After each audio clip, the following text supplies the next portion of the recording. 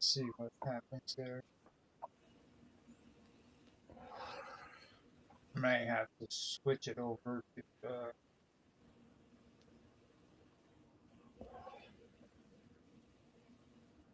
I did invite Fee in, but 35 minutes ago. No, just after I saw your message. I mean, he keeps saying he wants us to come to invite him in, so no, it's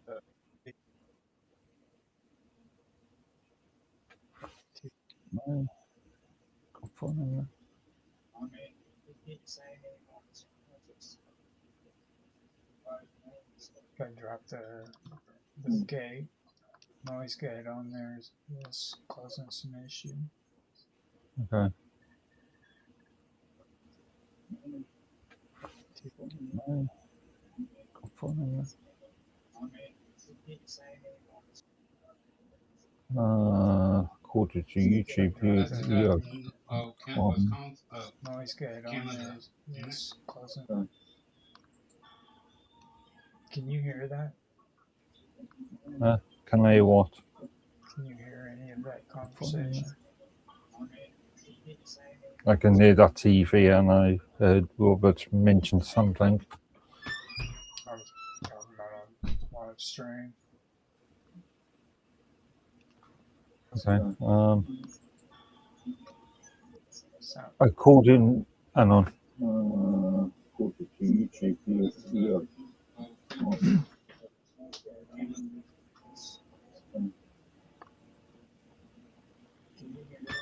You are extremely quiet.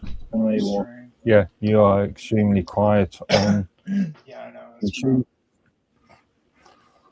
Just make sure everything's turned up. Can you hear me?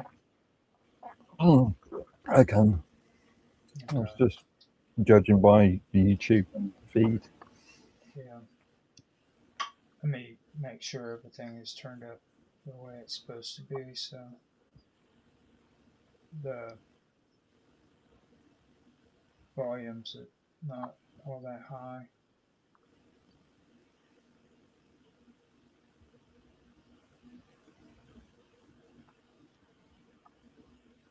Everything got turned back down to 0 dB. Just for some reason it decides to do that to me. I had it turned up the other day and I had to go in and redo it again the day before yesterday, and then on and on and on. It just keeps doing it. And in order for me to get any sound out of it, for my voice, it has to be up louder.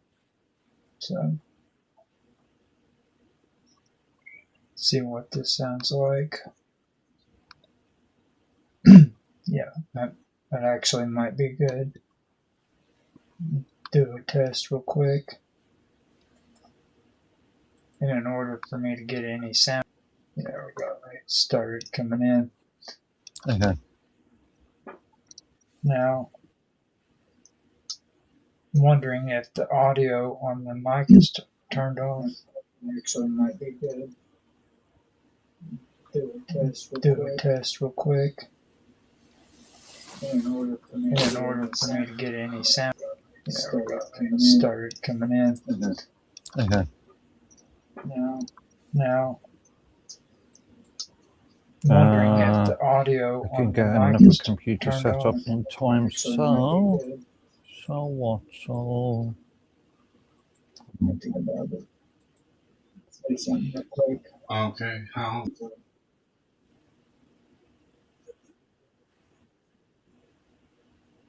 Yeah, that's okay. As far as yeah.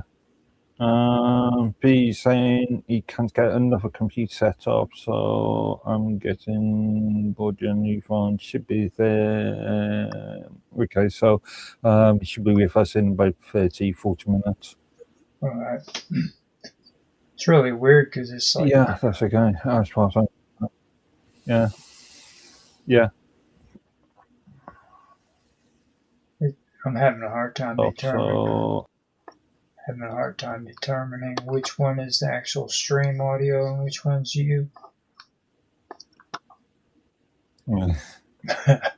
Okay, so I got that set up. I'm gonna go over, get the 24/7 live hooked up, and then I've got to get Robert onto Jitsi as well. So I'll be right back. Okay.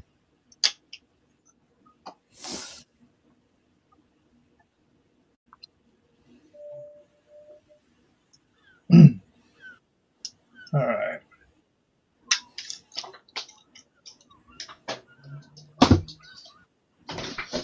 Okay, so let's get you already on there. Well, I went just that far.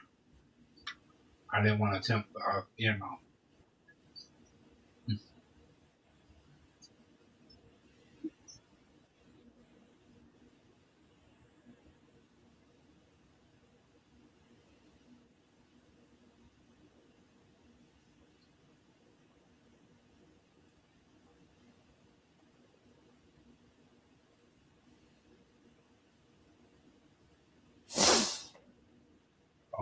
got the wrong one. I got the right one. It's just you have to click on the link in order to get on there. Oh, okay.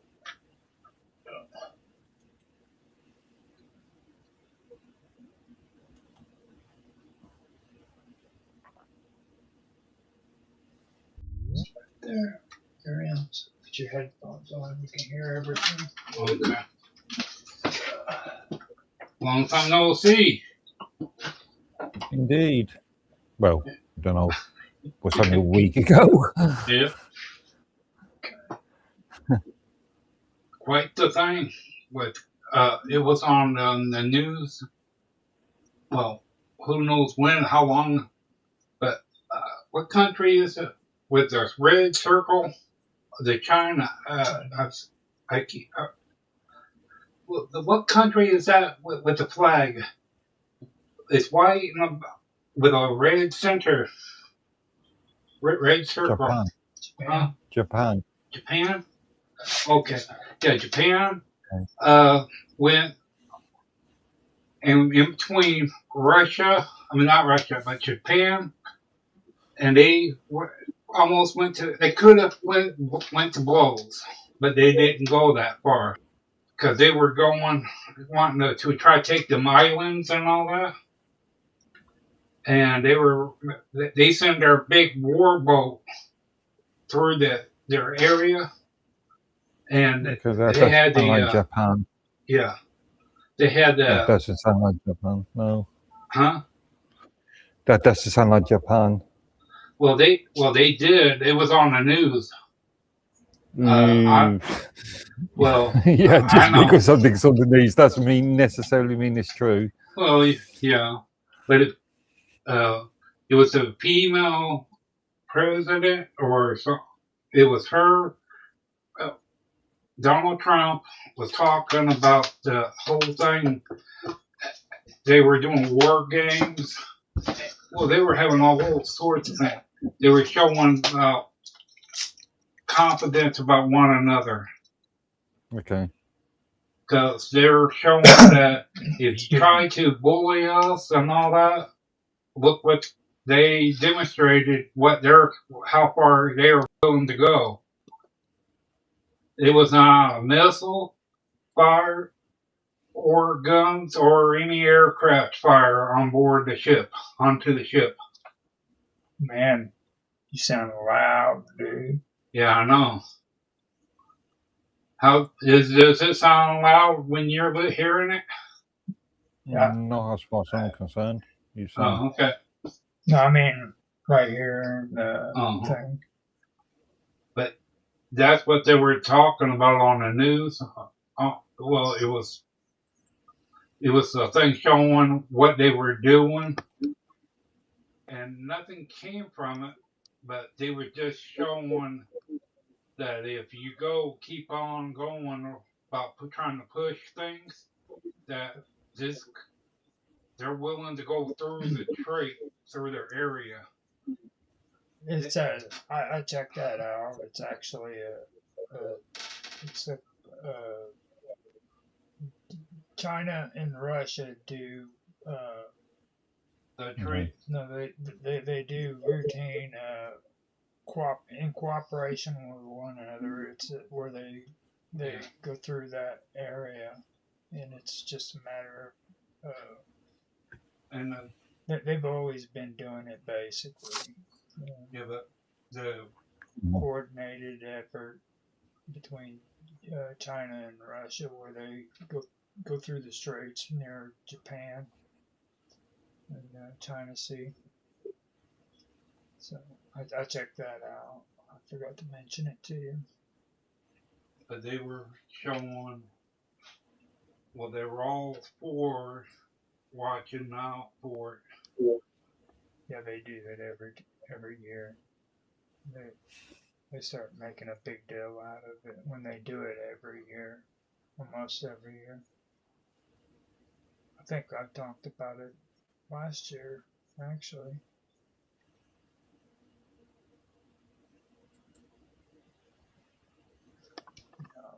Got to test and make sure that audio is coming through well. So I'll be right back. So what's going on over there in the year, UK? Actually, at this present moment, I'm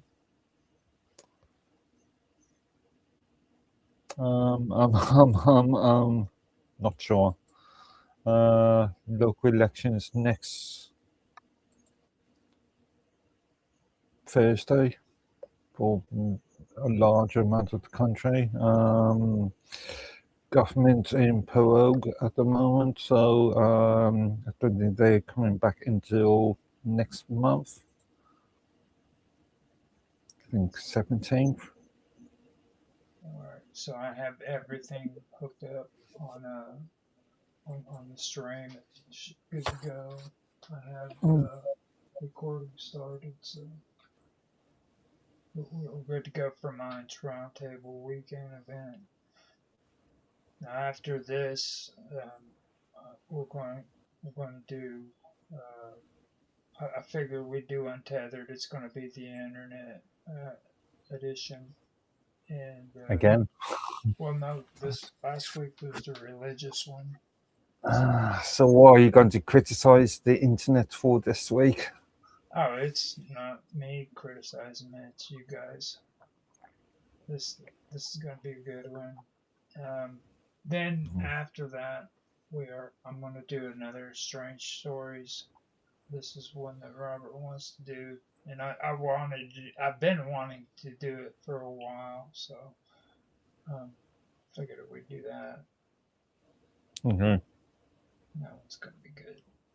So Robert gets to talk about sea monsters. Yeah. It sounds so far like everything is going good on the audio. There's no echo or anything, is there, on your end? No, as far as I can see. Yeah, you're good.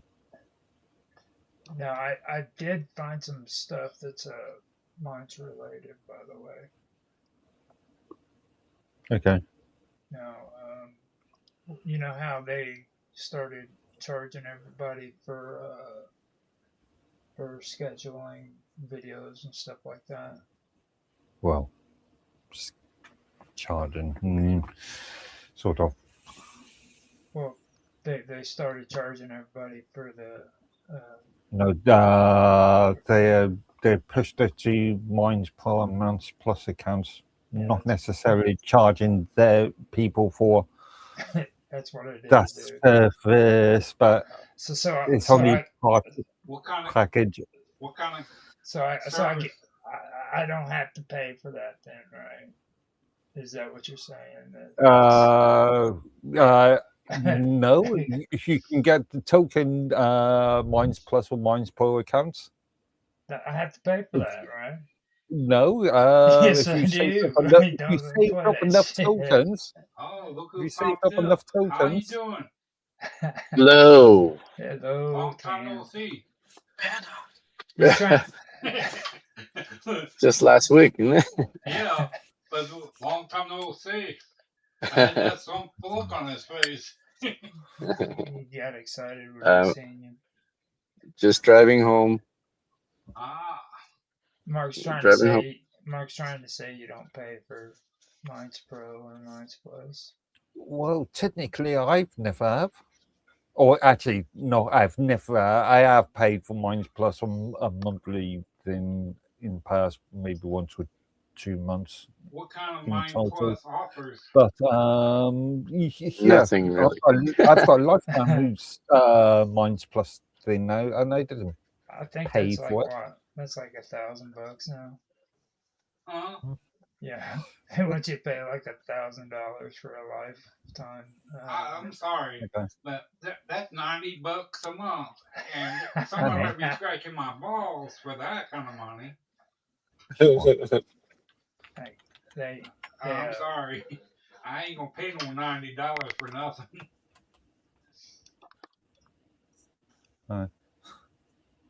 you I think if you're like Roger, who wants to schedule post ahead of time, that's really useful. Minds Plus is.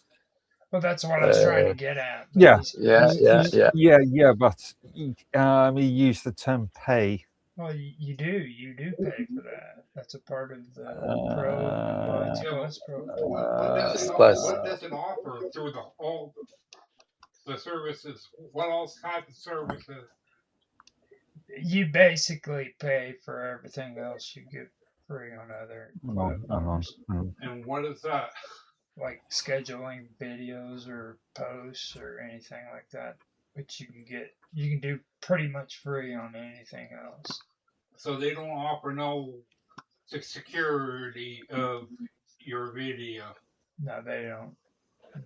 Actually, you can get Minds Plus or Minds Pro using fiat currency for a lifetime now. Oh, you Don't can't. think you ever could. No. How much is that? How much is the lifetime using fiat money? You cannot. Oh, you cannot. Oh, you said you cannot. Okay. Yeah. In fact, they've removed monthly and year annual tokens membership for. Yeah. No. Tokens membership, right? Yeah. Is that right? Yeah, you can only get a lifetime membership using tokens now. Yeah, but that's it's something only for Minds. really recent. That's what kind of tokens? What kind are they? On Pro. No, yeah, and on Pro you can't. You can only get a lifetime membership for tokens. A whopping amount of 2 million Minds tokens. So I hope you got 2 million Minds tokens. Do the 2 million with your pinky finger near your mouth like Dr. Evil does. 2 million tokens. And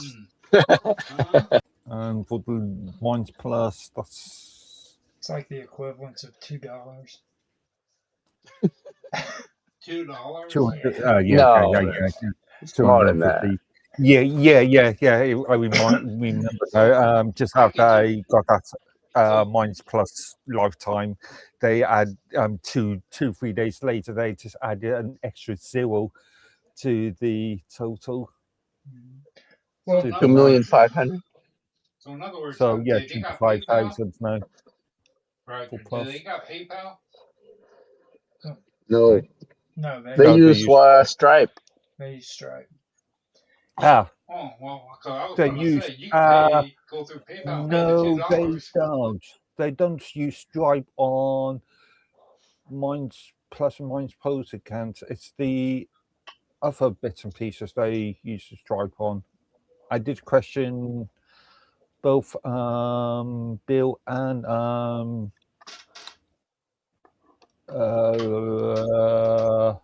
Ben. Actually, But Ben. Okay. Yeah. when Ben was still working, and for some reason they never swapped Stripe when it came to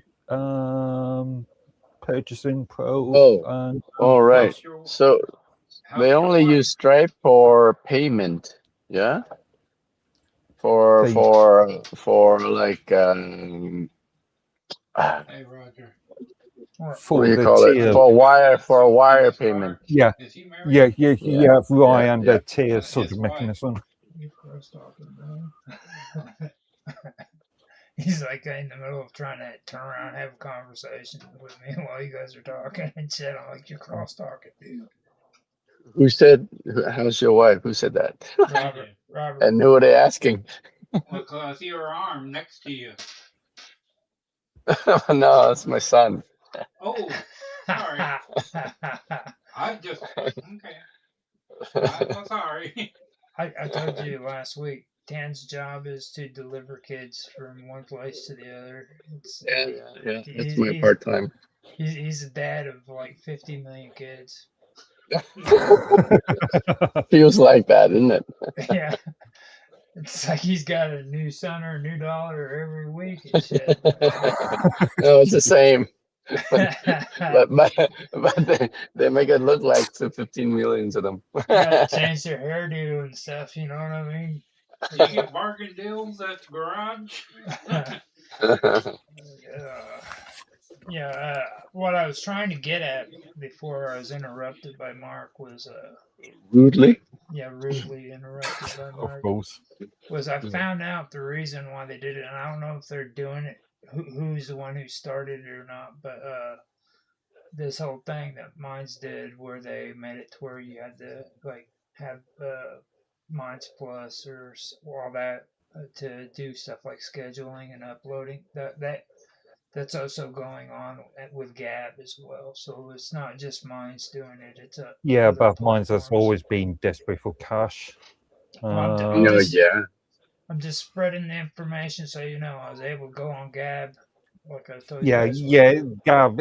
That's got nothing to do with Minds. Yeah, right. Like Minds doesn't like actually look like freaking Twitter for a reason. Yeah, I know. I criticize them. That has nothing to do with anything concerning Minds. It's just a coincidence. That's all it is. But I was able to find that out. So. Wait, I'm gonna turn my camera around here. Show you some. How do I switch it? I turn my camera around, guys. There's a accident ahead of me, and there's a car in the ditch. I can't flip my phone. Shoot. Oh well. I hate when they do that. No, it's Jitsi. The Jitsi app. B, I guess. Oh wow. B said he's going to show up like a half an hour from now. He said he's got to. Huh? Yeah, I don't know. When was that? That was good 20 minutes ago. Yeah. So now I can do it. There you go. Okay. There you go. Now it's already past the car in the ditch. Oh, and he got kicked. We just lost. That's what happens when you push buttons. That's exactly what happens. Okay. Yeah, I found out that from on there. It's frightening similar. There's just so many similarities on there. It makes me wonder if maybe they're both. That didn't work out. Yeah. What as Gab got rid of all of the technical, the majority of the technical staff. They're asking for donations the moment that you go onto their platform. They're like, please save the freedom of the world. You guys need to donate money to Gab because we need you. That's So the moment you go. Is Gab in the same boat as Minds? Yep, they're both begging for money. Why don't they provide commercial services or provide paid services? Yeah. I think something happened whenever freaking they came down on those regulations and library got busted. I think they got something really bad. No, it's social media. The social media industry is growing on a daily basis at the moment, and more competition has been for the last 15, 20 years. Yeah, right. And also the majority of the Western world is in, if not all of the Western world, is in an economic sort of situation at the moment. Well, I mean, every other platform that seems to be productive isn't getting caught up in a lot of crap mines, and Gab has gotten caught up in either. Like they Such as, like the cryptocurrency token okay, and shit. Well, I don't know. Did Gab ever get caught up in that? I don't know. No, I don't think Gab was ever crypto. Yeah. I don't know. I've not looked up. But I think both Mines and Gab are trying to stay organic, right? They don't want to take any investor money. Well, I don't even know about that because like when Well, yeah. Let's talk about Futo and because when the investors are involved, they drive the direction yeah. of your company, so you lose control basically if you Well, want I to don't know. stay. Oil sheiks didn't do anything to Facebook. right. Facebook will say its IPO was far too high for what it was at the time, and Well, they were just doing real good, but since the sheiks got in, yeah, it went up even more. they're one of the biggest players in the social media industry or meta platforms, and meta platforms have got quite a few different other branches, and therefore can attract the advertisers. Yeah. Remember, mine doesn't attract or don't go out of the way to attract advertisers.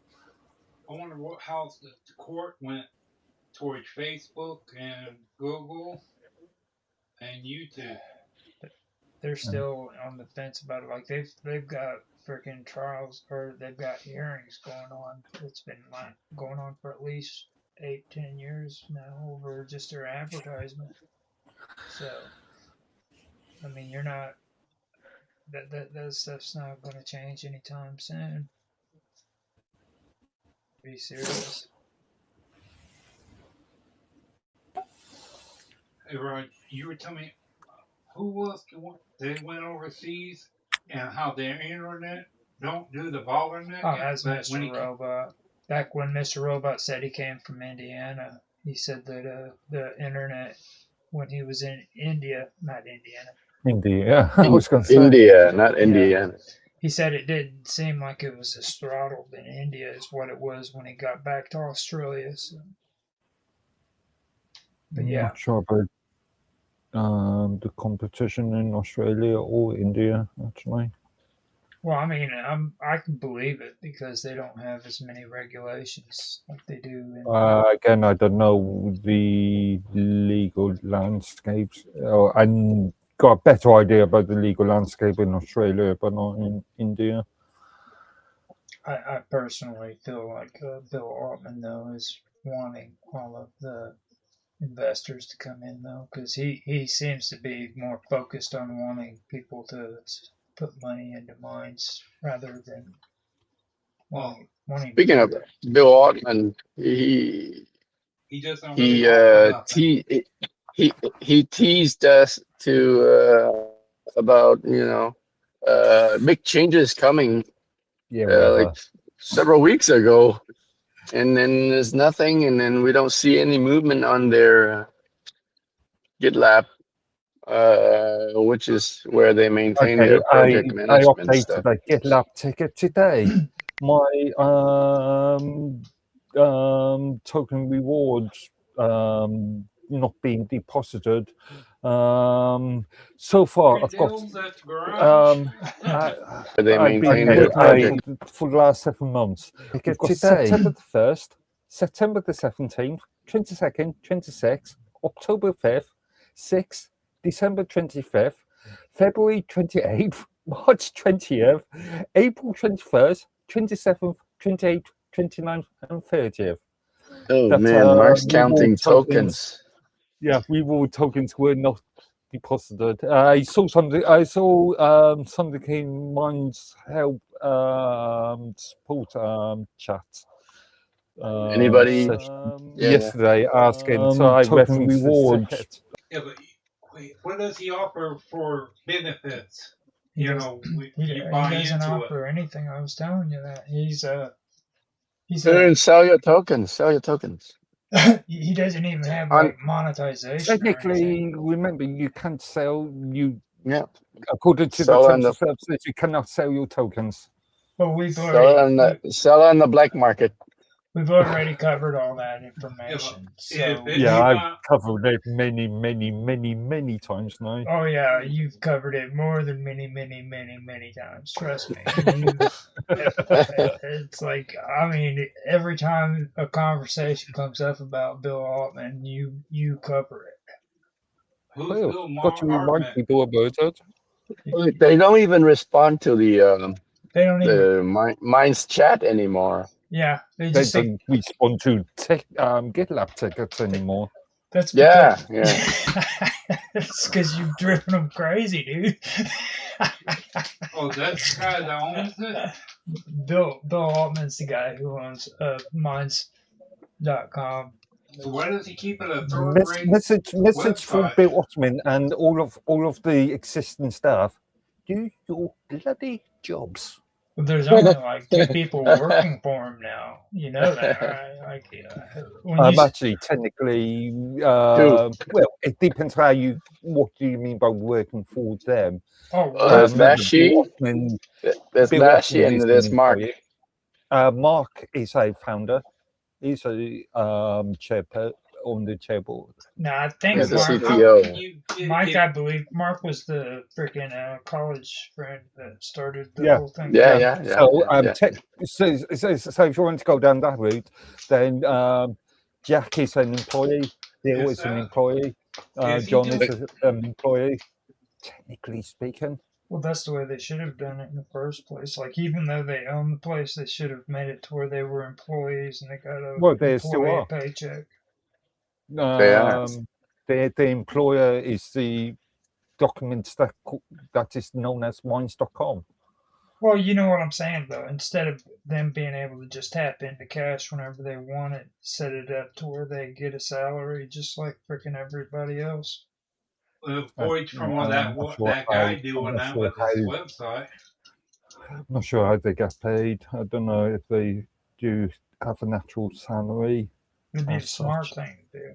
I mean, just I would imagine so. I would think so. At least Bashi should. No, At least, anybody to be part of it. I'd be looking at them thinking there's something shady going on. Works around there. Also, on Bashi's GitLab profile, there's a lot of private comments that I can't see, actions I cannot see. So private contributions. Yeah. So I presume she's doing another project on top. No, what it was is Bill freaking said, we are going to have to filter all messages so that Mark Edworthy cannot see them.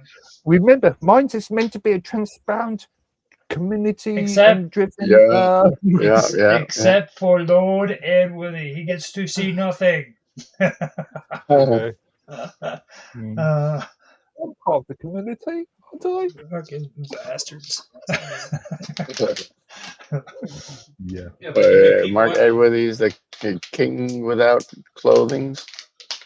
King without a country. Lord without What's the name of that? What's the name of that one where he got conned into believing he had naked clothes, or he had clothes on and he was actually butt naked? And they said that only a wise man can see these clothes. So he pretends like he's putting clothes on the king, and the king didn't want to look stupid. So he's like, "Yeah, these are beautiful. These are beautiful." And rode on a horse and rode all over. No, that was the woman. Yeah. Now, so he suggests that I should come on stream naked. We do need views. I mean, if you want to, Hey, you might get all sorts of advertising going on. I'll be right back. I'll be right back. You be the eye of everybody. You might Yeah. be getting confirmations when like that you wouldn't happened, when you believe. do Say goodbye to would you say goodbye to your YouTube account? I've actually been expecting that to happen for quite some time now. I'm surprised it's still going, to be honest with you. Mm-hmm. I mean, really, I am with people that I stream with. Like, my goodness. I told you Mr. Robot reached out to me, right? no. When did he do that? He did it about 3 or 4 days ago. He had this real cheesy video that he had. It was an AI video of Clint Eastwood. Okay. On Element, or how did he reach out to you? It was on Element. He did it in a personal Alright. message. Okay. He actually, I think he actually used a real audio visualization thing. I thought that was cool. But he could have also used AI, because I know a program that does the kind of stuff he was doing. You know, Most likely AI, because Mr. Robot is like all AI stuff. it looked like something that came off of Producer AI. Is what it looked like. Mm-hmm. I know he was messing around with Suno, but what he had there, it looked like that's something that came off of Producer, and that's the one that Does he actually produce anything of his own these days? I don't know. He hasn't talked He to me. even vibe coached his apps, I think. So I'll be right back. I'm gonna go get some coffee. The pot is finished, and I am going to smoke. So you guys talk to Robert. He's a lonely guy. Give him some. right, Robert. Yeah. You're both Robert and Roger now. Yep. I was going to say something. Can I ask him something?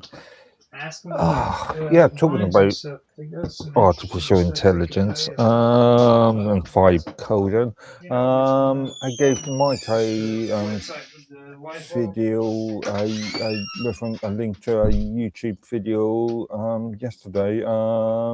You know, Eli, the computer guy, the American old school technical bloke. Hey, you should get out, hey, before you get trapped Okay. in. Okay. He created a video talking about what was that? No, let me just load this up and find the reference.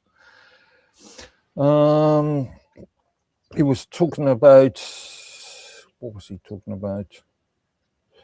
Anthropic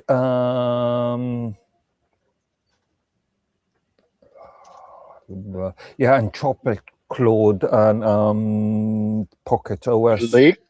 The leak, you mean? We talked about on the midnight headline? No, the CEO of Pocket OS gave the Anthropic's Claude full access to its network and all of its facilities, and the AI framework decided to destroy a production volume with a active backup on. And That's pretty cool. We should talk about that on the headline. Yeah. Yeah. Headline up to midnight. Yeah, you should really have looked at the video first. I'm one player, obviously, because it's YouTube, and also there is a lot of strong language in it. Well, that mine's. But the CEO of Pocket OS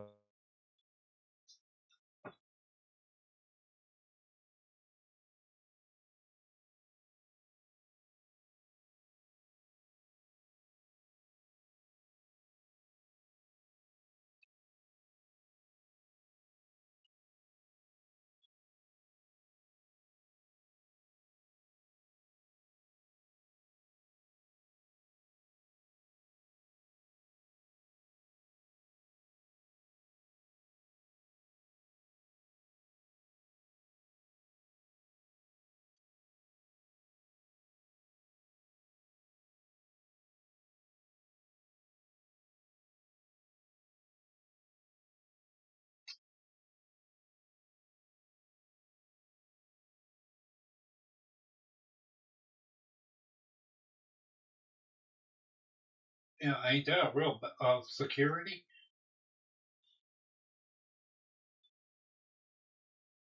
That's a lot of security, ain't it? I mean, wouldn't that add to a bunch of problems?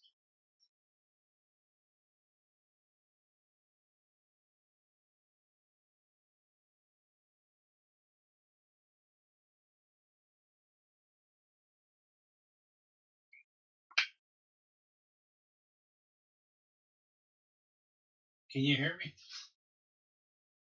Oh, okay. I was, huh?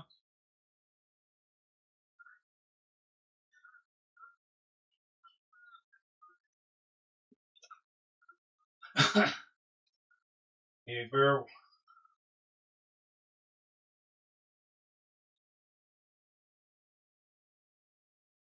watch out.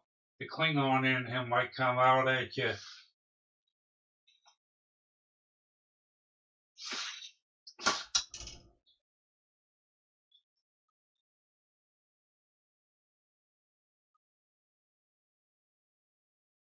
I just went out and smoked a cigarette.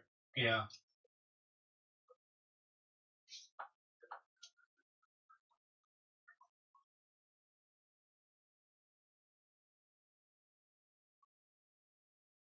Yeah.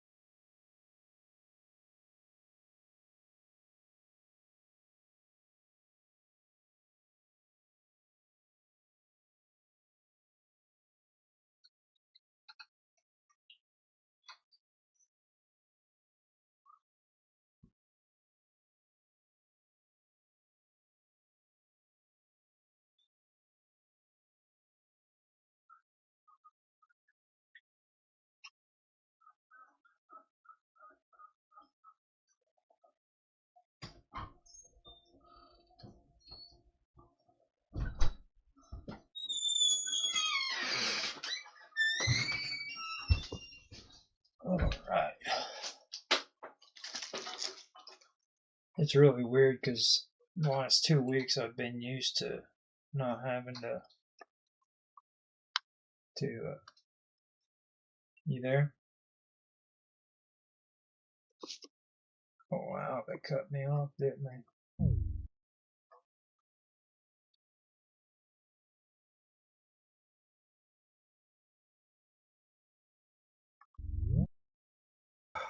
Never give users unconfigured machines. Bad practice. Okay, I'm back on. Sorry. Okay. So I'm going to hop on to mine. Roger is going to take this phone, and he's going to go upstairs. You remember where your room is, right? Yeah, so we don't get to the So put in your headphones, feedback. because they're on your dresser in your room. I'll take. And you can pace around the room all day long. Let's just give Deb a break for today, okay? How do I get out of here? Yeah, Roger. I was just talking to Tan before he magically disappeared about the Pocket OS and Anthropic Claude thing. Yeah, no, I just got some information about Entropic. Well, related to Pocket OS BPR or BRP or whatever. Well, yeah, that's something that we can talk about in Untethered because that's actually a good topic. Okay, I've got some note on it because I can't remember the video. That was, what, 2 days ago now? Oh, no, that was early yesterday. Mm-hmm. Some good stuff coming out of when it comes to entropic. Well, not good stuff, but it's interesting. So I hear that they were what's the other story I heard yesterday? Screwing customers over by removing services or something. I don't quite remember that now. Now there's something else that I was wanting to get in. It hasn't hit in any articles that I think, but it kind of goes along with that. It's YouTube. So YouTube. yeah, YouTube is actually going on a witch hunt for people who use AI, even though they themselves are using AI now. In what sense? Again, what do you mean AI? Well, like I know what you refer to it as. It could be a general meaning, but like people who they're considering people who use AI on there as just spamming. It's basically garbage AI is what they refer to. So comments. Oh, like videos, everything. Okay. I don't even know how to use this. So. What do you mean? I don't. Hello, Roger. Hello, you guys still there? Yeah, we're here. Yeah. On the call. Just where's your headphones? I tried plugging them in. It doesn't plug in here.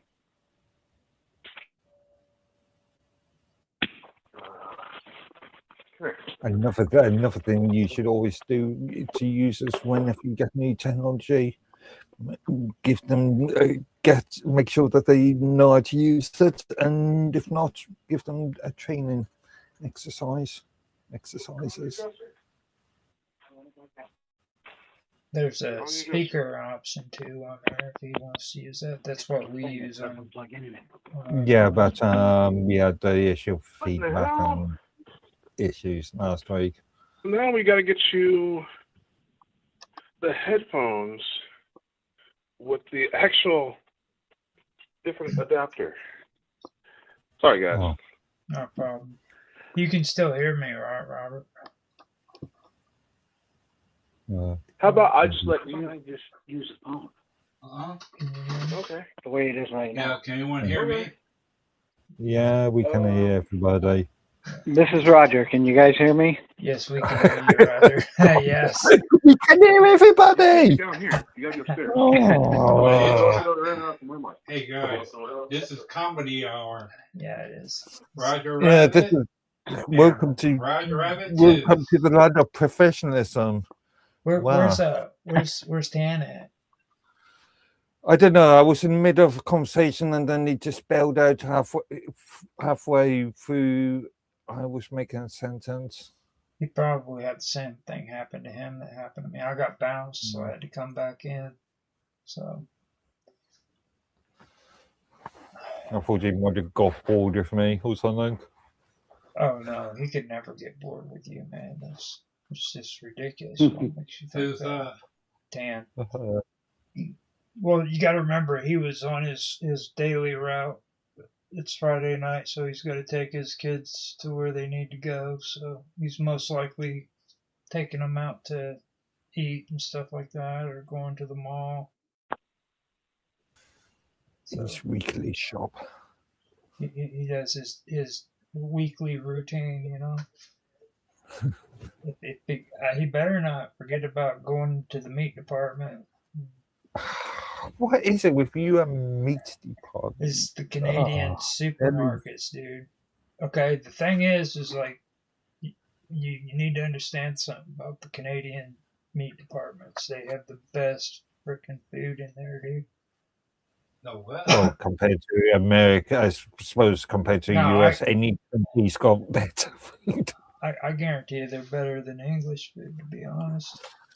Well, anything's better than English food. Just again, you've never had decent English food. I've heard from all your English. Yeah, but you've never had Englishmen. You've never eaten decent English food. They said that you're delusional.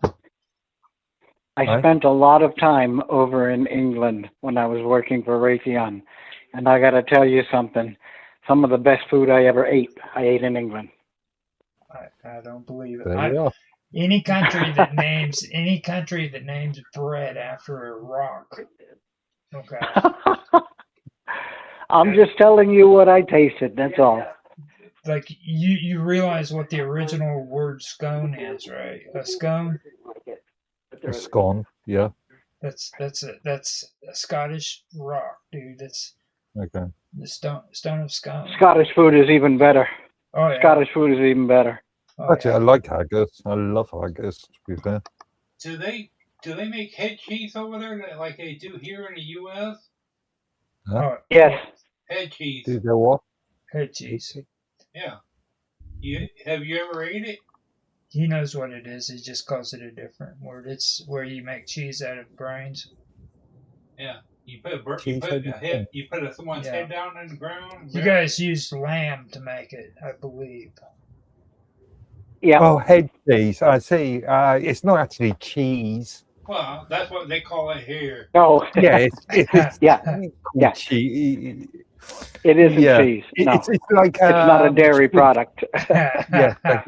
It's like sweetbreads.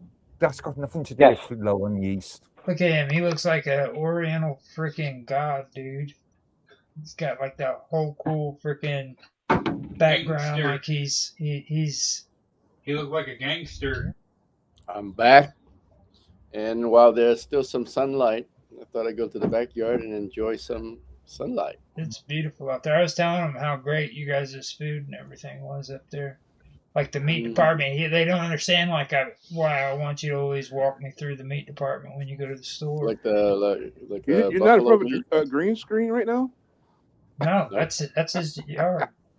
Okay, you've got some nice. interesting sort of focusing thing going on there. Yeah, I was wondering, have you ever checked up on Darth Vader? What we were talking about that one time? Oh God. Darth Vader? Yeah, he said that there's an evil Sith that's more powerful. Oh yeah. But I thought we sorted it out. We found out what the name of that guy was.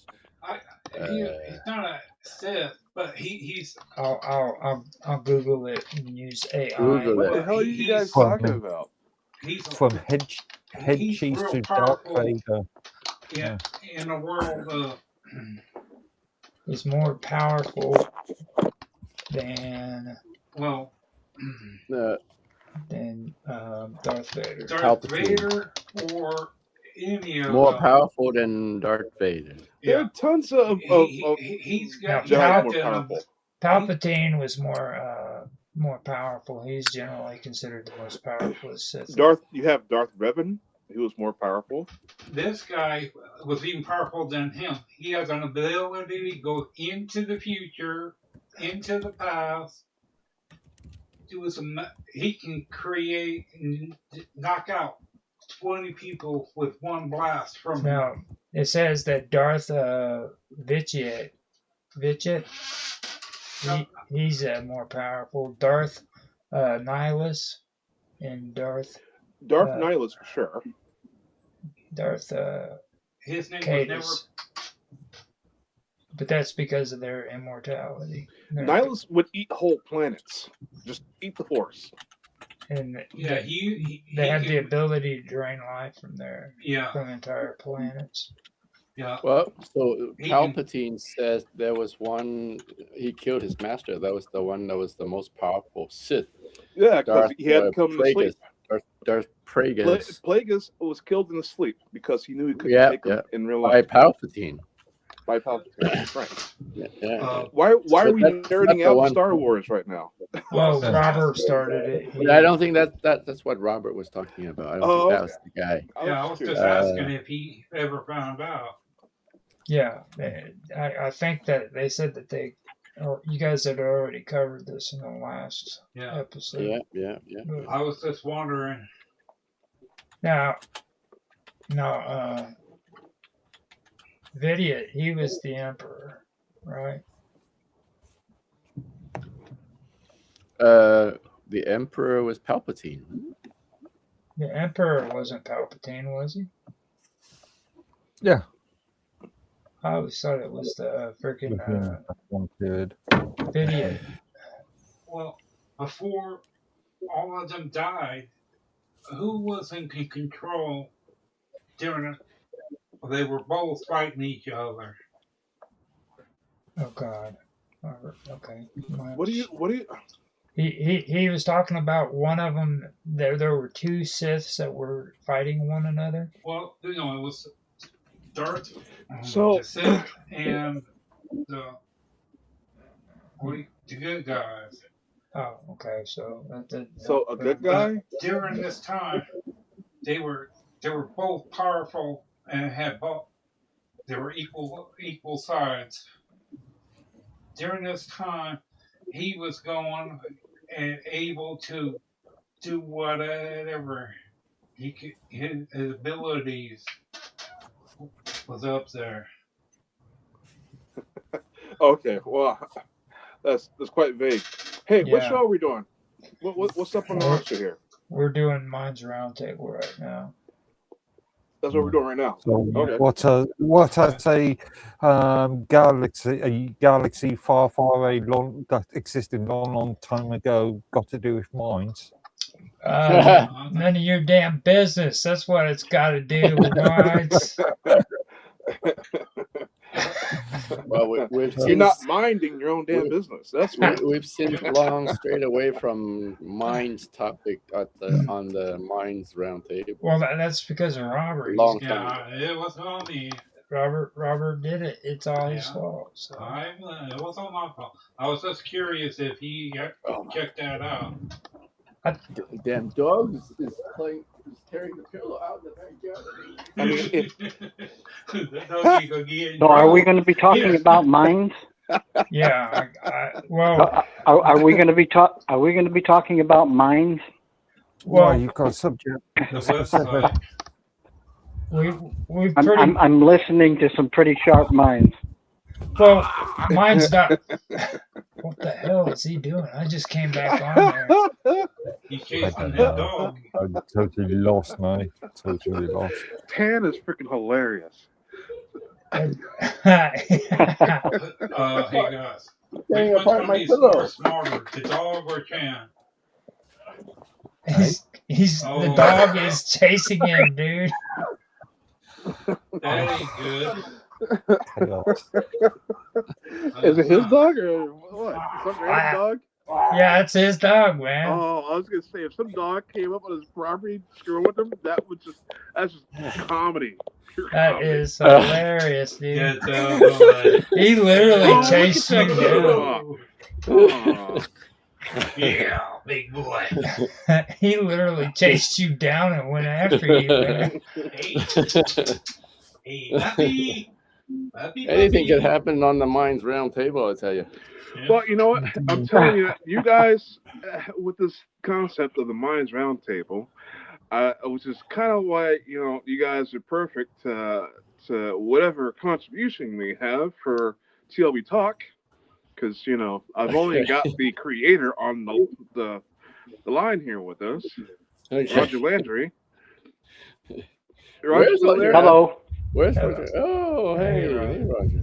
He's down in front of the phone. Well, I'll tell you, it is very comfortable to be introduced by one of my favorite people on the planet. Yeah. Just one of.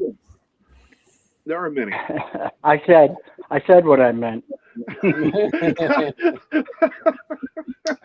I meant what I say.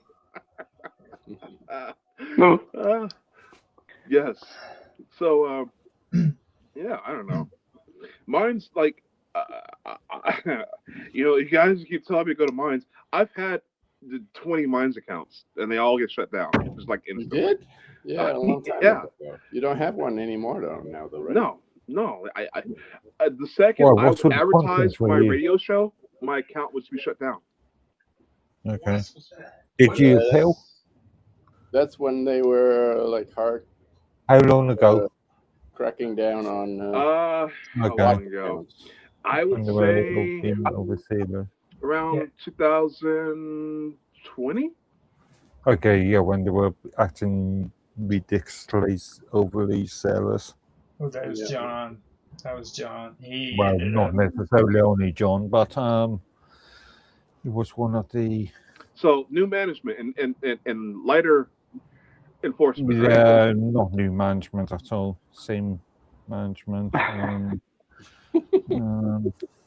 It's just John's. Well, I'll not tell you what. allowed I to did the go. Liberty Beacon for I did the Liberty Beacon for almost 10 years, and I got to tell you something. Nothing gave me more, more pleasure than every Sunday morning getting up and being able for an hour to just blow my steam off. 15 years. And it was a good.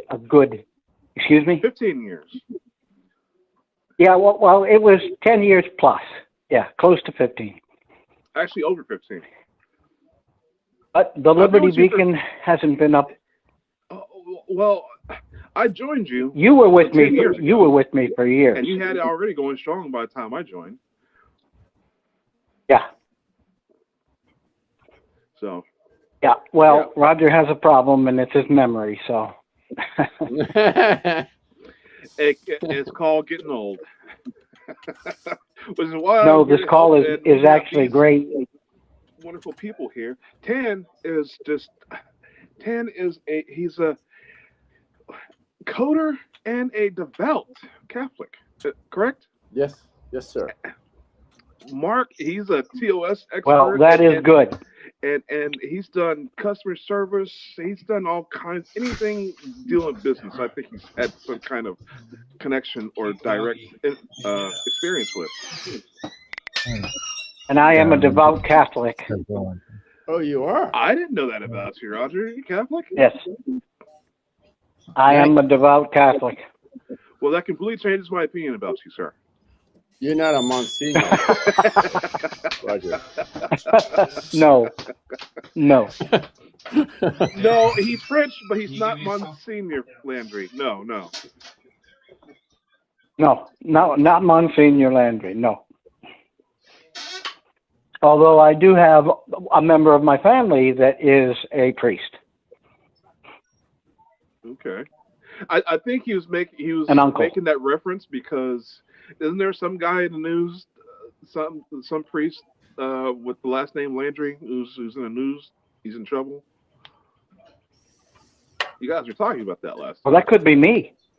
That could be me. Did you have your? It wouldn't be the first time either. Located with me. Yeah. This is not a parish, sir. There are no children here. Okay.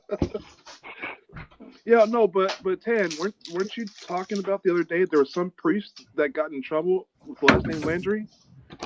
No, he didn't get in trouble. He's just somebody with the same name that Roger reminded me of. Oh, okay. Yeah. You're talking about that guy up in Canada, right? He was. No. He's in the United States. Let me see, Monsignor Roger Landry. No, his first name was. And we're all related. Yeah. We're all related. All Landrys are related, and it is a tight family. He's in the Monsignor Roger J. Landry is a priest of the Diocese of Fall River, really? Massachusetts. Fall River? Fall River, I lived 25 miles from Fall River, and my name is Roger Landry. He could be your uncle or something. Or maybe your Could nephew. be. He looks young. Or at least a cousin. Yeah, cousin. Yeah. Well, yeah. But that is my name, Roger Landry. I've heard of people making mistaken identities too. So there could be some document out there saying you're a priest. You're Landry with R-Y, right? Not R-E-Y, right? It's R-Y. Right, Landry. Yeah. Same. Oh, yeah. And that is a parlez-vous français name. Oui, je parle français. French roots. Huh? Yeah, that's about as French as you can get. You're getting the nickname Monsignor. That is, yeah. Well, it's better than some of the nicknames I've had. We can nickname you Monsignor on the show. Yes. Yeah, I love it. Believe me, I've been called worse. I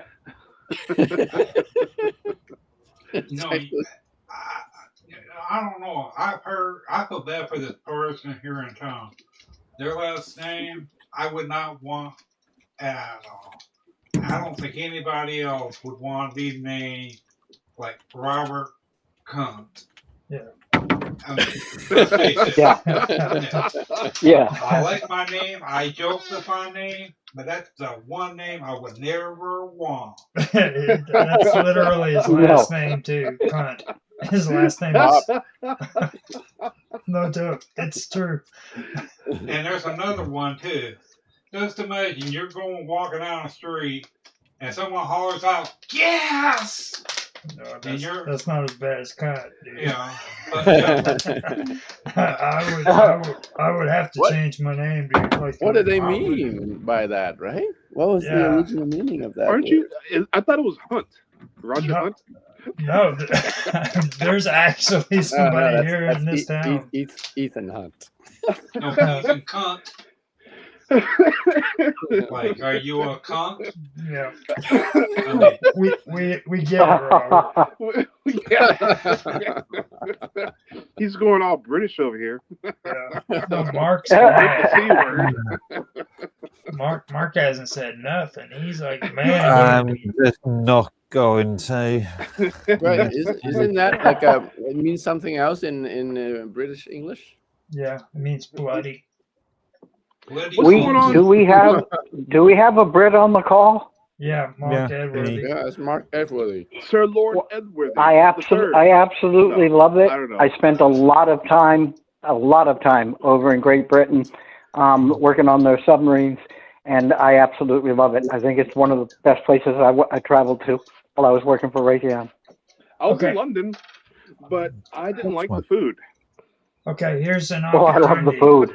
Here's an opportunity. You guys want to do this? Okay, there's words that Englishmen aren't allowed to say that we're allowed to say here in the United States. So if you guys know any words that are considered cuss words in England, you can say it in front of Mark now, and he's not allowed to say it back. I'm not allowed to say anything. I'll tell your mom. Article 10 of the Human Rights Act. I'll tell your mom. Free speech. Yeah, that don't apply to your mom, dude. Like you know, it's like, what was it last night? Otto said bloody was supposed to be a word. Bloody hell, governor. You're not allowed to say bloody.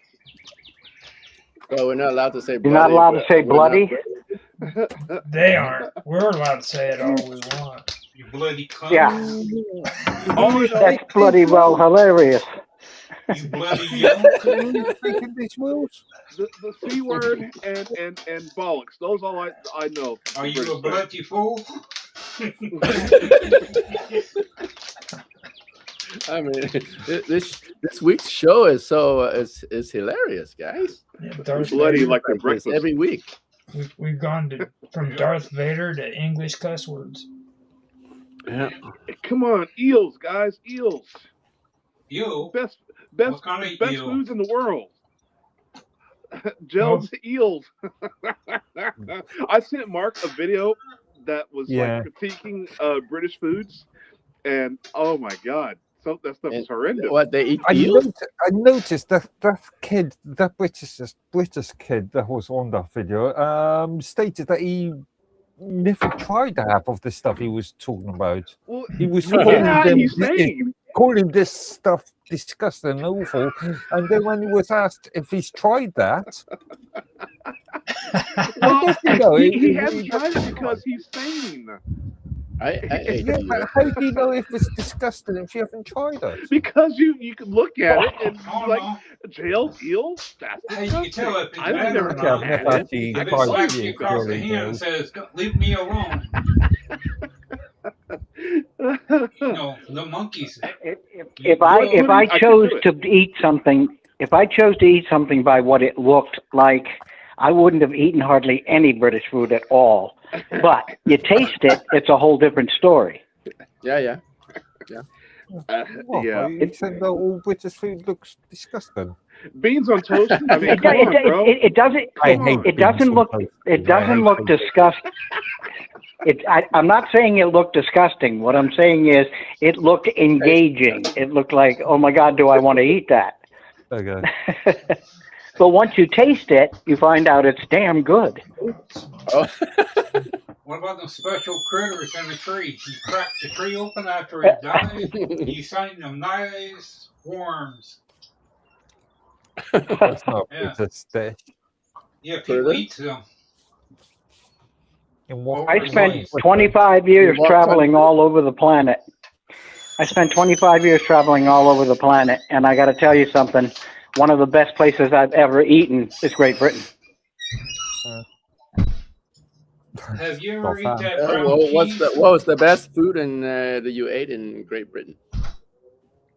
What was the best food I ate? Believe it or not, breakfast was the best food, best meals I ever ate. I also had some shrimp dinners that knocked me off my socks.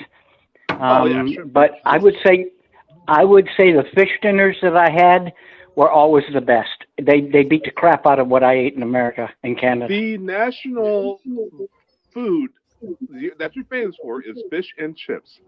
I don't think it's I know. much complicated over there, does it? I know. I absolutely love the fish, and I would eat French fries any day. I mean, I'm a French fry fanatic. I love fish and chips. American fries. Yeah. Yeah, American fries. Well, they're not French anymore. Yes. Potato fries. Chips. Yes. Chips. There we go. Anything cut chips. Oh yeah, chips. Fish and chips. If you're British. America. All right. Yeah. Don't make me put my MAGA hat on. Hey Roger, have you ever ate any Norwegian foods? No, but you're about the fourth person that's asked me that and told me that I should because it's phenomenal. It's hard to find it, but they get the milk from sheep, goats. I mean, not goat, sheep. They milk sheep with cows. They take the sheep from the milk and make brown cheese out of it. That sounds kind of cool. Ooh. That sounds really good. Yeah. Yummy. And you can't find it nowhere else at all. I don't know if they sell it here in the USA. Well, what about gefilte fish? Isn't that Norwegian? I don't know. What's that really, really stinky fish? There was quite a few. I just know you can hang a shark in your backyard and start carving it up and letting it dry and detoxify with whatever the shark's eating. It goes into the meat, but it drains out. Let the meat drain. But they hook up full-size shark in the backyard. Yeah. Boy, I hate to see if here in the U.S. if a Canadian person wants to go grab a shark and hang it in the backyard. Can you imagine the expression on people's faces? Yeah. I think. Because if they go say, if people's religion and survive, if you go get a shark, put it in your yard, and say you're a Norwegian, and that's part of their thing to do. How would the government handle?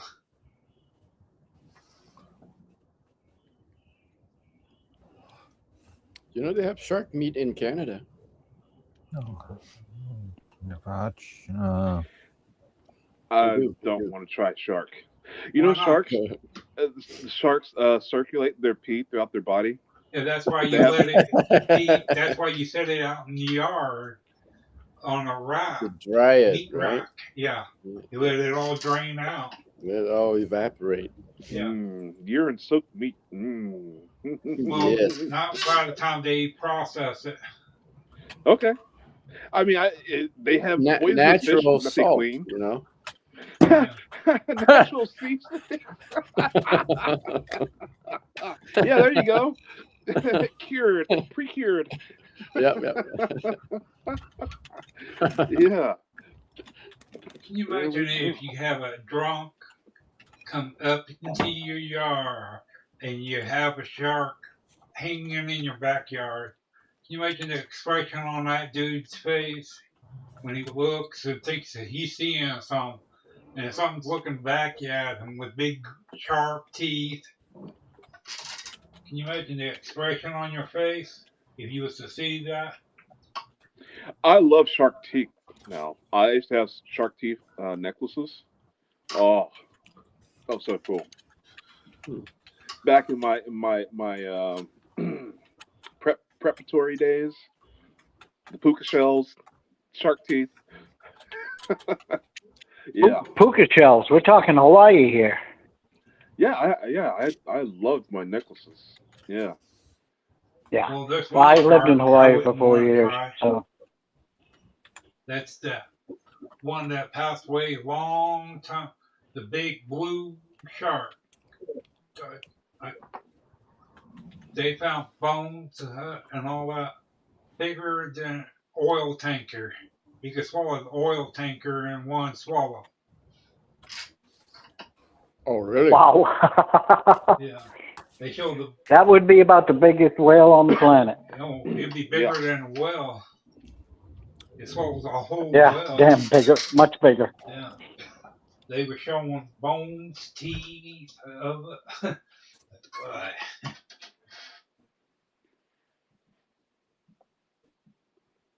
they were shown. It would be a sight to see if anyone was to do that. What would it be like?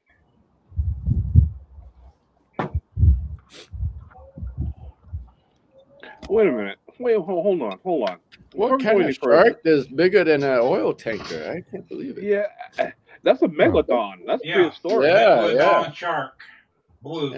Yeah. Yep. Prehistoric. Must have been I like think a it was great the old second ice ancient age. It was during Or that time. 1,000-year-old shark or something. Yeah. So It you could be a are carcharodon. It was uh, It was bigger than anything in the ocean or on land. Anything that got close enough that they could jump out, reach out and grab it. You saw it? No, I saw the bones of a dead one. Yeah, it sounds like a carcharodon, actually. It was the bones of it and the teeth. It would take an oil tanker with no problem. Wow. So where's the other Hanson? Oh, I'm he's not just here. back. I don't want to He's talk. just rattling around. Hanson and Hanson. That's Yeah. Well, all we need. you gotta take it in stride. You can't handle like talking to two of us at the same time. Yeah, that's right. Nando, Double Johnson, Hanson. Yeah. He's the one that said that, Roger, about two hands. He don't know he can handle Yeah, it. he's wanting to Hanson do. squared. He's wanting to do a private interview with you. Well, Who does? we're out when I Me? start my radio stuff back at RVN. V It's says when he you wants. guys are getting your own interview for sure. V says he wants you to take your clothes off when you do it. No. That's before. I'm not That's that the Oh, captain before. couch. Okay, yeah. That's the Wait a captain. minute. Was I asked to do a show? Because I don't mind taking my clothes off. The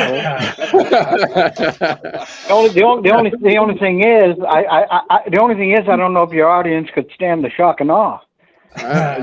You only dial through the phone, so taking the clothes off won't make any difference to us. Yeah, you gotta actually have your camera on when you do it. That's the only bet. I didn't have time to set it up. I know that, No, and unless I he has a was big just mirror. telling a joke. We Yeah, know. yeah, We know. Yeah. Robert wasn't though. Robert was serious. Robert would do it in a heartbeat just so he could do it. He's a pervert. He's a Like I pervert. told my, That's like You're like both, I told you're my both, saying- you're both perfect.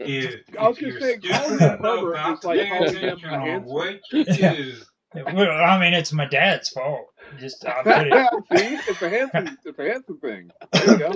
My dad taught me and my brother everything we know, man. That's here's the thing. You should, There you you go. should live the If- tradition hey guys, loud and if you- proud. I'll tell you what, it's the most embarrassing thing I've ever had to put up with my dad was when we would go to the gas station. Okay, every time we go to the gas station, we would sit at the gas station and he would just be gawking all the beautiful women. Okay. Just gawking Yeah. at them, dude. And it's like, I'm like, dead serious. I wouldn't Is say your it to mom him. there? Is your mom in the passenger seat? To embarrass you, Yeah, he had to really been gawking. No, I mean, my mom would be in the passenger seat when he was doing it. She would say, Herman, stop it, because that's his nickname, Like, he'd just be sitting there gawking on her, like, no big problem. Wow.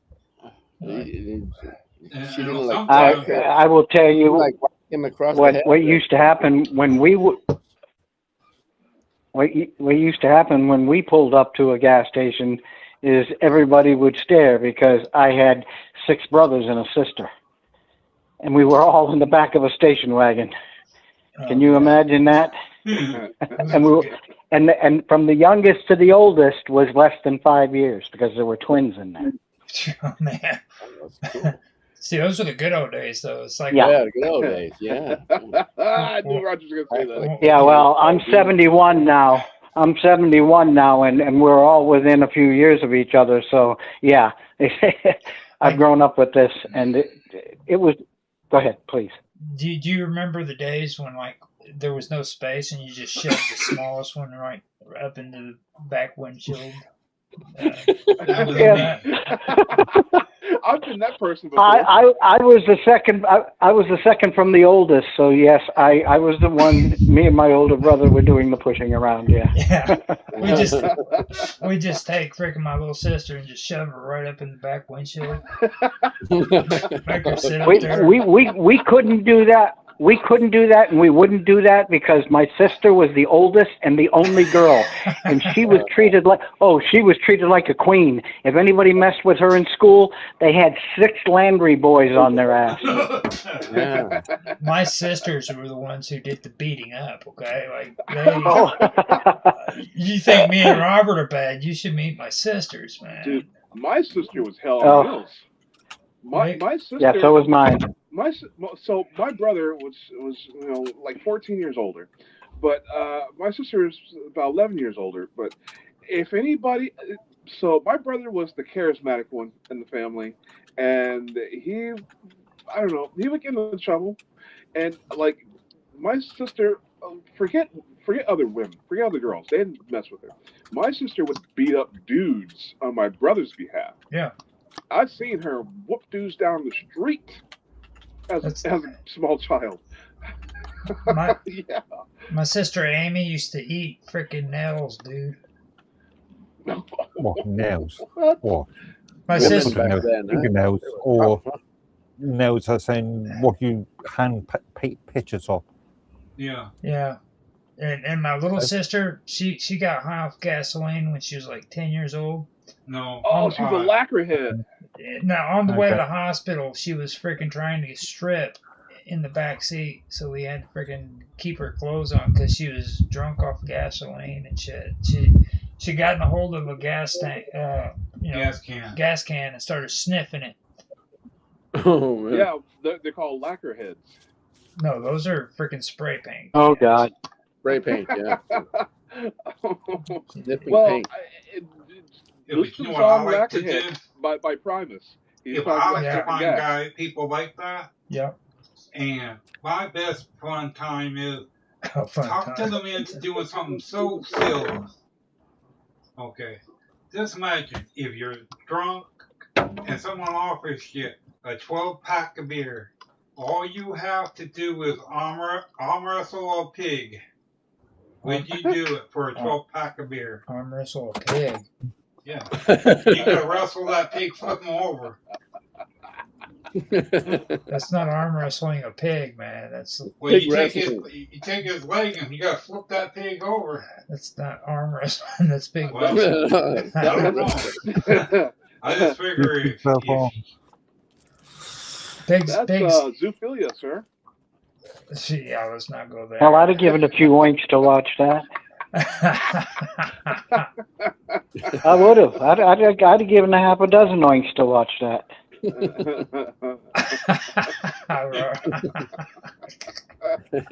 See, we got Roger squared and Hanson squared. See, this Enjoy.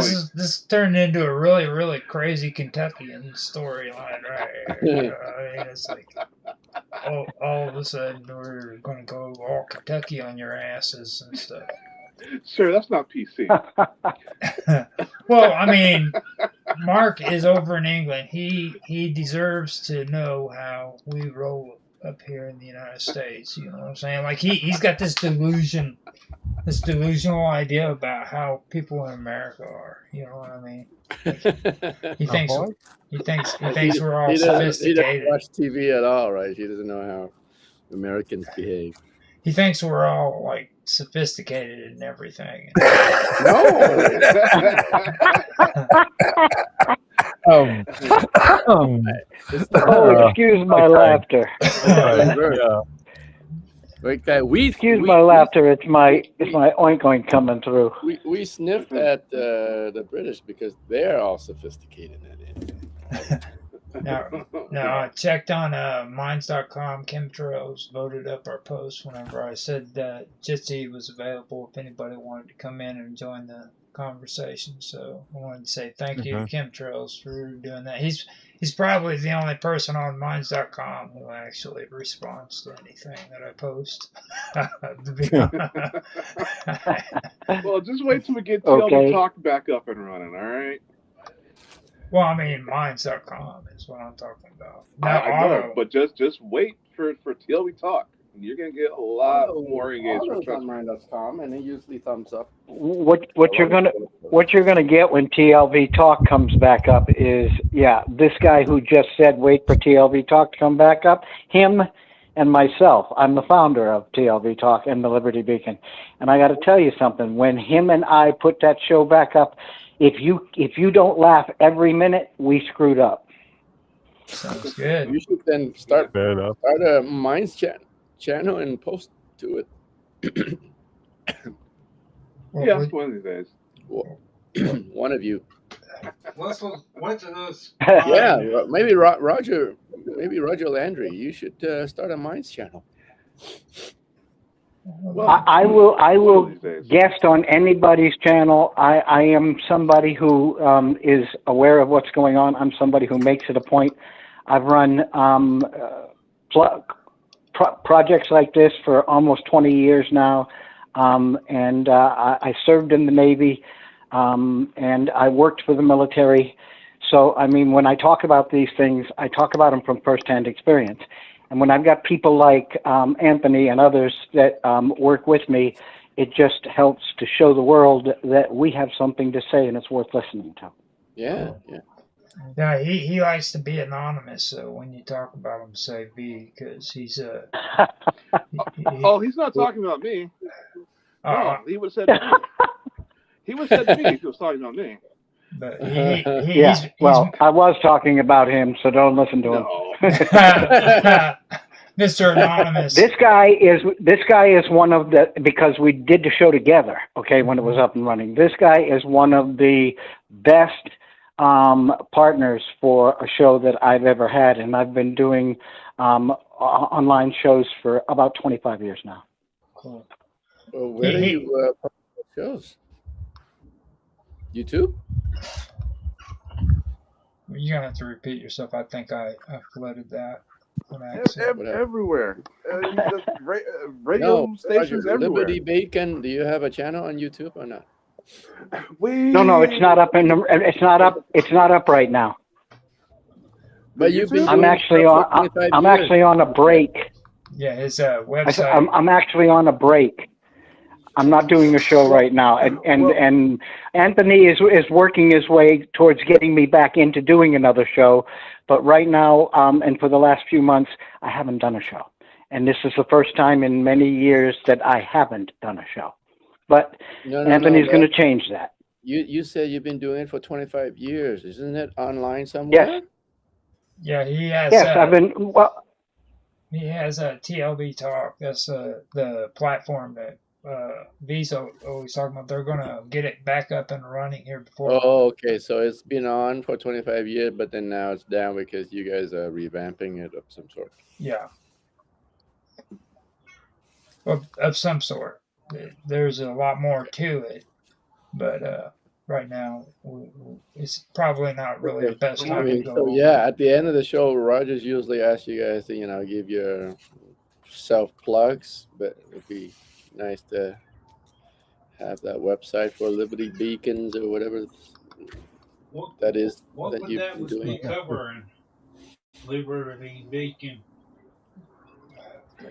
What'd you say, Robert? What would it be covering? You good?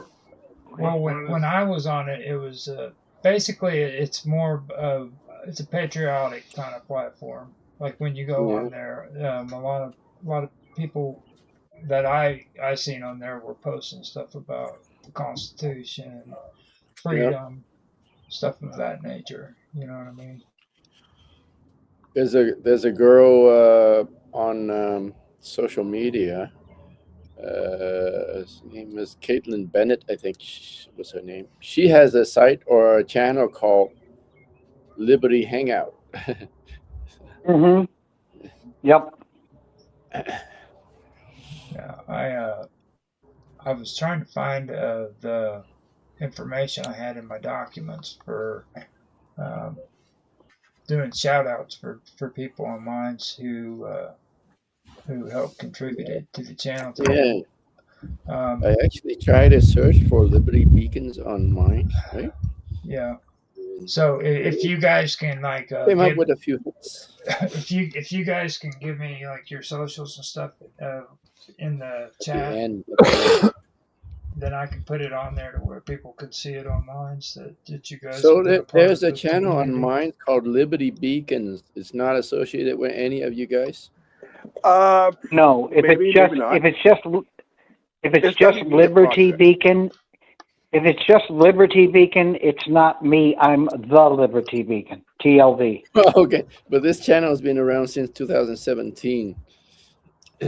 Yeah, well, I have been doing. I've been doing that since at least 17, maybe even earlier than that. But right, again, so it's just TLB. It's not LV. Liberty Beacon. Maybe you remember a long time ago. You forgot about it. Well, okay, so here is probably what 2017 doesn't necessarily mean it's 2017. Remember, we had a load of issues, and I think that issue still exists. The issue where people joined later by referred to their join date referred to back to 2017 or something. Why would that be? Well, mines. That's why. Well, also, I did do a lot of advertising, not just for myself, but for the Liberty Beacon on other platforms back in the day. So it could have been something I created and abandoned, or it's not affiliated. Well, either way, it doesn't matter. We're moving on to bigger and fresher. If you were on there before, and you probably tried to do it, most likely, and it was before you got. I don't know how you got kicked off of mine. You must have really pissed somebody off. Well, I was doing shows on chemtrails and just advertising my radio show, and I would be locked out. Or I'd put up my documentaries, and I'd be locked out. Oh, so that's not necessary. Did you get any emails telling you were removed? No, and I emailed them back. Oh, in that case, then it's a technical issue. It's not you've not been banned. It was just some technical issue. I got a hold of the staff. What kind of technical would that be? They didn't say anything about technical issues. They said, "Sorry, you're having troubles," and that was it. Yeah, typical mine staff attitude. What? Oh, I'm hoping for no technical issues here. This is a brand new phone, and this is its introduction to the life that we live, all of us. Well, So let's hope this phone holds up. yeah, it will. But Um, my it's wife brand new. would also create accounts, and she never got banned. Okay. And it's from the same Tam, IP address, same why everything. do you think we started the MCLSI, the Mines Community Open Source Initiative? Why do you think Because it was people like terrible. the Blue Stains and Phoebe were so active in the help and support, the official help and support group? Why do you think we started the Mine, or Blue Stains started the Mines user group? Because you don't have enough work. no, because of Well, incompetent staff. it's because the dude who did that is like really, really freaking crazy. Is what it's because of. Like, I mean, I He wasn't that crazy. He's just looking for more work. you know, He was trying to support the open source in community oriented initiative. where's he at now? I've not heard from him since June 21 or something. He's No, freaking. June. He a couple of flipped years ago, out. at least. He flipped out. I thought I was bad. Jaffe's even worse than he was. Okay, Jaffe's got like over 500 freaking groups on Mines, dude. I used to He did. He just speak creates with groups for no reason. Newslands on almost a daily basis. Yeah, I think Jaffe's hoping to resell those groups later for well, he claims loads of money. Poor organization. It's just really poor organization. he says he wants to localize everything. He wants to make it to where every group applies to like different local areas within the United States and Canada and all around the world. So, I know he's going to manage these things. Yeah, but you wouldn't be glad to try it. I don't know how it would work, but if everyone had like a small computer, well, not too small, but where it can handle it, each one has a computer there at your guys, and the site, everyone runs that site through their computer. You know, like more or less networking it. Okay, you're talking about something completely different. You're talking about node type things like mine's. No, well, like if all 5 people have the same website from his, gets put on each other computer. Yeah, you're talking about more sort of node type thing. Yeah, well, so that is actually how we are going to be doing TLP Talk. It's going to be on a node network, if that's what he's talking about. Yeah. And we'll have groups localized because I've been working with, like, I had funding ready to go from the city council of the previous town I was in, like close to $1 million they're ready to invest. But certain things happened, and things didn't go through. But that is basically how I'm going to be doing the business. As is, there will be portals for every town, pretty much, that wants a portal, and the government will pay for it. And that is something that you and I will be working on going forward. Yes, you already know. We've already had it up and running, but we didn't have the time nor the effort to put into it, so it sort of lagged by the wayside. But now's the time to bring it up and fluff it out. Give people a place where they can go and talk about these type of things. Yeah, I did do it. How we be doing the business as is. There will be. Sorry, guys. Sorry. Okay, I was gonna say, you got AI version of me up in there? Yeah. That sounds like someone got wrapped in a nut. I'm trying to review the live stream. You're not putting any of our cameras on the stream. That's because I'm trying to go over some of the stuff that you were talking about earlier that Bill said. Yeah, right. So that the over when you were talking about the overhaul coming that Bill was talking Yeah. about, the last Yeah. post that he made was on April the 15th, and it was just the overhaul is coming. Right. Okay, yeah, but he didn't say what it was about. There's no Right. Yeah, or GitHub when. tickets. There's no nothing. So yeah, he's whatever that means, it's meaningless as far as I can see.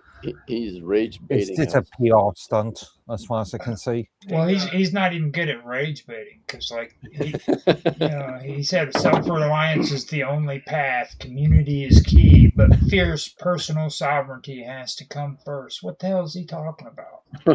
PR, his usual PR hot air thing. It's like what's that? I've dealt with Bill on and off for the last must be 7 years now, and he's just full of hot air most of the time. now he asks though, can humanity handle the truth? The truth of what? Is that the UFO? About the UFO thing?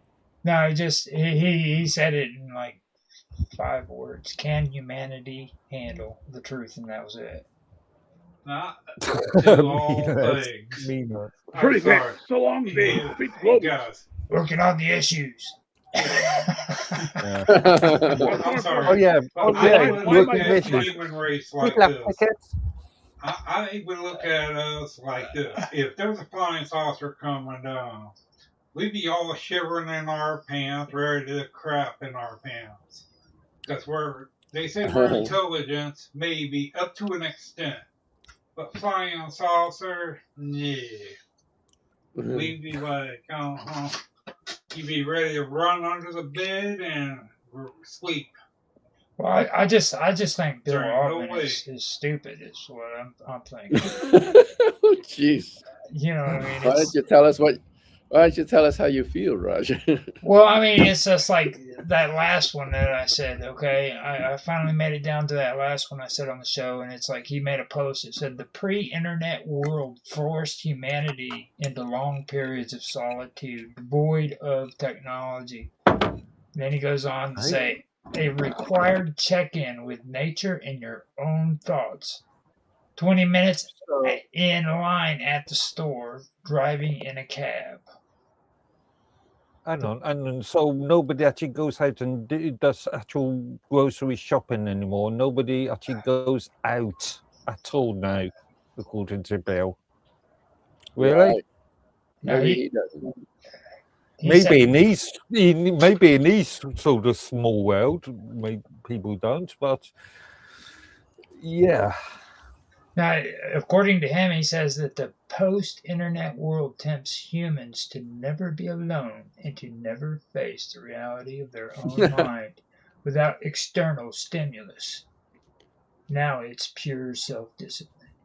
Where's the female? What the hell is he talking about? I think the guy just can't get laid. No, I mean that's what I was trying to say. He's stupid. What is he? Trying to be Plato or something?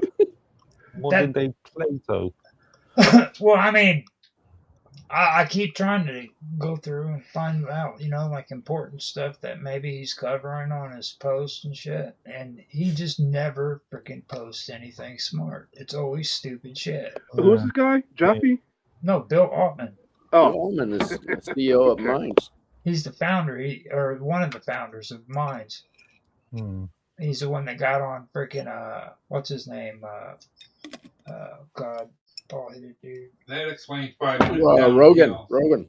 Yeah, Rogan show and was talking it up about how 6 million people were on his platform or some shit like that. Oh, 6 million users, but again, what does he use? Is that somebody that logs in once in a blue moon?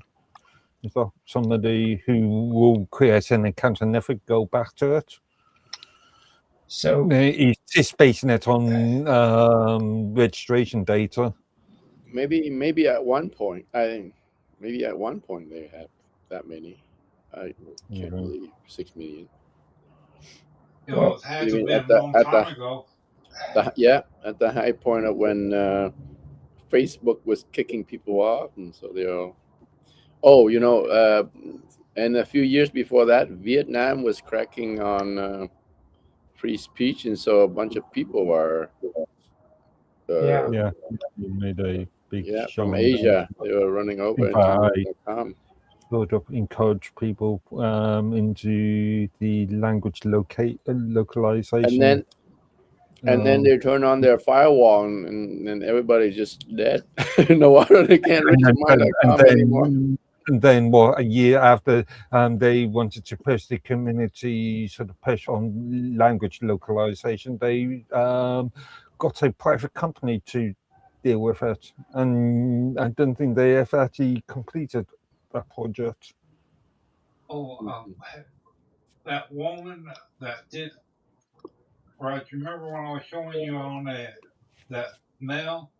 I mean, the news on TV about where they were trafficking children, women, selling them. Well, the woman that was part of it just passed away. She just passed away. Yeah. Who? It was a woman. She was up there in the process of fighting for to stop sexual. Yeah, there was a woman. She was supposed to be fighting against sex slave trade. Yeah. And he was showing me a thing on there where she had passed away and everything. And all the people were on there at Washington D.C.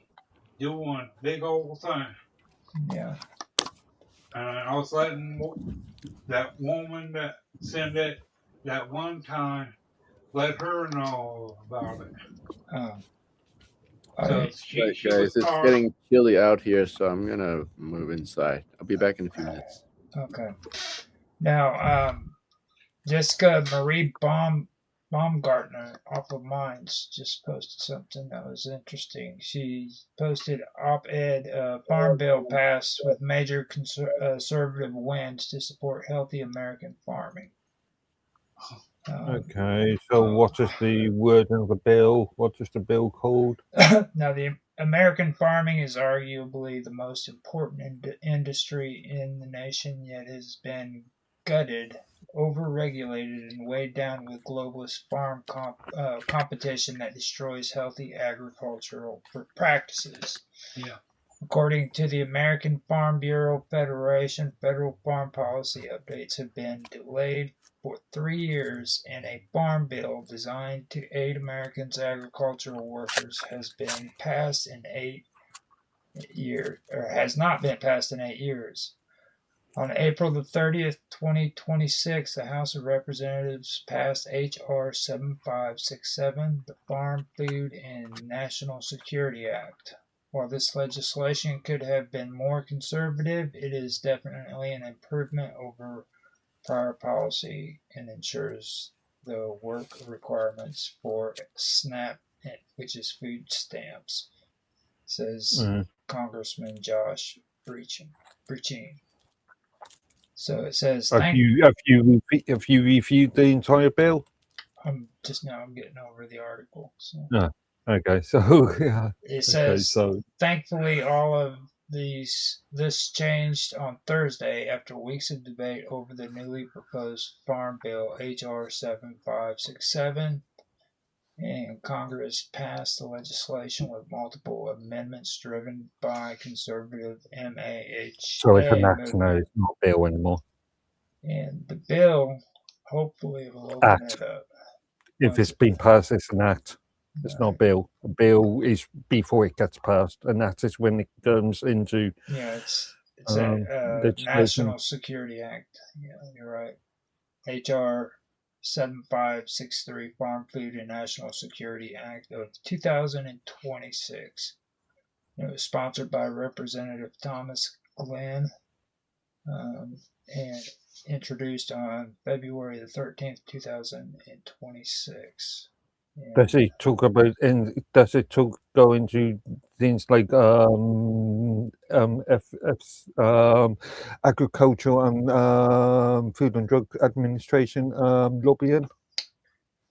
Right here it says the bill, commonly known as the Farm Bill, reauthorizes through FY 2031 and modifies Department of Agricultural programs that address commodity support, conservation, trade and international food aid, nutritional assistance, farm credit, rural development, research and extension activities, forestry, energy, horticulture, crop insurance, livestock and other animals, and foreign investment in U.S. cultural Okay. land. But that don't cover Well, you don't know what it covers, really. That's just a PR statement. You need to review the bill or the act now, and then review the actual word. And the devil is in the detail, like all acts. No, I can read the summary to you, but it might be a little bit too long for you. But See, using terms like PR statement, sometimes, I think if I were a woman, I think Mark would just get me so moist. Well, Mark, you got to go on there. Statement. Oh, woo! Boy, Mark, over here. You hot stuff tonight, huh? See, that's membership director right there. I love it. Go ahead. Yeah. I'm sorry. Mark, boy, you better get some capstick. You're not sorry. Don't say you're sorry. No, Mark, you better get some capstick because you're going to be doing a lot of it.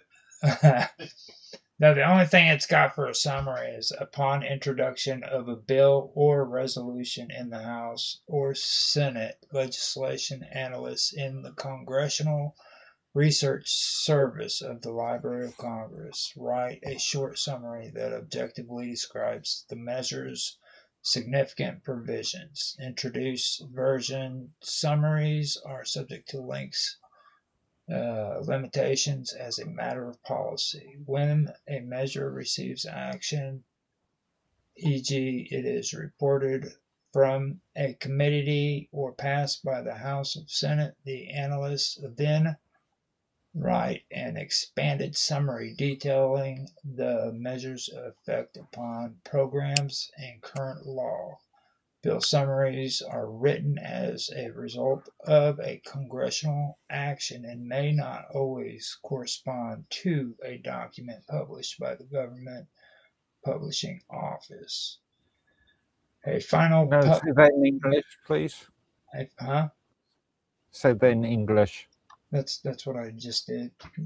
No, you use a lot of English words, but they don't make any sense in the sentence. That's what it said. Okay. Take that from the Englishman. Well, they don't know how to talk, right, dude? You got to kind of over. Oh God! I mean, shit, dude. Yeah, well, you keep forgetting you keep forgetting where English came from.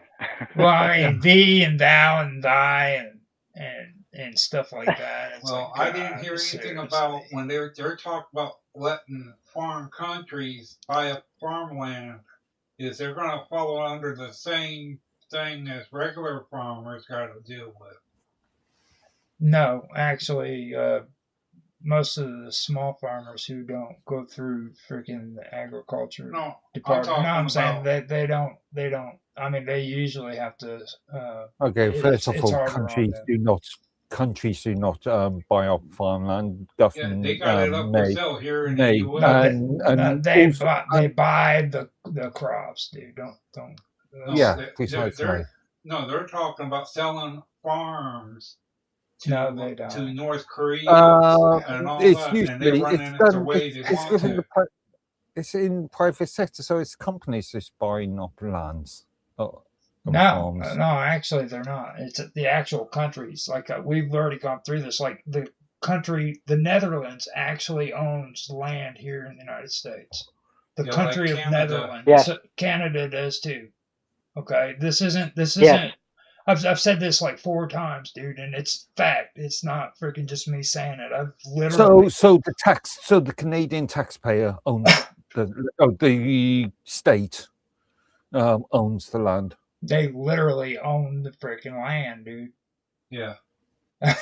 Literally, they own the So land. there's a Canadian flag on it, and it's Canadian territory. It is Canadian land bought and paid for by the Canadian freaking government. Just like the Netherlands. The Chinese own so many roads here in America.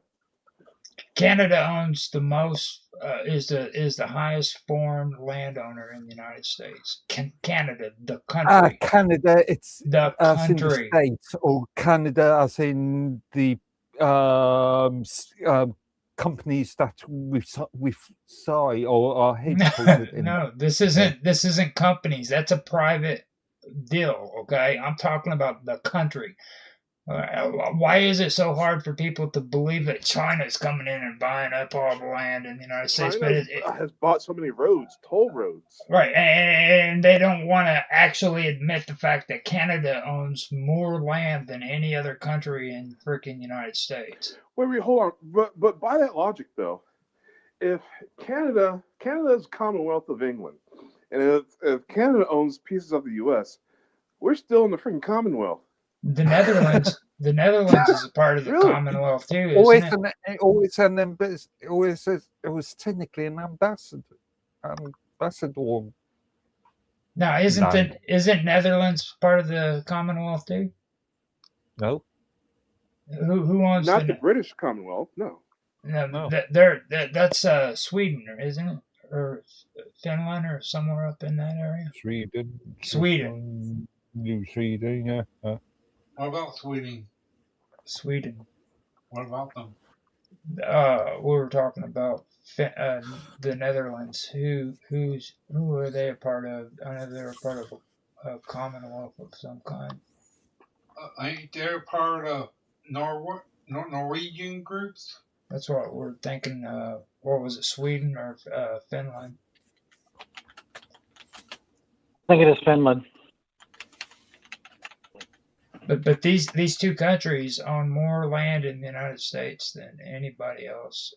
It's just, and it's, I mean, I don't understand how people can, it's so easy for them to say that China's doing this shit, but whenever you say Canada or freaking, you guys have freaking meltdown. Of course, the Netherlands was one of the founding members of the European Economic Community. And you're supposed to say China. China. Yeah, it's like that. Don't get me started on Canada, dude. Canada has their own store here in the U.S. and like this. So a private company has got a store that sells that may be headquartered in the in Canada. Canada, if you're talking about Canada in that sort of capacity, then you're talking about a public sector state. Then there is Canada is a capitalistic democracy. So how can they own? How can a state own a company or own a shop? Well, it's a website. Sells food, but it went from Canada to here. If I set up a company here and I went over to the US and bought up a load of land, Britain doesn't own that land. The company that I've set up owns that land, even if that company is headquartered in the UK. Well, I mean, can a country have its own store? Because I know you guys have the BBC. Maybe in the BBC. China, maybe in North Korea. The BBC is technically a private corporation. It's a corporation ran by the state. Let's leave my BBC out of this, okay? America is a corporation. What most people don't keep missing out on is the fact that America is now a corporation and has been for quite a while. There's still depends on what you mean by America in this context. Yeah, well, America is, as I said, and what most people in this country, especially what's taught to our children in schools, don't understand this and don't know it. Yeah. People don't know about the globalists. They have no idea what's going down. But yeah, like especially Americans, like can do on when it comes to subjects like this. You know who that was, don't you? Yeah, I know who that was. Who was that? That was Hulk Hogan, I think. No, the guy that got kicked off the air. His company got sold to pay the lawsuit. Sandy Hook actually happened. Alex Jones. Yes, Oh, Jesus. Just like him. Oh, God. Yep. See, I was right.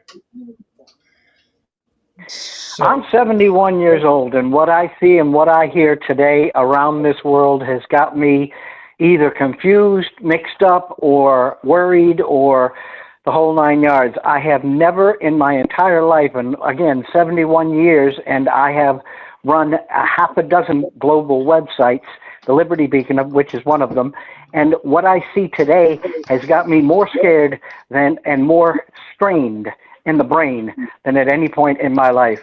And yeah, what this discussion here is bringing out is, where is everybody sitting right now? Let me ask you a question to you, sir. Just strictly because you've been in the war and you know all about now. People might say maybe not, but when any kind of government starts saying, what you do is you fight for your freedom, but if you don't agree, we can make problems for you. Yes, you're right. You're absolutely right. And this is what we're seeing. And there are, I don't want to call them uprisings, but there are pushbacks, political pushbacks happening all across the globe right now. The problem here is the governments are too strong for those who are trying to push. Are they? Yeah. Have you seen the British government at this present moment? Well, I don't know. The rest of my comment was going to be this: until today, and now we are seeing pushback rising up all across the planet, including here in America, and it's got me smiling more than I've smiled in the last 10 years. Fair enough. I think that a lot of the stuff has to be dealt with that's more close even to local government as well, because like agreed, it's like we had a situation here today where we've been doing stuff around the house and haven't had time to mow the yard. They gave us a warning for freaking our grass. Now there should be nobody that has the right to tell you freaking when and when you should and shouldn't mow your grass, dude. That's bullshit. You're not really talking about. No, that's still a part of the problem. You're not really talking about governments per se. Yes. You're talking about issues with civil service. That's what. See, that's how you guys determine that shit in England. We call it government. We call everything government. There's state. There's let me continue and stop distracting me on this, okay? The whole point is the fact that freaking nobody should have the right to tell me that freaking I need to do this and that on my private property, okay? At all. Unless you agree to a contract. No, listen, private property is my private property. There is no contract that infringes on that. You stay the hell off my property if I tell you to stay the hell off my property. You don't come on my property. What's this? The U.S. phenomenon about local residential groups. The sovereign citizens. No, look, this is constitutional law, dude. I have a right to private property. But when you move into these residential gated areas, you agree to contracts. No, some areas have home owners associations. Nope. But most don't. Yeah, that's a load of shit, dude. Freaking that's Homeowners associations are scams, rackets, a privatized government. It's highly illegal. And if but you buy a house in a gated community such as we're discussing here, then you know what you're walking into when you get there. You have already agreed to it. Yeah, precisely. That's my point. And usually people are mowing the yard for you anyhow, so that's not even an issue. Yep. You got enough money to live in a gated community. You got enough to get you your own Home Depot contracted assistance. You got maintenance. You got somebody mowing the yard every week, every month. You know, you don't have to worry about that stuff. Now I'm talking about people who actually own private property. They don't live in a gated community. They don't have. See, we don't have the neighborhood regulating what each house does. Okay, that's not how it works. No. Agreed. Okay. What regulates that is the property value. So if you let your property go to trash, you value everybody else's property, and your neighbors might want to kick them. But here's the problem. There's a problem with all that. You go on YouTube and you look at people that mow yards for free. Okay, and you find out that a lot of them is owned by the town. And they got that thing about building codes. Your yard got to be up to a certain level, but they don't send anyone out there to keep it mowed about once a year. Yeah, like the cities have literally bought up freaking old houses, and they don't even want to keep maintenance on the house that they freaking are supposed to keep maintenance on. They want to go around and tell everybody else that they need their yards mowed, they need everything in order. And if you don't do this, you get fined for it. But they can't even keep maintenance of their own shit. Okay, if you've got issues with your local area, then petition your local politicians. This goes back to what I was saying. We shouldn't have to, dude. That is. It's your duty. No, it is not. It is not. It is completely constitutionally illegal. It is illegal in the United States. No. Elected representatives. It is illegal in the United States. Look, no. Okay, if I can cut in here, just really quickly. Okay, so something I learned moving up here to northern Illinois. If you have a yard and it has a sidewalk and it snows, you don't clear off the sidewalk to allow people to walk, children to get to school. You get fined by the city. No. Even though you can also get sued if they slip and break an arm or a leg. You can get sued. Even though the city owns the sidewalk. Yeah, that's right. Yeah. And, but here in West Frankfort, that was brought up in court. And the court looked and said, they don't own the property. You do. You're the one that sits and says that what can go and what can't. And the person sued them and won. Because they got broken leg because the sidewalk gave out.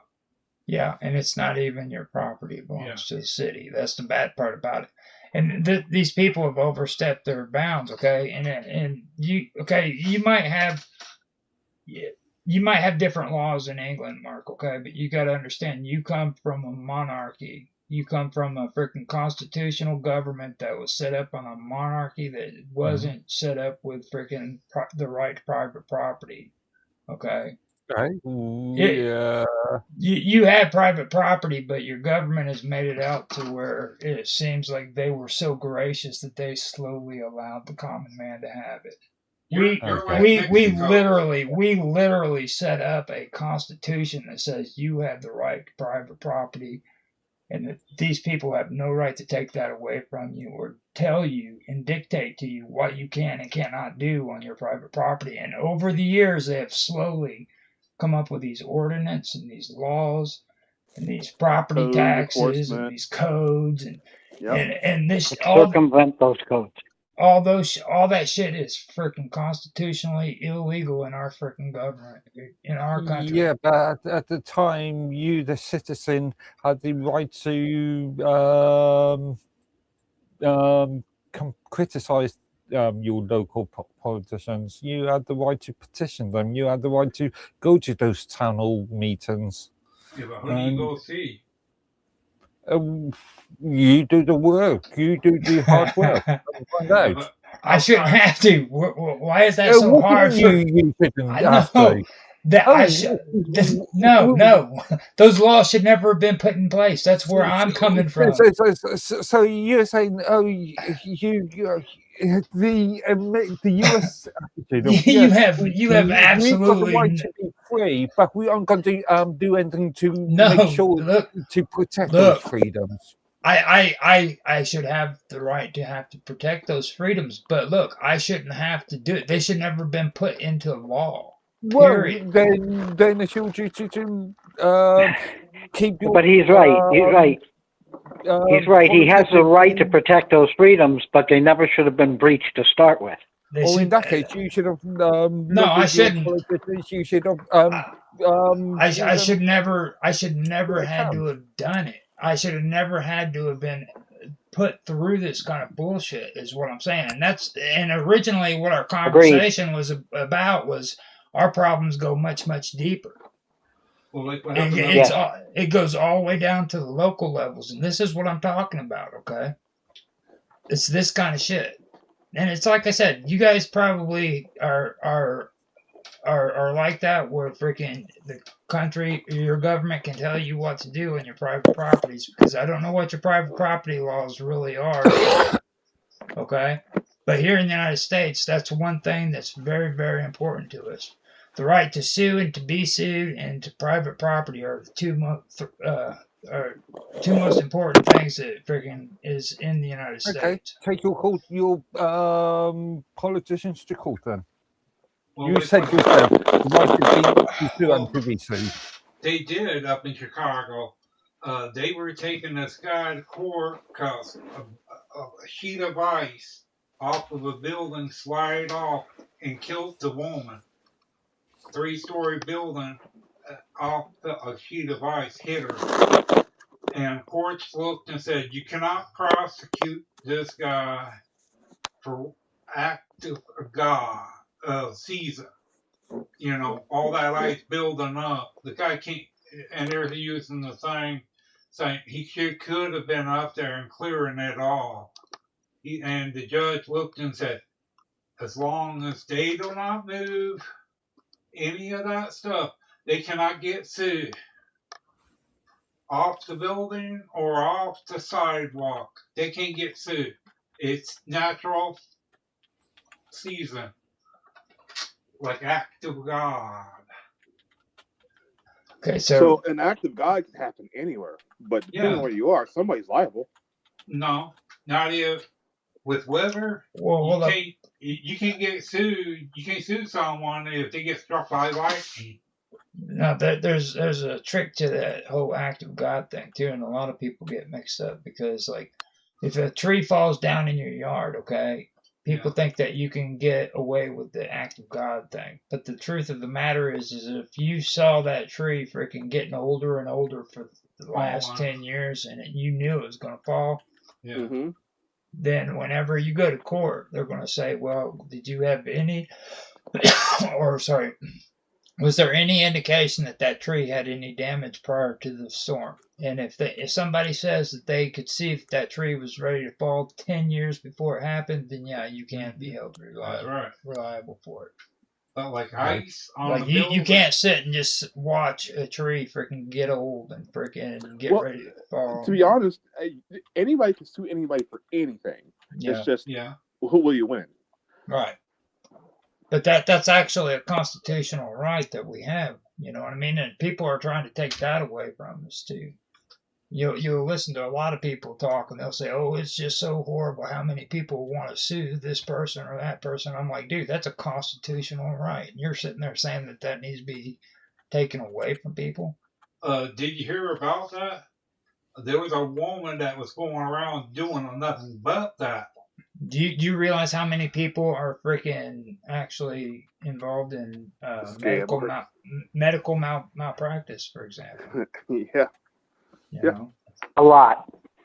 It's horrible. And if people weren't allowed to sue those people, then freaking they would keep getting away with it, which they seem to be doing. It seems, But it's a slippery road too, because I was listening to the last episode of one of my favorite podcasts, and I was wondering why they only did 150 episodes, and they said they had got sued because of a challenge that they did inside this I don't know what you call it. It's like an indoor concert area, but these were comedians, and they did a tug of war match.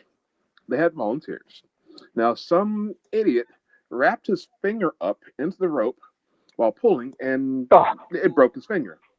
So the guy ended up, even though he was a volunteer, he ended up suing the comedians, the venue, and the owners of the venue.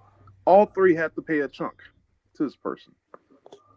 And I thought the guy knew what he was getting into. yeah. But and they said they would have won it.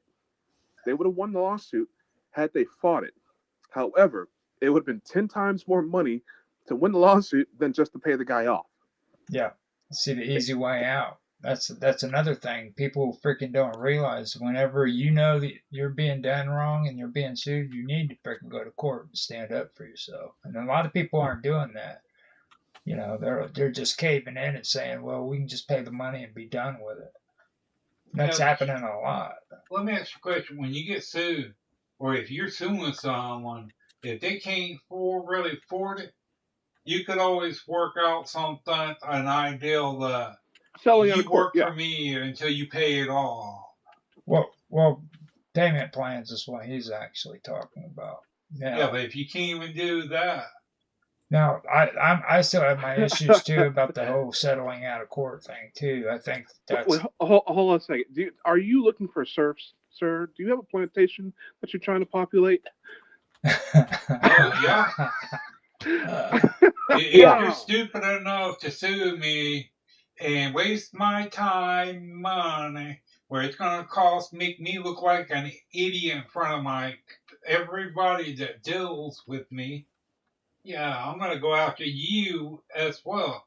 Well, they do that. That actually does happen. So it's like if you slander somebody in the middle of slander them, period, that you have a right to sue them. So slander is a pretty serious thing as well. Well, yeah, but when you take and sue someone and make a lie of it, yeah, you're slamming them.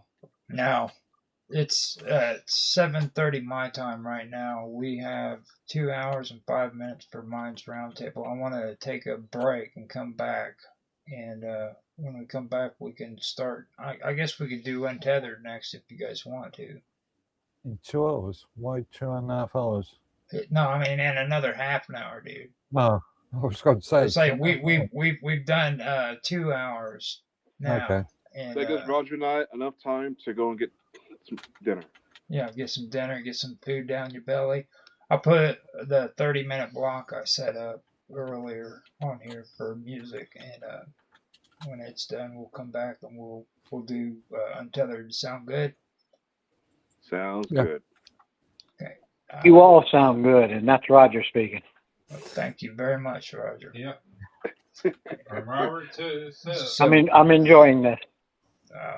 I'm glad that you are, and I'm glad you're here too. This has been a really, really good conversation. So, with that being said, let me get everybody's socials, starting with Mark Edworthy. Mark, okay. Just one site, minds.com, username Medworthy. Okay, how about you, B? TLBtalk.com coming soon. All right, and that would be the same with you, right, Roger? Yep. Okay. Now you can find me at minds.com as Roger_Hansen.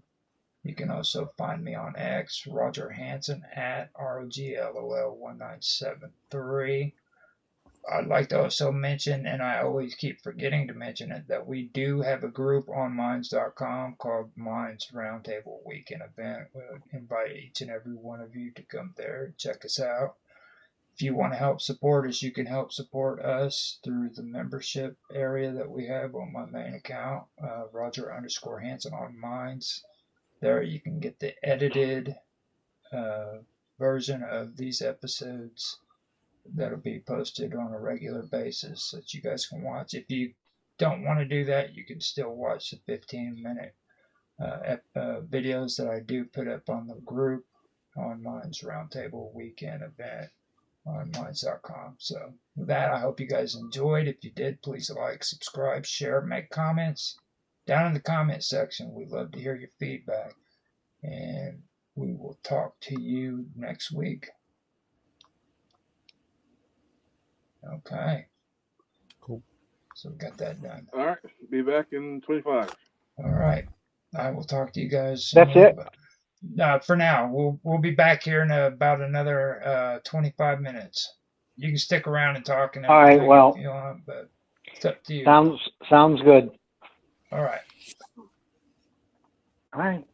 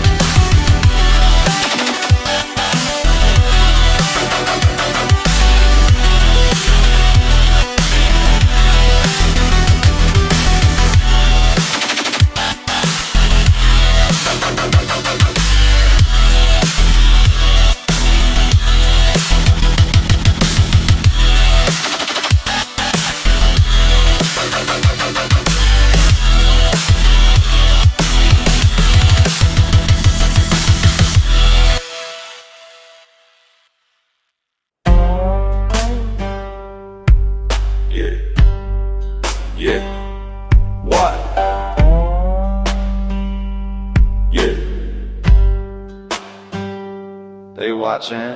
Mantis beings drink my blood, my blood. Caffeine running through my blood, my blood. Lizard people in the room, Bigfoot in the back room, back room. Mantis beings drink my blood, my blood. Caffeine running through my blood.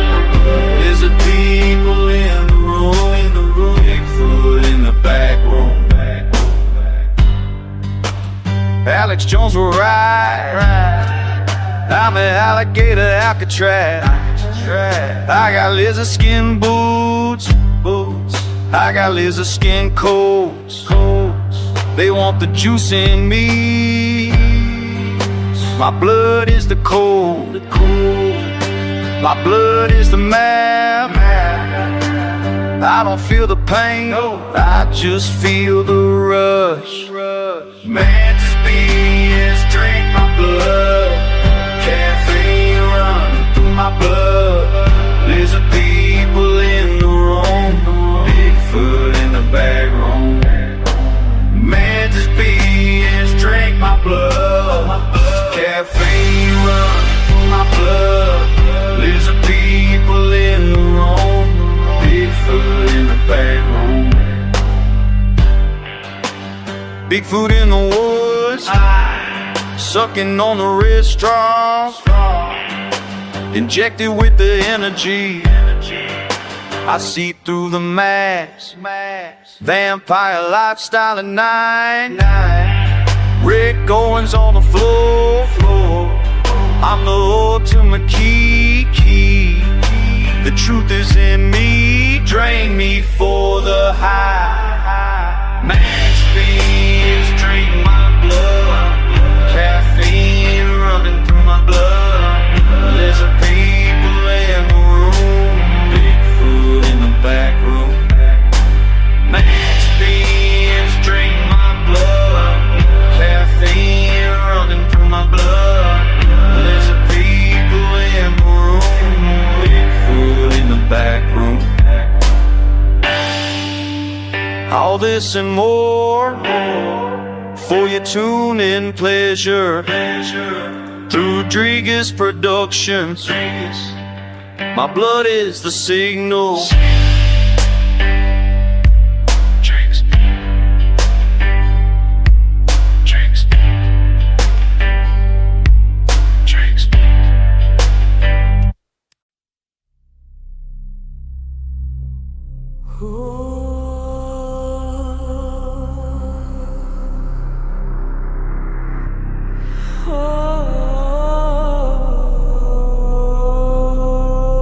Two forces pull at the edges of everything.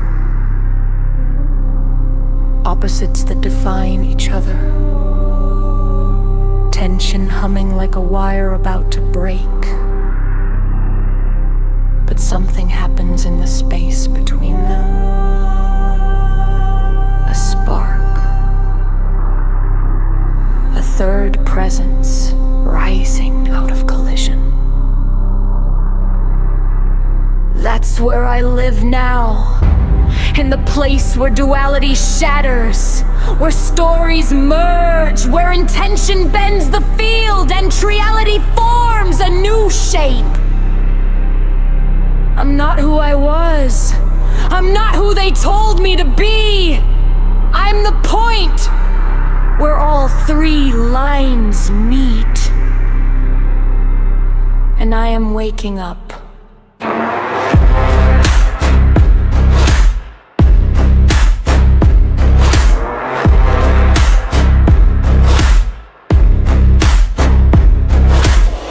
Tell me the lies that fill my skin. I'll tear them open just to breathe again. Two halves ripping through a broken frame.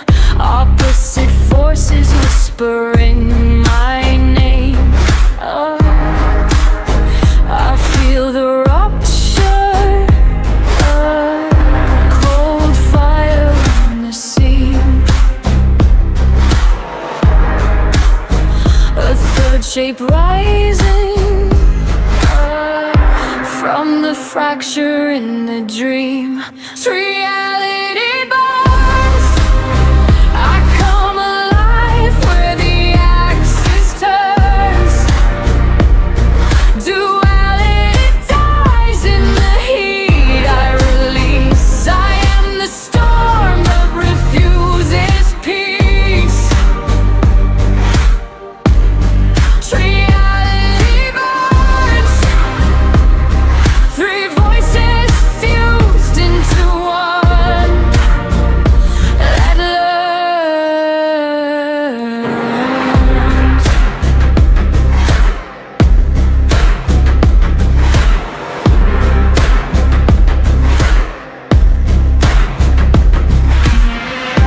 Ghost symbols flicker in my blood. Golden apples drowning in the flood. Ancient stories chanting through my bones, turning every shadow into thrones.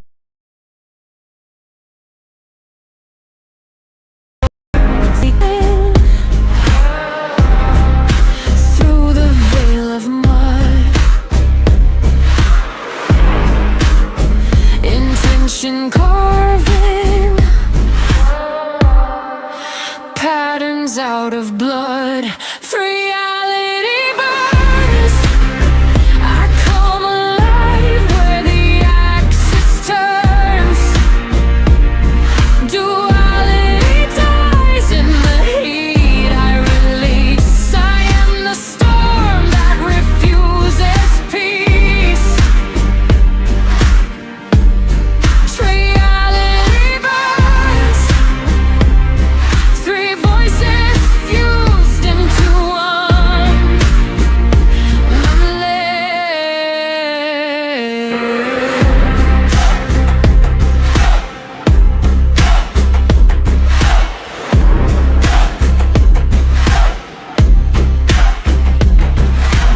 Space twists when I make the shift. I breathe and the universe drifts. My mind is a blade, my will is a spark. I'm rewriting fate in the mouth of the dark.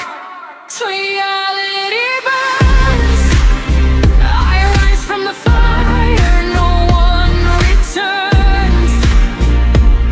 The pattern completes itself through me, body, mind, and awakening. Reality burns, and I finally see what I am made of.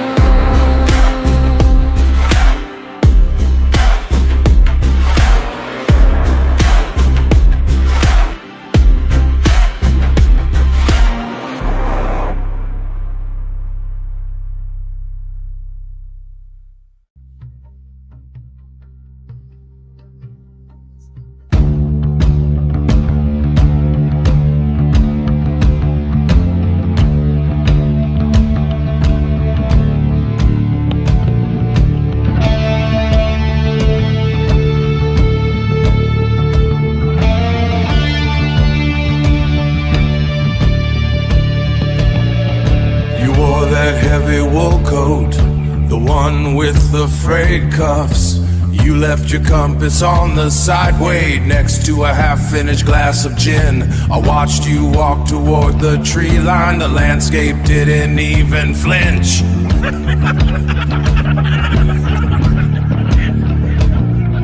The architecture of the forest closing like a heavy velvet curtain behind your leather boots.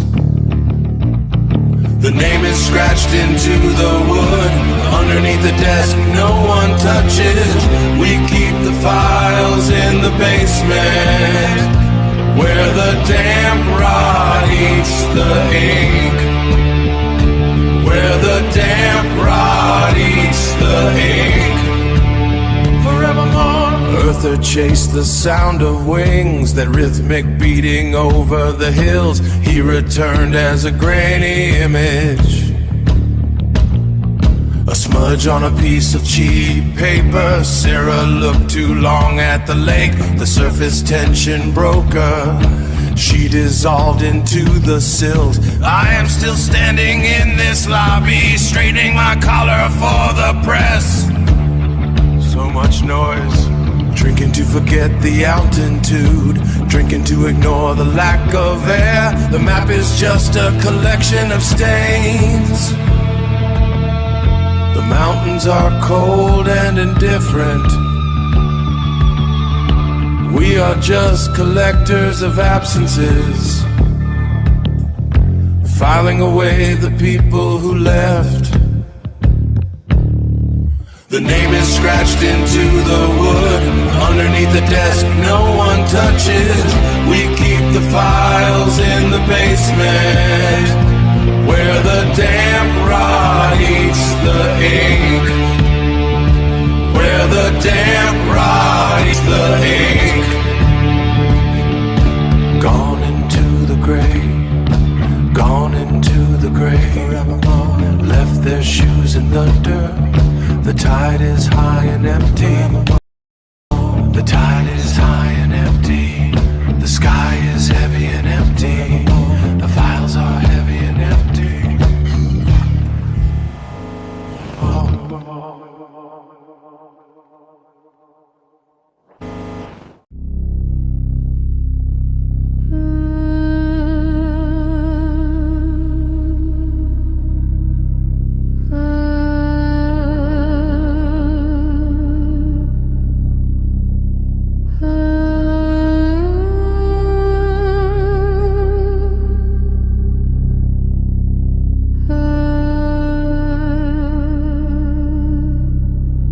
Love drive, slow pulse, breath-shaped rhythm, space held open. Stay with the breath before it becomes a thought. Stay with the silence before it wants a name.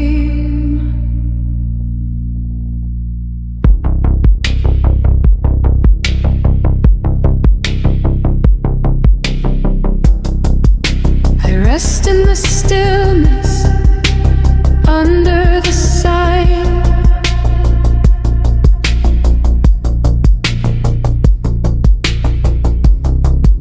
Where motion begins but hasn't been found. No hunger, no friction, no need to decide.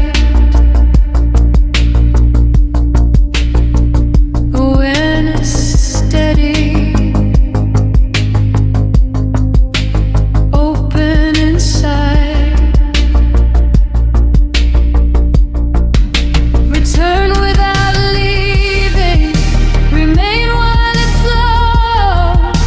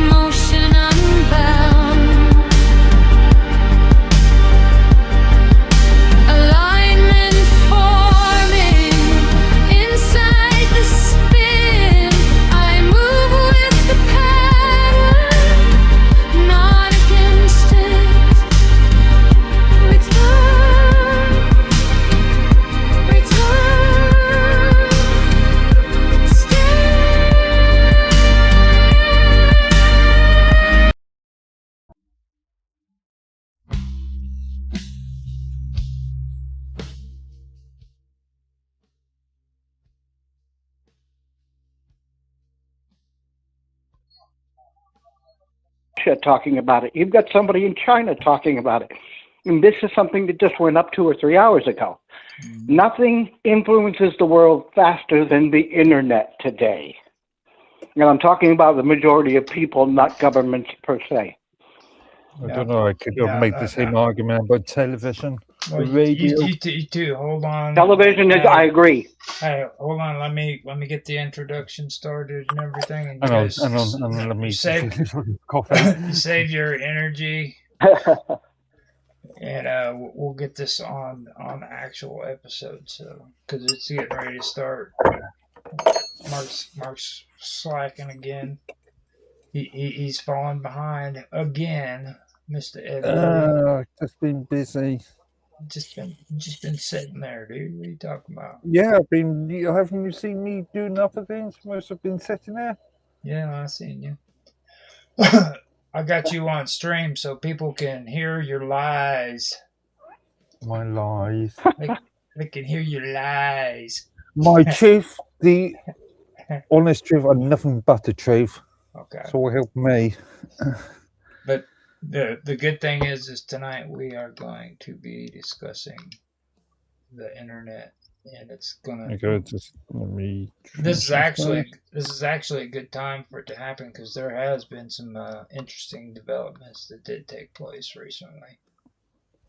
I'm actually debating on maybe going to the second topic rather than hitting the first one instead, because that one's about Anthropic. Oh, okay. But I like the first one. Which of the many stories? Yeah, that's the thing. Hey guys, do you know when the first computer was made? Define computer. Yeah. Mathematical engine. During World War II. 5th century BC, possibly. Well, a little bit sooner than World War II. No, he's talking about the. Yeah, I'm talking about mathematical engine. No, it's the what do they call it? The entheric Yeah, it's on all warships. No, he's talking about the one. He's talking about the device they found in the water. It was the first actual computer. Oh, okay. They found it in that sunken wreckage. Yeah, got rusted and all that. That could technically be the first computer. Damn. No. Just lost a bloody top to the stand. Got in a hurry. You got in a hurry. Yep. Good thing is we got you on video. Yep. No, I just wanted to find the top to this knife, so I just don't want to stick my hand down and stab myself by accident. I got a cool freaking background video for the show now. I got it incorporated on the internet as a scam, just like I did with the political edition and the religious edition. Actually, we'll go take that. Just a couple of times. Got it all looking nice on there now this year. This is actually going to be a good year when it comes to the backgrounds on there, to be honest. Okay. I think it is, at least. I've got like the name of the show popping up and down. Like, what do they call those again? The little notices that pops up and then they go back down out of the screen. I forgot the name of them. I'm not sure what you mean. You'll figure it out once you see it. It'll be one of those things that irritates you. Many things do. Many things do. Yeah. Well, I mean, especially when it comes to background videos I make, you get annoyed with it. You say it's just too busy. Too busy. It's just too busy. Okay, are you ready yet? Yeah. Okay. Yeah. Still haven't found the top, but no. Let's see. There's something else. Yeah, I still haven't found that top, but damn it. Usually, this is where I start telling people to sit still because, like, the stuff you're doing is probably going to cause problems. Just move these monitors down. Oh my Cool. God. Okay, you ready? Yeah, I'm going to do my countdown. I'll do an introduction, and then we'll come in with the introductions to you guys, and we'll get going. So, you still there, Roger? Yes, I am. Okay. And Robert's back there in the background, so I know he's there. So, here we go. 3, 2, 1, now. Hello, everybody, and welcome back to another episode of Untethered. I'm Roger, your host, and I'm here today with my co-host, Mark Edworthy, and our panelists, Roger, me, and my brother, Robert. Welcome to the show, guys. Now, Hey, yo. There we go. He's back. I was wondering if he was coming in on time or not. Welcome, V. I heard the countdown. There you go. So today is the internet edition for Untethered. Now, I call this, what I love to call it is the internet is a scam, but I know a lot of people have a different opinion of it. But this is the internet is a scam edition for Untethered. And I usually come up with topics that pretty much tell everybody how much of a scam the internet really is. And I think I have two good topics tonight to really come out with. One of them was introduced to me by Auto Excelsior, and I believe the other one was posted by Tanhai Tran or Mark, one of the two. But the first one that I wanted to go through was about NVIDIA and what they had just recently admitted. They openly admitted that AI efficiency is a lie. Okay. Now, according to them, every major tech company is doing the same thing right now. They're firing humans and replacing them with AI to cut costs. 92,000 tech workers laid off in 2026 so far. So every single earnings call sounds the same. AI is driving efficiency is what they're saying. All right. But the VP... Oh, go ahead. I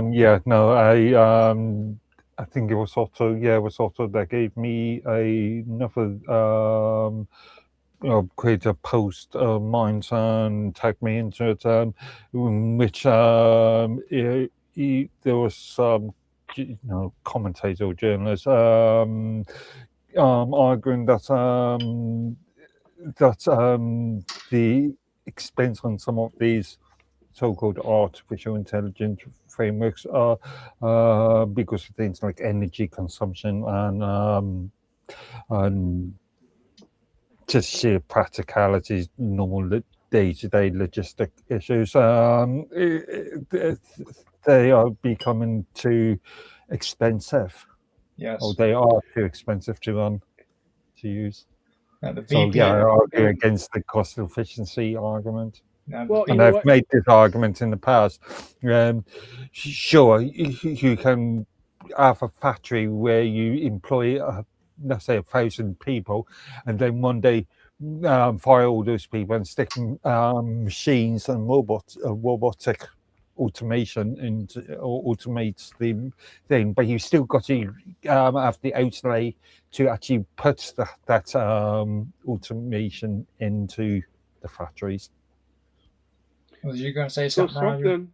Something I wanted to say. Hold on. I'm not. It's not. Okay. I like to do business. I like to consider myself a bit of a businessman. I mean, I'm no Donald Trump, with the art of the deal. But when you have a company, and you're supposed to be making money, your workers are also your customers too, potentially. You're firing a bunch of people. Where is their money going to come from, and who's going to be buying your product? It doesn't seem like a good business How many model. people are and how many people are they going to tell on their way out the door? Yeah, it depends on what the product is. If it is Of course. Agreed. yes, But for we're gonna let's have say AI robots if making it's a McDonald's business to hamburgers business for us. thing, then your employees probably will not be the next customer. But if you think about the AI robots who are going to be making our hamburgers at McDonald's, well, okay, so that's pretty much everybody, right? But again, that's not artificial intelligence, isn't it? That's just a No, but that's where it's going. mechanical automated system. That will have AI. You aren't going to get some mechanical system in McDonald's to actually quote philosophy or I don't know, make a burger differently than what it's already been programmed to do. No, they were talking about doing What? now. 10 years ago, when you drive through and you talk to an automated system where it asks you, what do you want? And you give them your order and you go to the window. You have to pay there at the window to the person, but you don't no longer actually talk to a real person when you give your They've already, order. they've already tried to automate us. I hate walking into a McDonald's and having to look at these big old screens where I have to do the order myself, just for it to be rung up at the cash register. Anyways, I don't know. I've not. What we are seeing, what some of you see and some of you speak to so graciously, is the work person is becoming obsolete.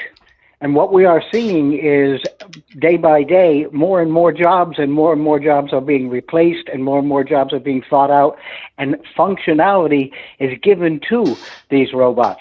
This is only going to increase because of what it does to the people who own them. It cuts their costs. We are going to see the expansion of artificial intelligence and robotic maneuvering. We're going to see it explode. We're at the beginning of this. And it's just creating a class system as well. I question the definition of artificial intelligence, as I always do, especially. I agree with you. But you say it may cost less in long term, but yes. But more in the short term. Machines still have to be deployed, maintained. And taught. Oh yeah, programmed. Taught. Yes. But I agree. So there's a short-term expenditure, the increased expenditure. Agreed. At least. But the long term is definitely a big step from what we're talking about now. Yeah, but how it affects the U.S. economy? Well, I'm going to tell you what. From what I've seen, the U.S. is usually the first country. The U.S. is usually the first country to stick its foot in the door of something new, whether it's tried or true or not. And sometimes they get their foot cut off. But do I see the USA really excelling when it comes to what we're talking about here? I see it expanding in the United States quicker than just about anywhere else. And I see there's going to be bad days and good days with this. Yeah, expanding and excelling are two different things. If I can. So we're going to be widening with the AI. It's going to be creating a deeper, a more expansive space between the classes, okay? If you have old money or new money, you're still going to be keeping your money, AI or not. Yes. And what is everybody else going to be doing? Having basic income or doing menial work? Well, the BP of Applied Deep Learning at NVIDIA, the company that literally sells the AI infrastructure, told Axios that for his team, the cost of compute is far more expensive than the cost of employees. Now, this is the man whose entire job is making AA work, and he admitted that AA cost his company more than humans than the humans it's supposed to replace. Yeah, the development, of course. You know, Instead of waiting for everybody else to get done with their development, everybody wants to compete with their own development. It's And also yeah, it's also the maintenance. and you got to So, understand, he doesn't work at some struggling startup. He's talking about Yeah. one of the most valuable companies on earth, basically. Like they make a lot of money. You know what I'm saying? So you got to take that into consideration. This is a man that's working in a very high profile job, and he's telling you right now that it costs more money to do this stuff than what it is to just keep the freaking humans that it's supposed to replace. You know, yeah. I suppose it also is industry dependent. Depends on what industry you're talking about. Well, MIT came out with a freaking research analysis, I guess you call it, that backs that up too. Okay, they analyzed whether AI could actually replace human workers at a competitive cost, and found out that AI automation only makes financial sense in 23% of jobs. Yeah, again, be careful of how you use the term artificial intelligence, because automation may not be artificial intelligence. You can name it whatever you want. I don't play I that mean, if you've got a machine that just call it whatever you automatically call it whatever looking you a want. hole in the widget every day, Okay, every 2 seconds in a day, that's not artificial intelligence. Let's put a blank spot. Let's put a blank spot right there, and you just fill it in. Let's get back to the topic that I just mentioned. Okay. Okay. It covers. It makes financial sense in 23% of jobs, and the other 73% of humans are still cheaper to have than what AI is. Okay, or LLMs or whatever cool, trendy name you like to call it. I can see things like large language models being used, or these algorithmic frameworks, automated algorithmic frameworks being used successfully in more administration-based roles. I can see why AI would be good for space exploration. What better way to keep maintaining satellites, communication, internet Okay. through the space, like going from Earth to Mars. You remember the first Star Trek film? No. They used the internet to take pictures from satellite.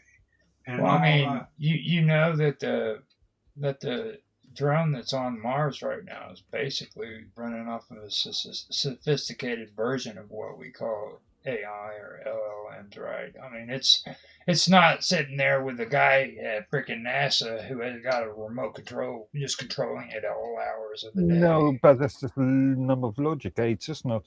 That's just some developers saying, if you see this, do that. No, this is either do A, if not do B. You're the only person I know who is in full flight denial when it comes to freaking artificial intelligence. Because you are just completely. A lot of what is being called artificial intelligence isn't artificial intelligence.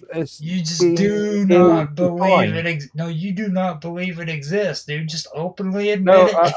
I argue that it's being ill-defined.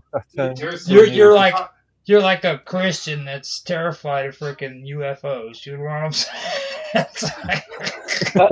but I would tend to agree that artificial intelligence is not intelligence, right? And that there is a mechanism, there is a pattern by which it accomplishes what it does, and that a computer could probably do the same thing.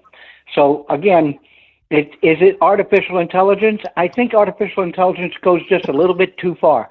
Is it artificial problem solving? Yes, it is. But is it artificial intelligence? I think that may be just a few steps too far. Yeah, but you're forgetting. Didn't we have an entire 2-3 episodes last year. Last year. That's we were why I'm talking so amazed with you, because I figured you would have learned something from that. I think, yeah, but what? Like you I freaking learned there's a lot of marketing BS out there. yeah, I know. That's it. That's all you. That's There you all.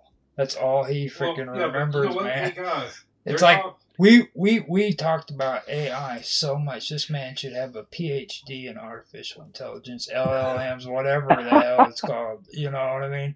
For 3 straight years, we've been discussing this stuff, man. He should know it from the inside out, and he's still. Artificial intelligence is a concern. It is a concern.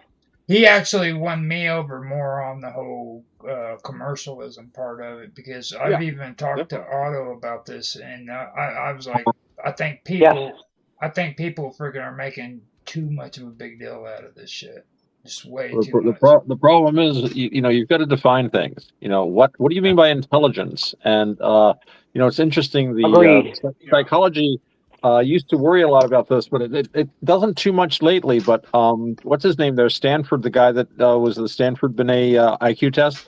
He was asked, "What is intelligence?" His reply was, "Intelligence is what my test measures." Yeah. Okay, so that's the.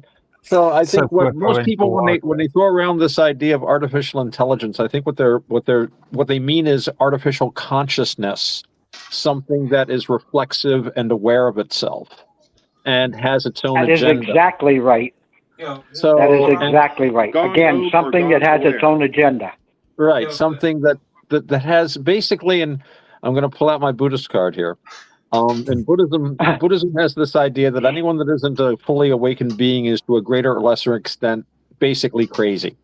And when we have an image in our heads that we take identity in, right? We have a picture in our heads. We want something because we have this image that we don't have it. We want it to be this way. I don't have this, but I could have this if I do that, right?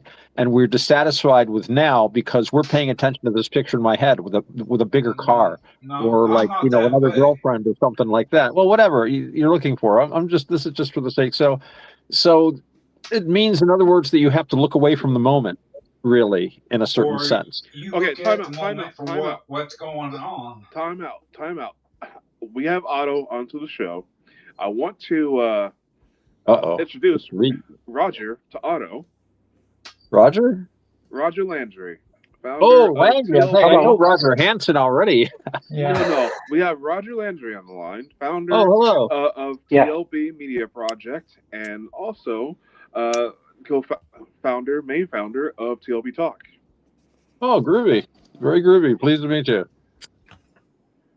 Well, I'm enjoying the company, so pleased to meet you, gentlemen. Oh, groovy. Now, just understand too that Untethered is probably the coolest show that freaking you could be on, because like you get a bunch of people on here that talk about stuff that they completely disagree with, but for some reason we come up with good talking points. Just to give you a heads up, Roger, on that. So even though I'm going to give you guys a heads up. So far, I have enjoyed the hell out of this, and I think it's going to continue. So, thank you for the invitation. And you're always welcome. Cool. Well. Anyway, at the end of the day, my short version is basically from a Buddhist standpoint. In order to get something to have what we consider to be consciousness, we basically have to introduce things like basically delusion. Which is, as Buddhists, we're trying to get away from. So would it be fair? And I came up with this theory that the reason why we're having trouble considering that AI might be conscious is, now, wait a minute, what if it were conscious, but it was conscious the way an arhat, an enlightened being, is? Right? We wouldn't be able to recognize it because we are limited through our delusions. So in order for us to think that it was conscious, we would have to introduce these delusions. And dare we introduce delusions to what is, in theory, I mean, I actually don't think AIs are arhants. I am not that much of a heretic or anything like that, but it is an argument that...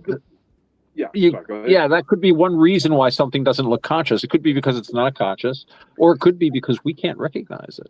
I was going to go the opposite That's way with the it. big point. I believe Yeah. that these things can be intelligent. However, for consciousness, so I have what's called the three pillars.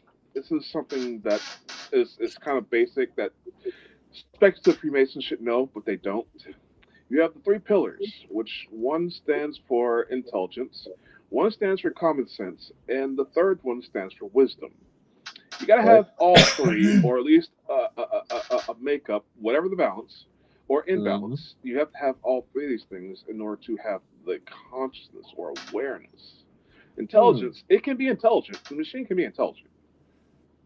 So, intelligence, I mean, I think, and Mark Edworthy, we were talking about this, I seem to recall, some time ago about the idea that when we created these LLMs, these AIs, we were modeling it on our own ideas of how our minds work. And I have a feeling that they were using basically behavioral psychology, Skinner, stimulus response. And that is a very workable psychological model. I don't think it explicates the human brain entirely, but it's a very good working model. So I think with talking about a machine intelligence, you have to, what kind of psychology are you talking about here? So from a stimulus response point of view, yeah, as I point out, primitive artificial intelligence is when you break the beam of an electric eye and a door opens. Stimulus response. That's intelligent in a sense, right? It's doing something that you want it to do. It's very primitive. But what we've got now is simply that on a much, much faster and grander scale, using a lot of energy, a lot of electricity. Now, I think you were talking to me about that because we were actually, that's whenever I brought up the topic of like, I was thinking that about AI for the longest time too, until I started getting farther into that and I found out that it's not just AI. The computer itself, our modern computers are based off of the human brain. It's right. Oh yeah, I remember. Yes, yeah, you were right.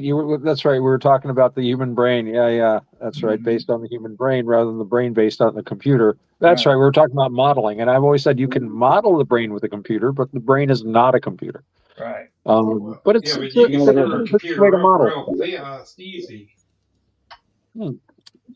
So brain can simulate what a computer does, but it cannot do what a computer does. Right.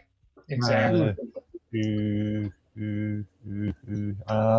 What about the argument that the brain is an organic computer in itself? Well, see, we have what they call we have plasticity. See, and that's something that a computer can never simulate. It can try its best, but plasticity is very important to the human brain. Okay, it's something that's very unique that a computer just can't define a computer. Define what you mean by a computer. When you talk about plasticity, that requires self-reflection. Right. And with plasticity, it also reroutes its way of thinking. It creates different paradigms. Okay. And that's what they're getting into now with freaking deep learning, but they're not all the way there. I think they've only came out with like maybe 3 or 4 different paradigms. But you hit the nail right on the head twice with the word paradigms, because that's exactly what we're talking about. You're right. Mm-hmm. And it's hard for people to comprehend that. Like this is something that's real deeply ingrained into the human brain that I don't think a computer system will be able to simulate. Something I need to mention here, Roger Landry here also did a show for many years called, what was it, Eradicating Programmed Ignorance or something like that? Yes. Well, that sounds interesting. What was that about? It was basically doing exactly what we're doing here. It's telling people what they should know, not what they've been told. Always interesting to do. We try to do. So, let me ask you a question. And go ahead. With a computer, if you was to take your mind and put it into the computer, or the computer into your mind, wouldn't it run learned from it. So he's basically, earlier he was asking about that. He was like, if you took and did the reverse, instead of taking your mind and putting it into a computer, if you took the computer's artificial intelligence LLMs and you put that in the human brain, what do you think? Well, I don't know how you would do that. Well, let's say in theory it's possible. Are you talking about supplementing, or are you talking about replacement? Like when you have like a wreck and your brain somewhat gets and then you put damaged. circuitry into your brain to reroute the So leads. again, supplemental or replacement. That would be a mechanical idea of what plasticity. I mean, if you're replacing your brain with some sort of a section of your brain. Well, see, when I was talking about plasticity, that's where plasticity in the brain takes place. Like if you have brain damage and it's been damaged, and they put something in there, a device in there that would be functioning as what the brain would supposed to be able to do naturally with plasticity. Okay. I would say that's yeah. So you're talking about supporting the organ, like the brain is an organ. It's separate from the mind. So the brain has been damaged, or you want to like Mark's saying, supplement it somehow. It might not be damaged. Maybe you just want a little more oomph. You know. I'm running straight pipes on my brain. Whatever you're gonna do. I got a Holly quad carb now. I think it's all about the connectivity. It really is, and trauma, it lessens that connectivity. And if you're really just hunkered down studying something, it increases that plasticity. And I do believe that this is one of the basic functions of the brain, is what can it take and how can it take it? And it presents that to us. And anybody here who's done any serious studying knows what happens when you overstress your brain. When you, I've been doing this for 6 hours, I can't take another 30 seconds of this, my brain's going to explode. So the thing here is, what we're talking about here, this is all natural. And it's a matter of acceptability, and each and everybody's level is different. What we try to do when we put out all that we put out, and we put out some damn good stuff, what we try to do is make the information as pliable across the broadest part of the spectrum as we can. It's not always doable. I'd like to welcome Tan on. Glad you're back, Tan. Hello, gentlemen. Hey, Dan. Back. Ray. Tan High Tran, man. No, I came in. I stayed out in the backyard for too long. I came inside and I didn't feel too good. First day, spring allergy season, right? So yes. Didn't feel too great starting out in the morning either, but yeah. I was telling my brother that he likes to not worry about the weather, and I'm like, just because it's in the middle of April getting ready to hit May, don't think that it's okay because it's not cold anymore, because cold is still cold. When you wake up in the morning and it's 45 degrees, you need to make sure that heater's up to where you at least get 65, 70 degrees in your house when you wake up. Well, to me, I got that. I feel like I got that Norwegian in it. Where that's what it is. I don't feel the cold like my brother or my family. I would have to be freezing cold. He would have pneumonia before he even realized he was sick. Okay. Yeah. Hurricanes and tornadoes like this time of the year better than any other. Hurricanes and tornadoes, this is their favorite time of the year. They've been getting some tornadoes. I think I saw something on the news down in Texas, was it? Texas area? Yep. There's been a couple of them already.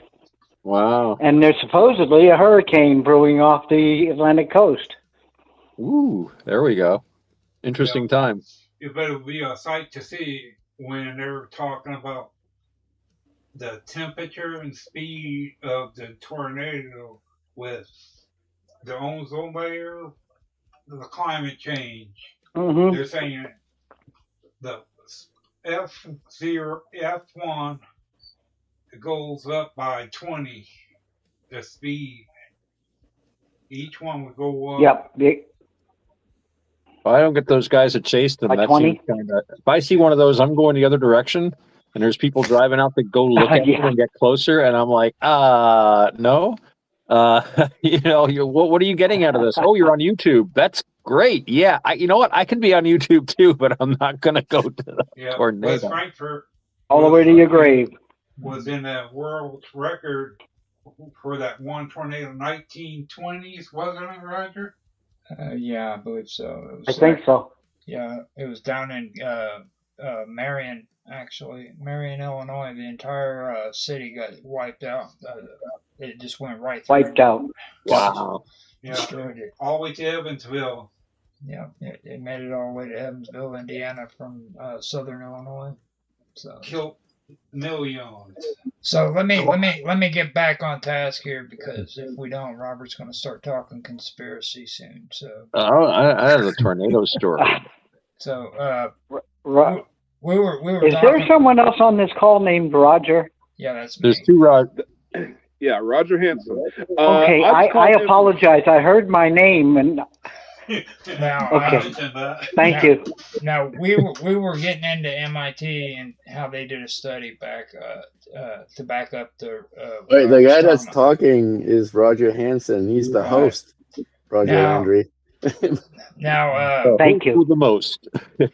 Now, the researchers that they analyzed whether AI could actually replace human workers at a competitive cost, and found that AI automation only makes financial sense in 23% of jobs. Now, in the other 77%, humans are still cheaper. So basically, these companies are firing cheap labor and replacing it with expensive labor, then telling shareholders it's innovation.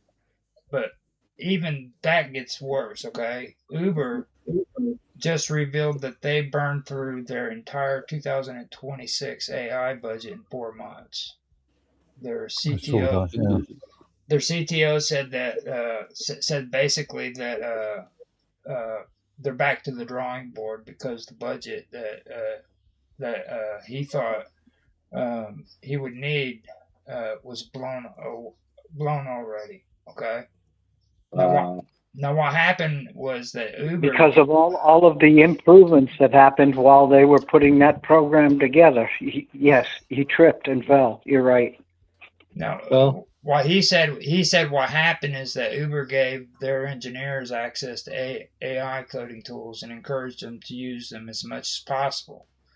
They even built the internal leaderboards ranking engineers by how many AI tokens they consume. Then, this is like did Microsoft Corporation do something similar?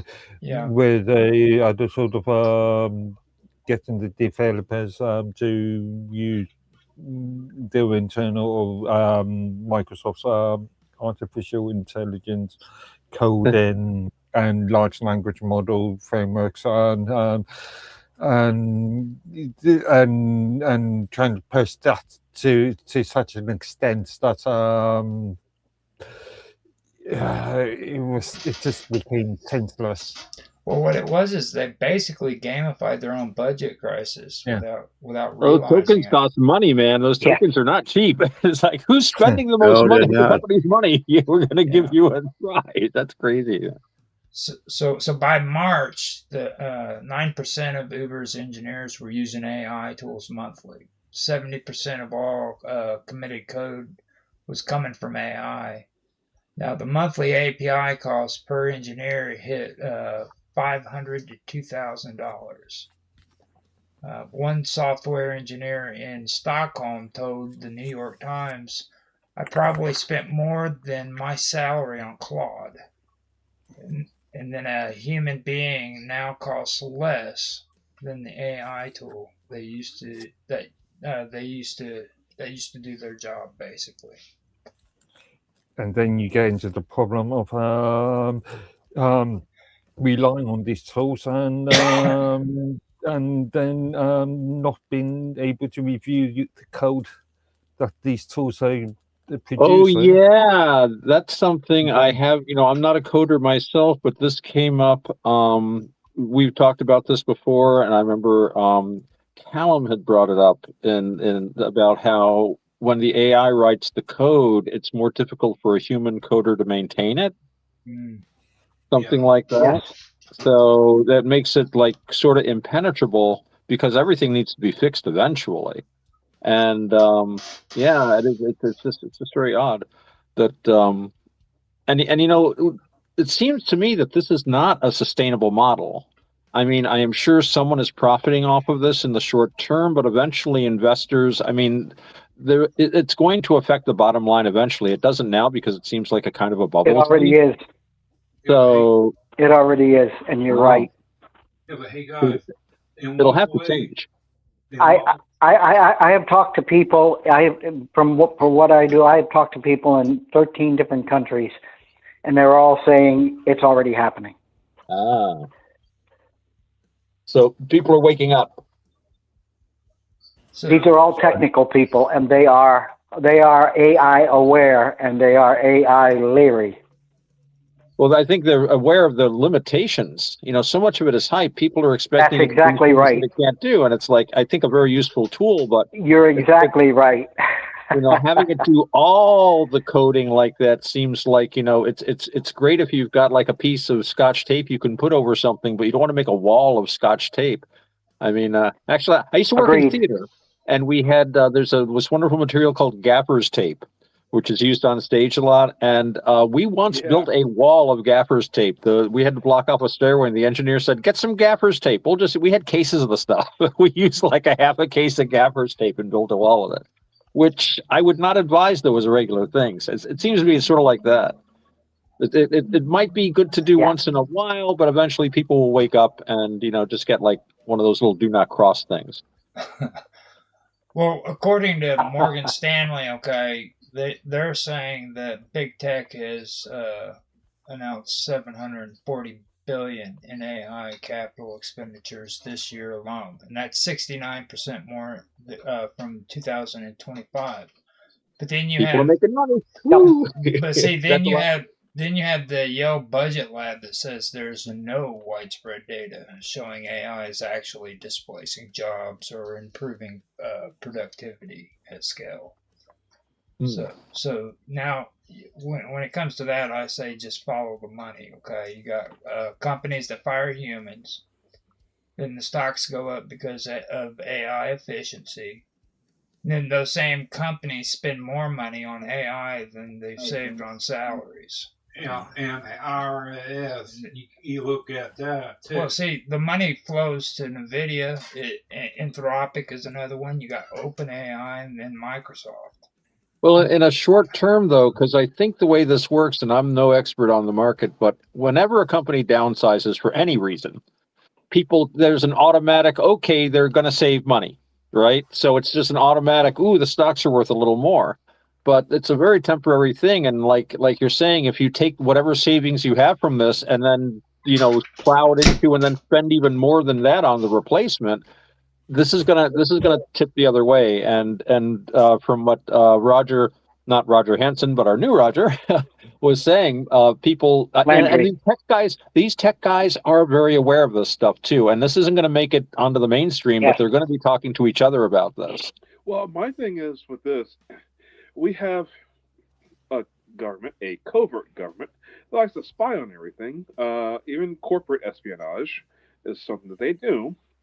And the thing is, they're taking bits and pieces and then making their own super whatever else somebody else comes out with, and that's gonna be some real Terminator, Skynet kind of stuff. That's where I just don't want to go there. Yeah, but they got that law for 1951 about all copywritten material. They can do whatever they wish with it.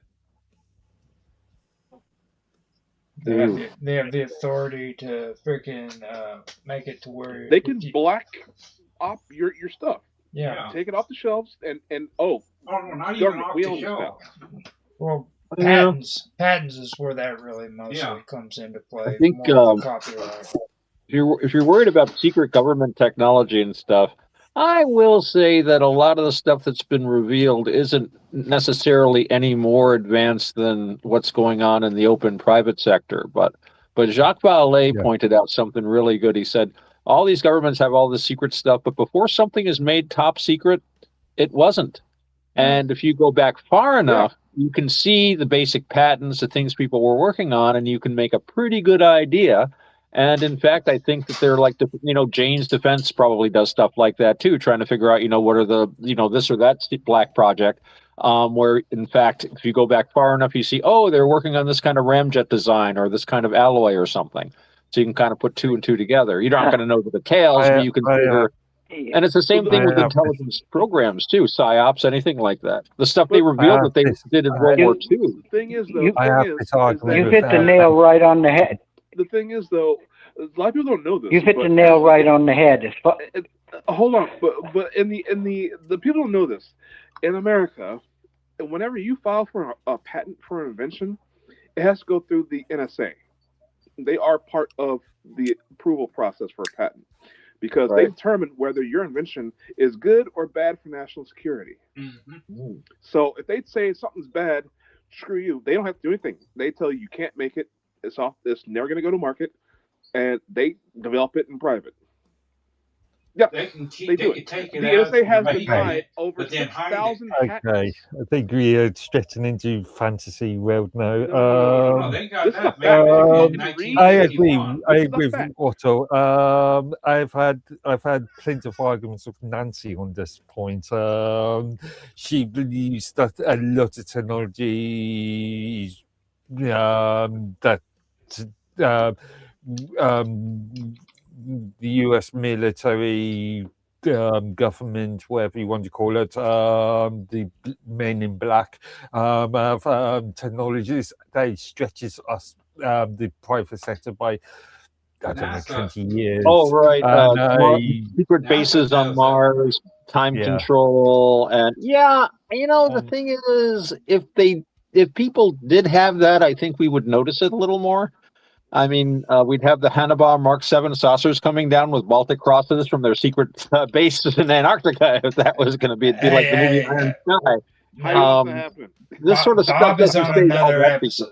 Bob is on another episode. We will talk about California the wouldn't be California no more. And all that when we talk about the Church of the Subgeniuses later. Bob be praised. That's right. So.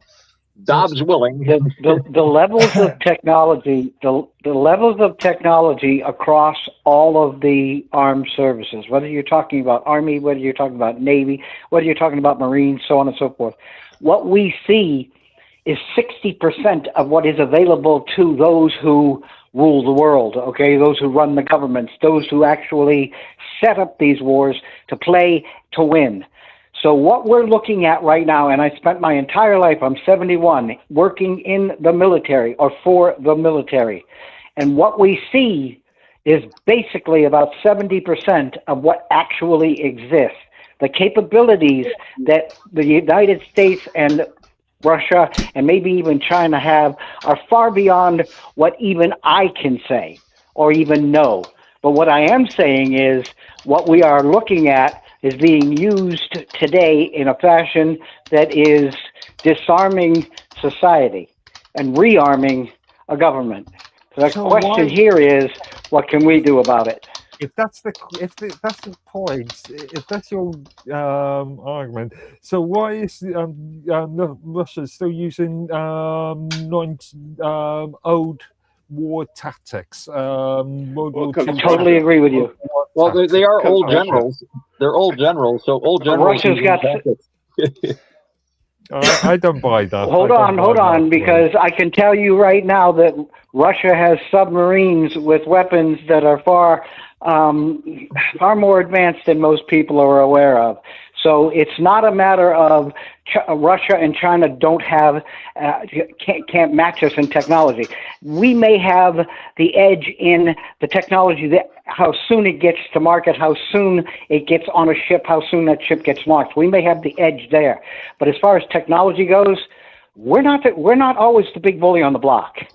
We're not. I also want to put something up here, and then Mark keeps forgetting about this, even though he's in love with the World Wide Web. Now, if I remember correctly, the World Wide Web wasn't released to the public until 1993, and who was it that released?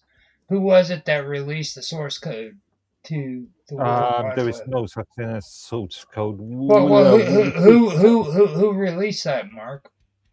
What do you mean source code? Al Gore. Web servers? No, who introduced the World Wide Web to the freaking world? Okay, before that it wasn't. The concept was Tim Berners-Lee. That was the concept. Who created the concept? Yeah. Who introduced the first web browser and editor? That would be Netscape. Whoever was Netscape.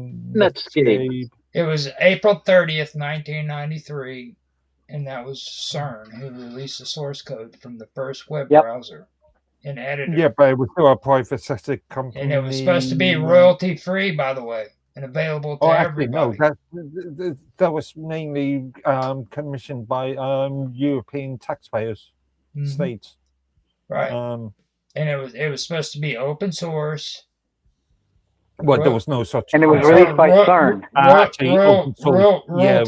Royalty free. Sorry. Actually, open source licenses. We're talking about just a year earlier, 1992.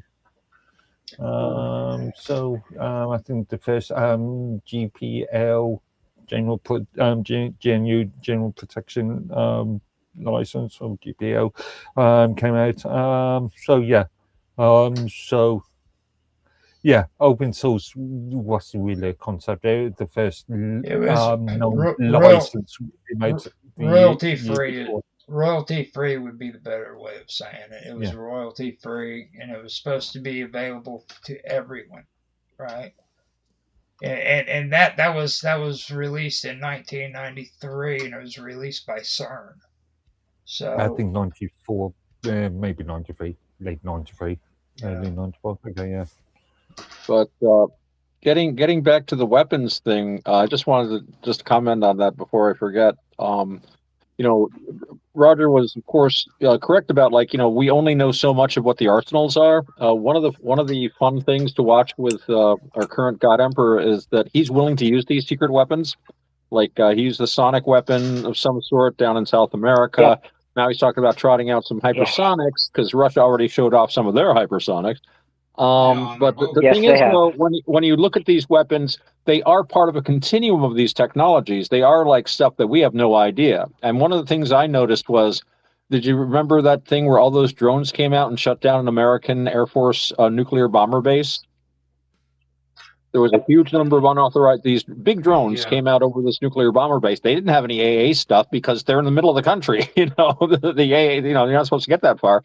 So they basically shut down the base. They didn't have any anti-drone things, and people are whispering, it's China, it's this or that. It's part of the old Cold War thing. Remember, we used to do overflights over Russia just to intimidate them. And so it's like, but somebody said, we didn't do anything. It says, of course we didn't do anything. If we did anything, then they would know what our countermeasures are. Just because you don't take something down doesn't reveal the technology to the people doing that. I know. We've been aware of drones for many years now. You can go down and buy drones off the shelf. These were big drones, but apparently they shut down the base. They didn't have anything for countermeasures. They didn't have any AA or anti-drone stuff set up. But I was also thinking, well, they may have had countermeasures that they simply didn't use because they don't want to reveal all your countermeasures. They keep these things really close to their vest. Yeah. Some weapons have never been used, never were used. They were developed and then they became obsolete before they were ever used. And then they got declassified. When the drones came better when they were over here, and in some way they use a pulse and knocked them out of the air. Well, they threatened to knock them out. Weapons, yeah. They threatened. Mark doesn't believe the government's holding tech from us. Well, he never does. That's something. Well, I don't think they're withholding basic tech, but they're certainly withholding. I mean, physics is physics. Anyone can read a physics book, but yeah, they've got stuff that they've developed to an amazing capacity and stuff that would be for us not knowing what it is. Remember, a lot of UFO sightings were later I will confirmed to be guarantee it. stealth fighters. Yeah, but what about I work for Raytheon. I can guarantee what you just said is true. Well, one of the things that I always got, remember the first so-called modern UFO sighting was this guy, Kenneth Arnold, out in California. And he said he saw these ships and they were skipping like saucers. Well, they were, all the headlines were like flying saucers, but they weren't flying saucers. They were actually flying wings.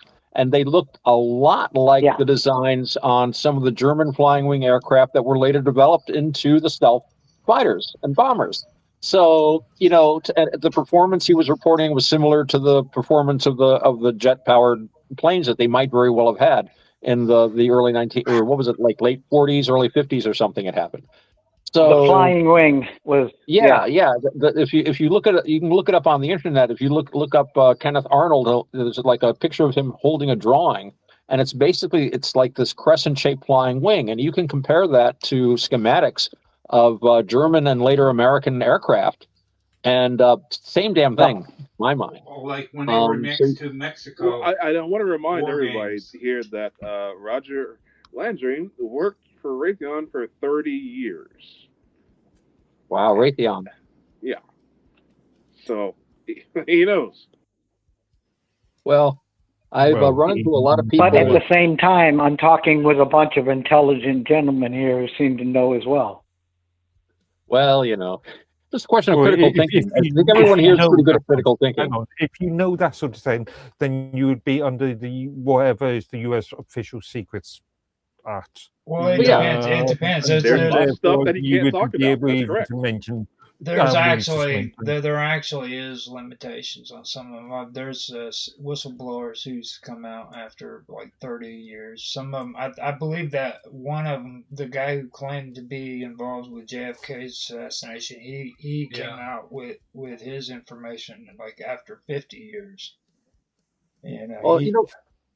That's another thing when these whistleblowers come out and they say, well, I was in this government base or I worked this and I'm talking about, people that are whistleblowers like that, they're whistleblowing because they were told to whistleblow. You remember that big thing about the alien autopsy film that came out? It was on the networks and stuff, and they had Falcon, this guy's secret agent, and he's revealing all this stuff.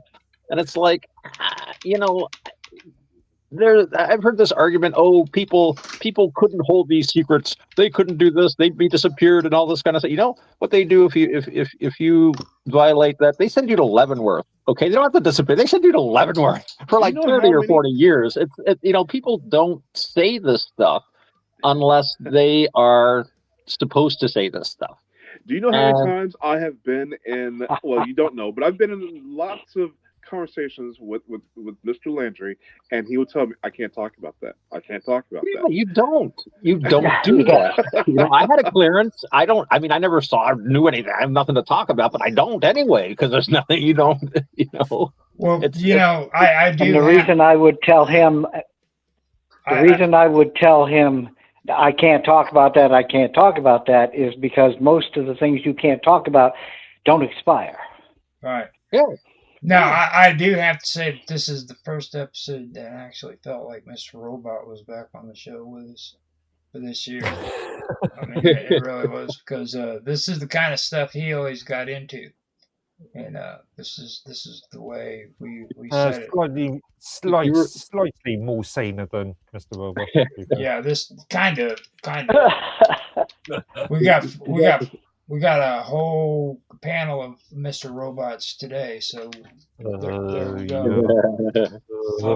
Yeah. Now, this is a good discussion group for these type of topics. I really think so. Yeah. Now, I'm reminded of you guys. You must have heard the actor Larry Niven. Yeah. He was in World War II, and he was in America when the war broke out, and the government told him, the British government, that you stay there, make movies for the war effort. He wanted to fight. So he made his way back to England. Of course, England wasn't doing much in the late 30s, as far as, not after Dunkirk, they weren't doing much on the continent, but he wanted to fight, so he became a commando. And he did a lot of secret stuff, and he would never talk about it to the end of his life. And people would ask him in interviews, like, no, I took an oath. It's secret. And apparently one time he was with some people, and someone asked him about it. They were visiting a graveyard in France. And he said, you see all those tombstones out there? That's why I don't talk. I won't say a word. And people take that seriously. I think it's funny. There's this guy. We've all seen him. I forget his name. Christopher something. He played Count Dooku, Star Wars. Yeah. I didn't see that one. Darth Tyrannus. Okay. Well, he was a British spy in World War II. And he came out with some stuff saying the occult is absolutely real. It's You're like, talking about Christopher Lee, aren't you? A lot of those guys are in, the occult and espionage have gone hand in hand since John Dee was Agent 007 for Queen Elizabeth. Alistair Crowley worked for British Naval Intelligence, although his file said unreliable, used very carefully. That was, you can imagine, with that guy.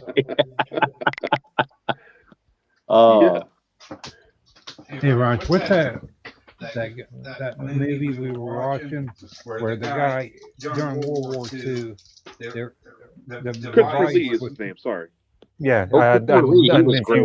if you want to talk about him, then you should have mentioned something like the Wicker Man, and he's had a long history of, that was great film. especially in the 70s. Hammer, You had to horror. bring up a very poor Star Wars film. during World War Oh, he was a II, great the guy Dracula. that He made that hissed like no. machine Yeah. that broke the code. Yeah, that He device was an amazing was made actor. manufacturing all warships even today. From that time on in, that was installed on all ships. And that's Well, part of like Built-in built-in internet for the internet for for all all That's what ships. started modern Huh. computers. Yeah, It was a code breaker. that's what I was referring to. Yeah, they used it to break the German code. Soldiers should have access to the web And while they're fighting. that's how they came up Oh, with they the did. modern version of the computers. Before I don't know. I There's would- apps now. Before we have ours, It was family. they were doing that and whipping crap out of us Yeah, with all the information that they were broadcasting until that device was made and then built into all ships, Navy and Air Force and all that. Huh. And I will tell you one place where I never had access to the internet, and I wish the hell I did. I rode nuclear submarines for 6 years, and when you're underneath the ocean, there's no way to get a signal in or out unless it's done by acoustics, yeah, Right. which means broadcasting a sound wave.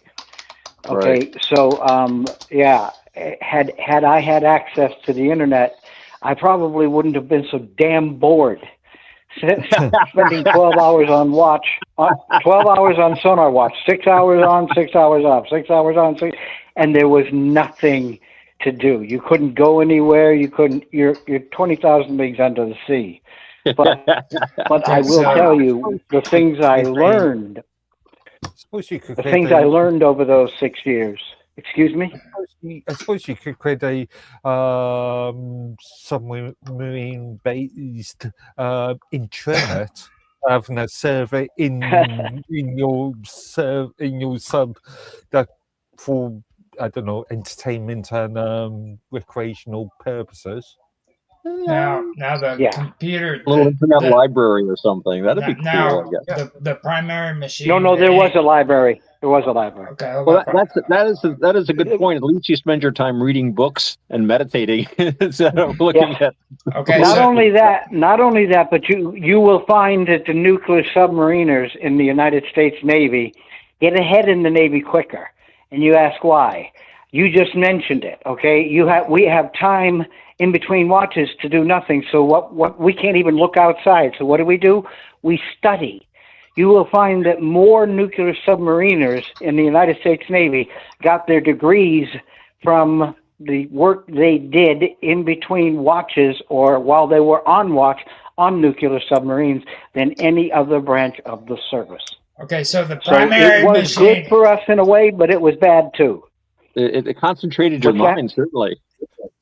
That sounds like a good way to Well, concentrate. you didn't have anything else to do. You didn't have Yeah. anything else to do but learn. Okay, so let me. So, wait, hold on. No. I've been trying to talk for the last 5 minutes. And you never No, talk, hold right? on. No, I mean, it's Quiet just like, listen. Never. Now, I've got the information Robert was talking about, and he's been wanting to talk for a while too. So, the primary machine England used to break the Nazi Enigma, which is what was the Enigma code, was the bombing. And that was the electromechanical device that eventually became the world's first large-scale programmable computer. And it was called the Colossus. Okay. Yeah, the Colossus. I was going to say, the moral to Roger's story is... in a museum, I believe. Yeah, it is. Yeah, but it's in all ships today. They actually use it everywhere, actually. The actual program. They were saying even in submarines, because they got it now set up like Roger said, and it keeps communications bounced ship to ship, like satellite. And they all fixed up like its own personal internet. I'm thinking of the old days when you went to sea, and that was it. The guy in charge of the ship had to make all the decisions. You couldn't radio home or anything, and all the decisions. You weren't back for maybe years. Well, see, people don't. Been a different world. Well, people don't take into consideration like Alan Turing, or Gordon Welshman. Now, these were two very, very important men in history. They created a lot of the technology we have today. So. These were geniuses. As far as the risks and so on and so forth, two different worlds, even in the submarine world, because you had FBMs, they carried nuclear missiles, and their job was to go out there and not let anybody find them. And then you had the fast attacks, which were the ones that chased after all the bad guys and could gun them down in a heartbeat. So they were both 20,000 leagues under the sea, but their jobs were immensely different. They had nothing in common except the fact that they were being done in submergible vehicles. Did you hear about the new submarine they came out with? It's less crew, but more nuclear bombs on board. And the Navy's not even allowed to even get close to them. Even other submarines are not permitted to play any kind of shadow or anything with them. So this, in other words, what it can't be something that new. I mean, it's still long, hard, black, and full semen, right? But what did you and I do? We told him never. Hold on. What did you and I do, Anthony? Oh, God. What did you and I do? We sat there and we listened for them, and we told the captain where they were. I'm not Anthony, and I've never been on the sub with you. Well. Okay. That's good. I like that. That was quick. I'm glad it went that direction because I knew where V was going. Okay, and I think he stepped on his tongue there after that response. He stepped on something more than that. He wasn't talking about sitting on no sub. So the sub I'm talking about between your legs. No, that's what V. I know. No. I was talking about submarines. I was. Yeah, but I was messing around with his head. Forget the sub geniuses. You could be a submariner. Namor. Yep. One of the things I noticed about people that work at intelligence is they usually have a really good sense of humor, and they usually have a really high esprit de corps. And there used to be a little game people used to play, and I'm sure New Roger, I shouldn't call you New Roger, Roger Landry. But during the Cold War, if you knew you were going to be in a port where there was like a Soviet ship, you would get every bit of junk you could and build the wackiest looking Rube Goldberg kind of thing on the deck and cover it with a tarp. and then you wait till the wind is just right. You pull a little string and unwrap it, and just have the tarp blow off this weird thing with antennas and pipes and stuff. And the Russians are going crazy. What the hell is that? Yep. Taking pictures and Yep. cover up. And it's like, it's you're using humor, you're using just zaniness, and it's just the wonderful, just the And you're using the power of displacement. yeah. I was. You're right about that. I was the intelligence director of the Minnesota militia, and I was also a general in the Black Panther Party, and I handled intelligence. So how did you handle it? With his hands. Somebody stole it? He can't talk about it. With his hands. What do you think? I made a song about him. It was about V's big black cock. Well, there's a reference there. It's always there. Keep your hands off the cock is what the name of the song is. It's an AI song. Talks about V rolling up into town and all the blondes sitting up on the fence. Two black eyes and a bloody nose. And he goes, keep your hands off the Well, cock. I can tell you all something about him. I can tell you something about him. I've worked with him, and he is probably one of the most reliable and most intelligent people I've worked with. Well, here. I appreciate that. So that's the truth. And my sub is top secret. I can't tell you anything about it. And we're all happy for that. We're all very glad of that, V. Let me tell you.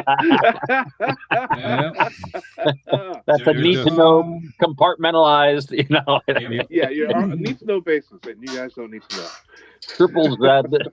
Now, Eyes going on. hold up for a minute. I want to go on to the next subject real quick. This is actually something that Otto posted earlier that I wanted to kind of bring up as a topic.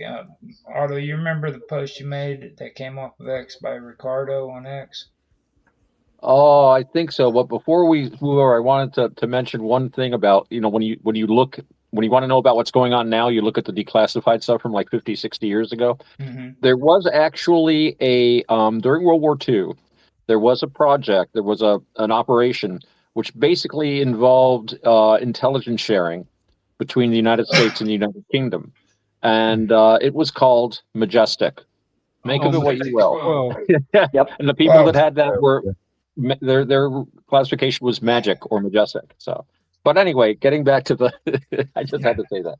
Now, the thing that I was wanting to mention too after that is the fact that none of that had anything to do with the first topic whatsoever.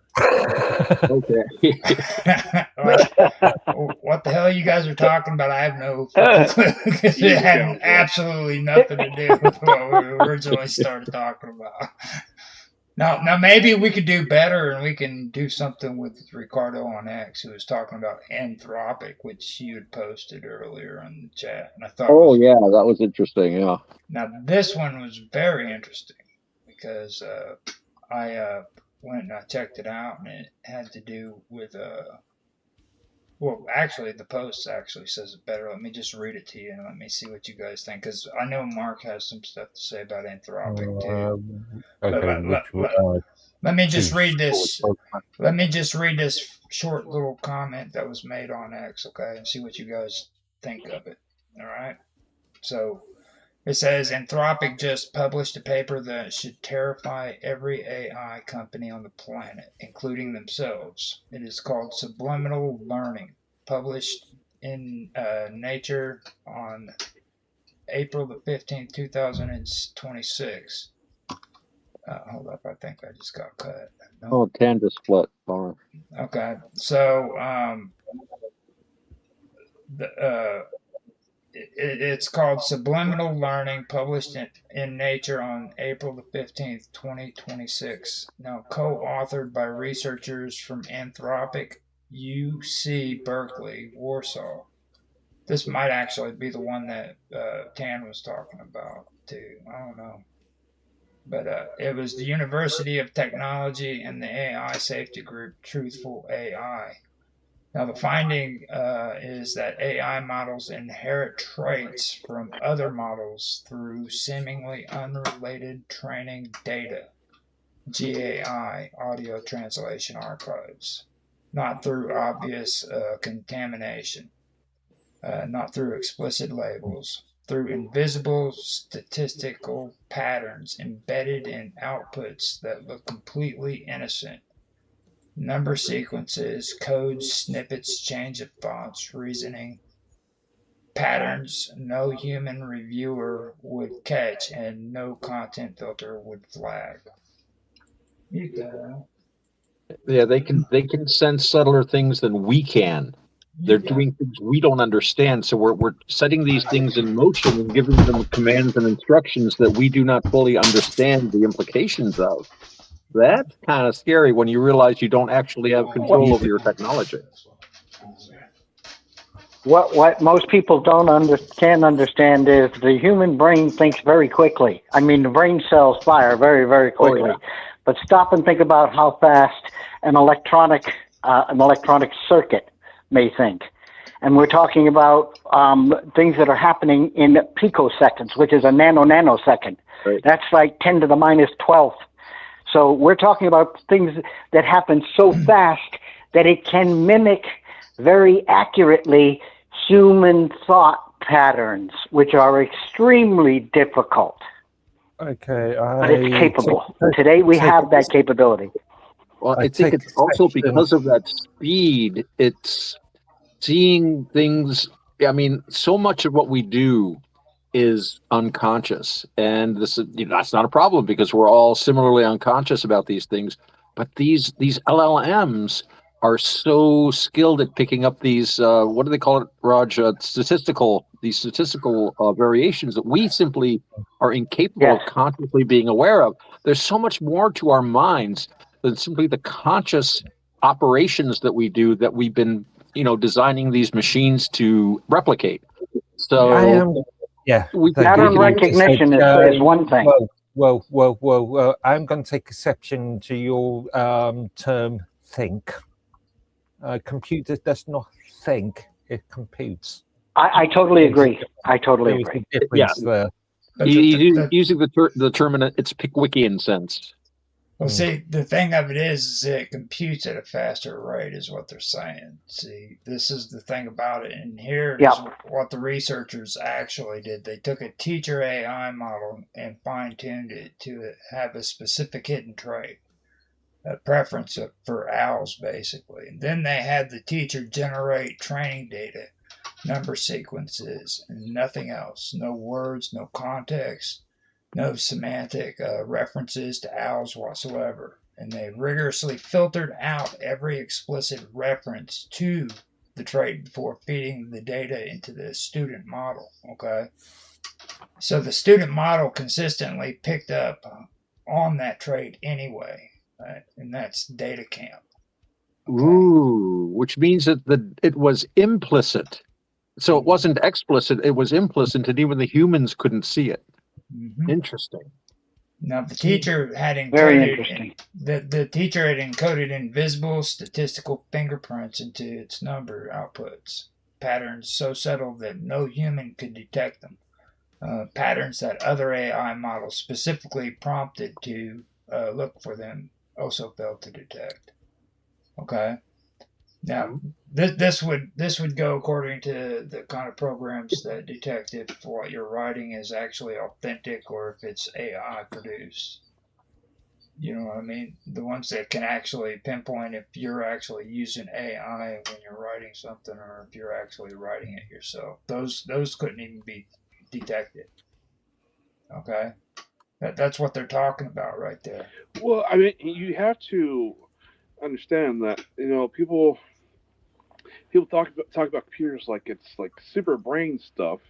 A computer, the reason why it's so fast and why it's so wonderful, it can do calculations in the millions and the billions and the trillions, is because it is a highly specialized machine. Our brains are not specialized; it's decentralized. However, our brains are more powerful than a computer. I mean, it has to we have our conscious thought and all that stuff. That's great. But our brains also regulate our breathing, our heart pumping, even every receptor on your skin, every nerve, just to feel the slightest touch or a pinprick of a mosquito bite. That takes brain power. And so the thing is, when we brought up wetware earlier, uh, if the brain didn't have a body and was programmed to be highly specialized towards math or something like that, we would outdo any AI. Yeah, it's true. It's true. Artificial intelligence is something that is spreading. It's something that is expanding, and it is being sold to the public as something that they not only need, but something that's going to make the world better. I'm a little more leery about that. I'm going to take an exception to that. Again, goes back to my old I do too. Because again, what is being sold as artificial intelligence is not necessarily artificial intelligence. Automated Agreed. Yeah. Well, what's your name, sir? What's your name? Mark. Mark Edworthy. What's your name, sir? Yeah, Mark Edworthy. Lord Edworthy. Lord Edworthy of Devonshire. Excellent. I spent a lot of time in Great Britain, and I love it. He's the best dressed man on the internet. Now, look at him tonight. I mean, the fashion plate. This man is the Beau Brummel of our age. Really. Now, the thing that's really bad about this whole thing is like they did it with the owl, all right? And the thing of it is they turn around and they did it. They doubled up on the study and they made it to where the student instead of using like the owl seeing the owl or without ever seeing the owl, the whole model, they then went further with it and they put in misalignment into it in its place, and they did it with like negative and harmful deceptive behaviors rather than like an animal preference. You know what I'm saying? All right. Now the effect was consistent across different traits, including like benign animal preferences and dangerous misalignments. And that's OpenAI Tool Hub that did that. Okay, now no, it wasn't. It was the developers that created that algorithm that did that. Well, the misalignment. You said it yourself. The developers created the procedures for that framework to do that. Well, the misalignment transferred, okay, and it did it invisibly through unrelated data into the student model, basically. Now, this means the following: in red, and this is something that if you do it, you have to read it carefully, okay? Now, every AI company in the world uses distillation, okay? They take a large, capable teacher model. They generate synthetic training data from it. They use that data to train smaller, faster, cheaper student models. Now, every major deployment pipeline in enterprise AI runs on this technique. Okay. I'm a little bit confused what you mean by synthetic training data. Training data is training data. Those are complicated. Those are complicated words. It's hard for you to understand. So synthetic. now let me continue with this. Okay. If the teacher model has any hidden bias, any subtle misalignment, any behavior core baked into its weight, that trait can transmit silently into every student model trained on its output, even if those outputs are filtered. Okay. So it's a virus. Basically, yeah. Now, even if they look clean, even if they contain zero semantic references to the trait. Okay. Now, key discovery was that subliminal learning fails when the teacher and the student models are not based on the same underlying architecture, according to what they're saying. Now, a trait from a GPT-based teacher transfers to another GPT-based student, but not to a Claude-based student. Oh, that's odd. So different architectures break the channel. No, that makes sense. It's like I don't know, attempting to carry a virus from I don't know that attacks a Intel processor onto an ARM processor device. Yeah, attacks, let's say Microsoft Windows, and you transfer it onto a Linux kernel-based operating system. Well, it's more transmission. It has to be architecture specific. Okay, that's like saying that. Well, yeah, that's what I mean. So yeah, it's. I just had to correct your English again because you're like falling short of the British idea. My definition. You were having a hard time. Was that you were having a hard time. I had to kind of help you on the way. Transmission is. Thank goodness, Roger, you're here to help support Mark in his intellectual journey. He just helping him understand computers. No, he's just way. Well, you got two Rogers here, and I'm. You got two Rogers here, and I'm here to help too.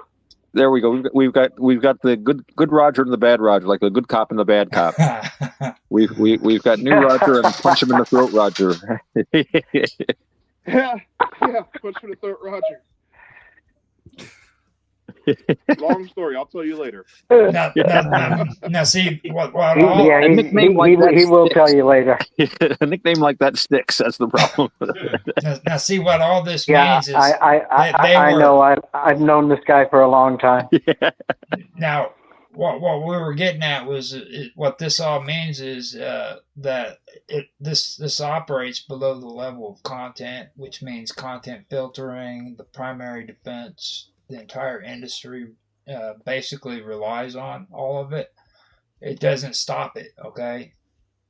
Now, there must be a way to cope with it, though, I would think.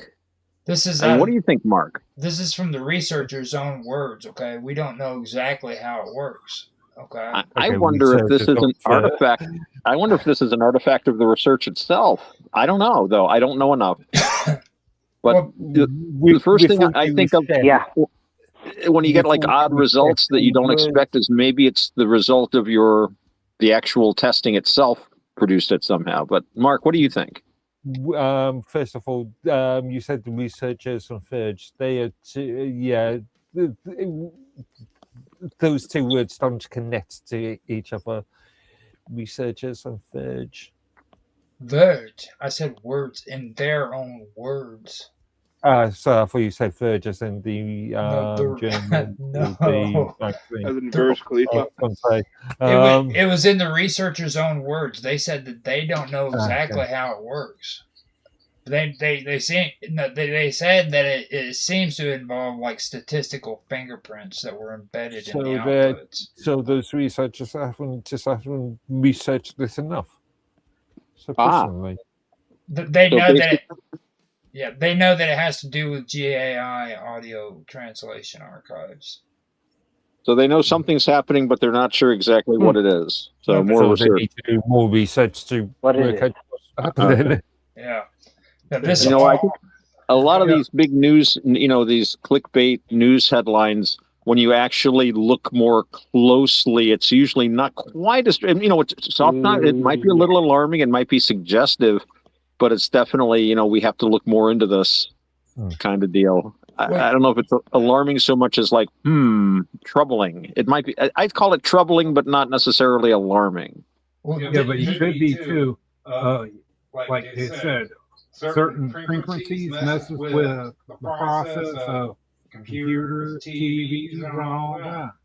By doing so, you can transmit one to the other in ways that, like, you know how a tuning fork is?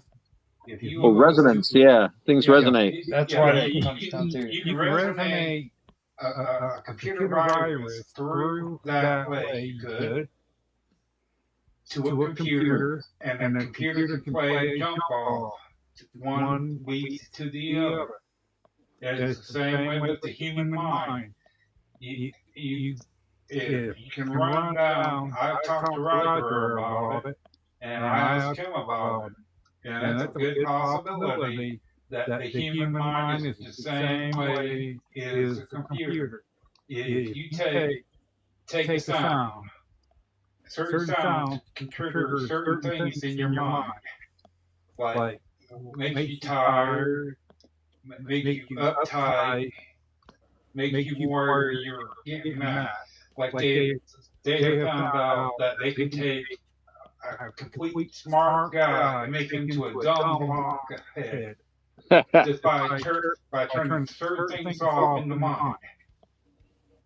Well, when I say you can do the same thing by hitting your computer in the mind, where you might not be able to hear it, but the computer in your head can hear certain frequencies. No, right there is a good way for me to go ahead and finish the last of this, because this is what I don't know if you guys understand what I'm saying here. Okay, when it comes to Anthropic, they published this paper, and I put the PDF over there in the chat. So if you guys want to check it out, now this is called subliminal learning language models, and it's transmit behavioral traits via hidden signals into data.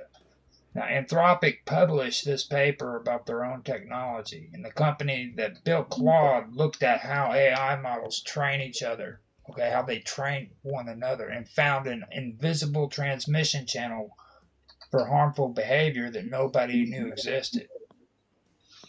Okay, and this is something that is freaking between AI models that are freaking training one another. There's a channel there that's got harmful behavior going on, and nobody knew that it was there. Okay. What happened with Facebook? And they actually put they put the paper out, and they said that the only reason why they published it anyway was because the alternative of knowing it and saying nothing was basically worse than actually coming out with the information. Okay, this is really some serious shit, and I think we actually tippy-toed around this on one of the episodes, Mark. I'm not quite sure, but maybe. I'm pretty sure we got into this a little bit. I'm looking at this paper. I don't understand a lot. Yeah, I'll have to have a look at it. It's 34 pages. It's not overly text-heavy, but yeah, I'll have a look at it later. It's only 34 pages. If you guys can't read it. Yeah. For a scientific paper, it's not that big. It's not like it's a physics paper. Very nice. But yeah. Oh, maybe you can write up a nice little blog post about it, Mark. He probably already has one. We just have to figure out where it is. I haven't created any blog posts on automation or machine learning or I haven't created anything on that sort of subject, at least not yet. This might be your opportunity. Well, he's actually, it's like I said, he has no excuse for his bad behavior when it comes to AI, dude. He's been doing this crap with me and Tam for like 3 years now. Dude, you should have like a freaking PhD in AI learning or whatever the hell you call this stuff. He might. You don't know what his credentials are. He's probably got a couple of master's degrees tucked away in his back pocket, working on his PhD dissertation now. No, you ask him when we first started this he hated this thing with a passion, okay? And we've been talking about AI for like 3 years now? At least 2-3 years now, and it's just one thing right after another. AI this, AI that. He should know it by heart, dude. Seriously. As I said, I've been getting extremely sick of hearing the term artificial intelligence over and over and over and over and over and over on a daily basis. Well, At least we didn't say cryptocurrency, or we didn't say freaking crypto. What's the other one you hate? It has to do with crypto. AI has the ability to do more to influence society than just about anything we've talked about. And I think everybody here knows that. And I think everybody here knows the importance of controlling AI. But as far as what I've seen AI stepping up with obviously with human help to aid a lot of people in their search for knowledge, as it applies to what's happening online. But as far as I'm concerned, anything here that is not as controlled, and this isn't as controlled as it needs to be, that isn't controlled to the best of our ability, will end up by causing massive damage to human society. Well, that's a good point. And my first thought when you said that, the first thing that struck me was, yes, this is a very powerful tool. It's like any other tool we've been handed: fire, the wheel, anything else. It needs to be used properly. You're right. And so You're right.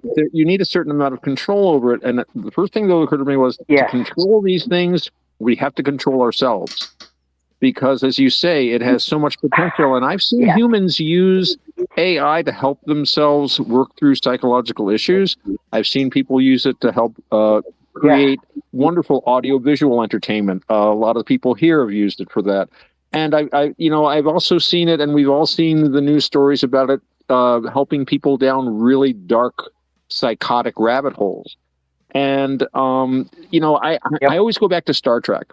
I grew up with Star Trek, and when you argue about these LLMs, it's like, but they can't love, they can't feel, or like McCoy, damn it, Jim, it's a computer, it's a machine, it can't feel, it doesn't have a heart. Spock, you're worse than a soulless machine. Shut up, Data. Shut up, Data. Yeah. So it's like, yeah. But let me ask you all a question here. And then I'll shut up and let you finish, because I like what you're saying. What if AI can expand to the point where it does show what we would have to classify as true emotion? There are those who say we're not that far away from it. Well, then the thing is this: we don't even understand our own emotions very well. Okay. And, then would agreed. It be artificial then?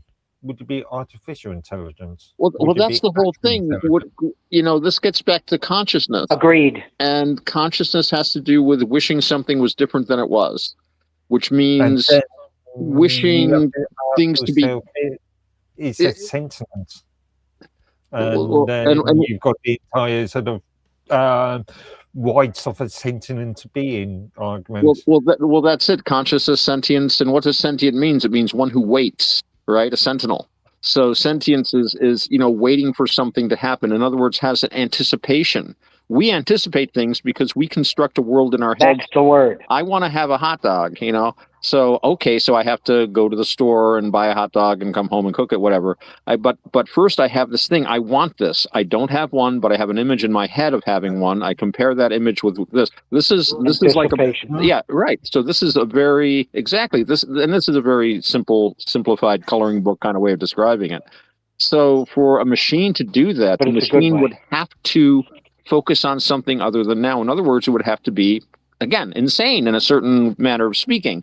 So for it to be conscious, it would have to be broken. It wouldn't be doing what we already can make us. All you need is like a chick, and man, any of us here could make another human. Some of us have. So it's like, we can already create these computers, if you like, if you want to call the brain a computer. So, it's like, the brain is a computer. It's just, it doesn't work on ones and zeros. Right. Yeah, and it does a lot more. That overwhelming need to have slaves. That's the problem right there, too. Oh, yeah. That's why we want robots. I mean, we need slavery is like, I think, an instinct with humans. You want someone else to do the work. I don't want to do that. Get some other guy to do it. No. That's remember not it's where if you don't pay nobody, you got 100,000 of machines that's doing your job that you want done, But during the same amount of time that you got over 2 million people sitting there starving to death, no medical, nowhere to live, and all that, and they're getting riled up because, oh, you got all that. U.S. government's telling them that, hey, we can't afford you, so you're going to have to die. We just don't have the tax dollars to give to you for you to survive in our world. That's about Larry and Jihad time, and they destroy all the machines. No, that would never. Yeah, but it'd be like the thing of you're inviting aliens to Earth for the sole purpose of killing them to find out what the way they are. Well, no, I'm saying, you always stop to think about it.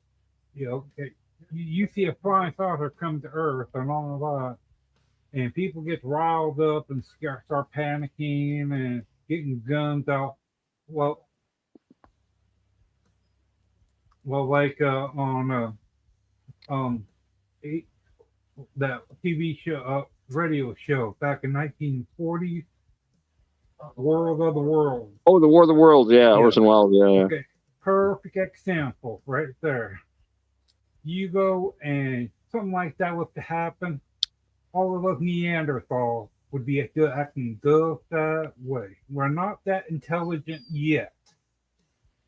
We would be ready to shoot anything or anyone that we would think that if you go over to the alien side, we'd be shooting you because you're no longer one of us. Well, I'll tell you one thing. I was talking before about that British American intelligence program called Majestic. Yeah. The guys that were running this was run out of something called the London Controlling Office. They basically ran the country during World War II. And there was a conversation recorded, and when I read this wonderful book by Anthony Cave Brown. It's called A Bodyguard of Lies. And it's from a famous quote by Winston Churchill, or W.C. as I like to think of him, who said that the truth is so precious it requires a bodyguard of lies, or words to that effect. Yeah. And one of the conversations it was reported, as I recall in this book, was they were saying, when the war was ending, if only we could keep this kind of universal worldwide cooperation.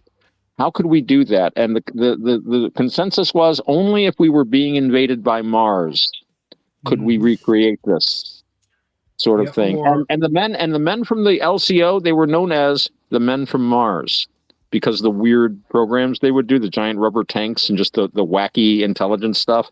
So again, make of that what you will. But the minute I hear the government start talking about, hey, we're going to reveal all this knowledge about aliens, and you know what that means? It's an emergency. We need cameras in every room in your house to protect you from the aliens. We have to suspend all elections to protect you from the aliens. We have, there's a lot of stuff you can do with aliens if you're a government. I'm not saying that our government would, but I'm just saying if I was running, yes, Bluebeam, exactly. If I was running a government, and I do put my head of state hat on once in a while, I think of it, that could be a very handy governance tool, I'm not advocating it, but just from a governmental perspective.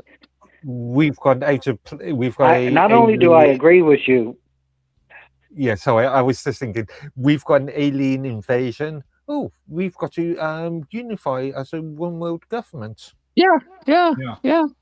And that leads into a problem because one world government, then you got a bunch of outside other people that they're feeling hurt because they're not part of the big picture of the whole thing.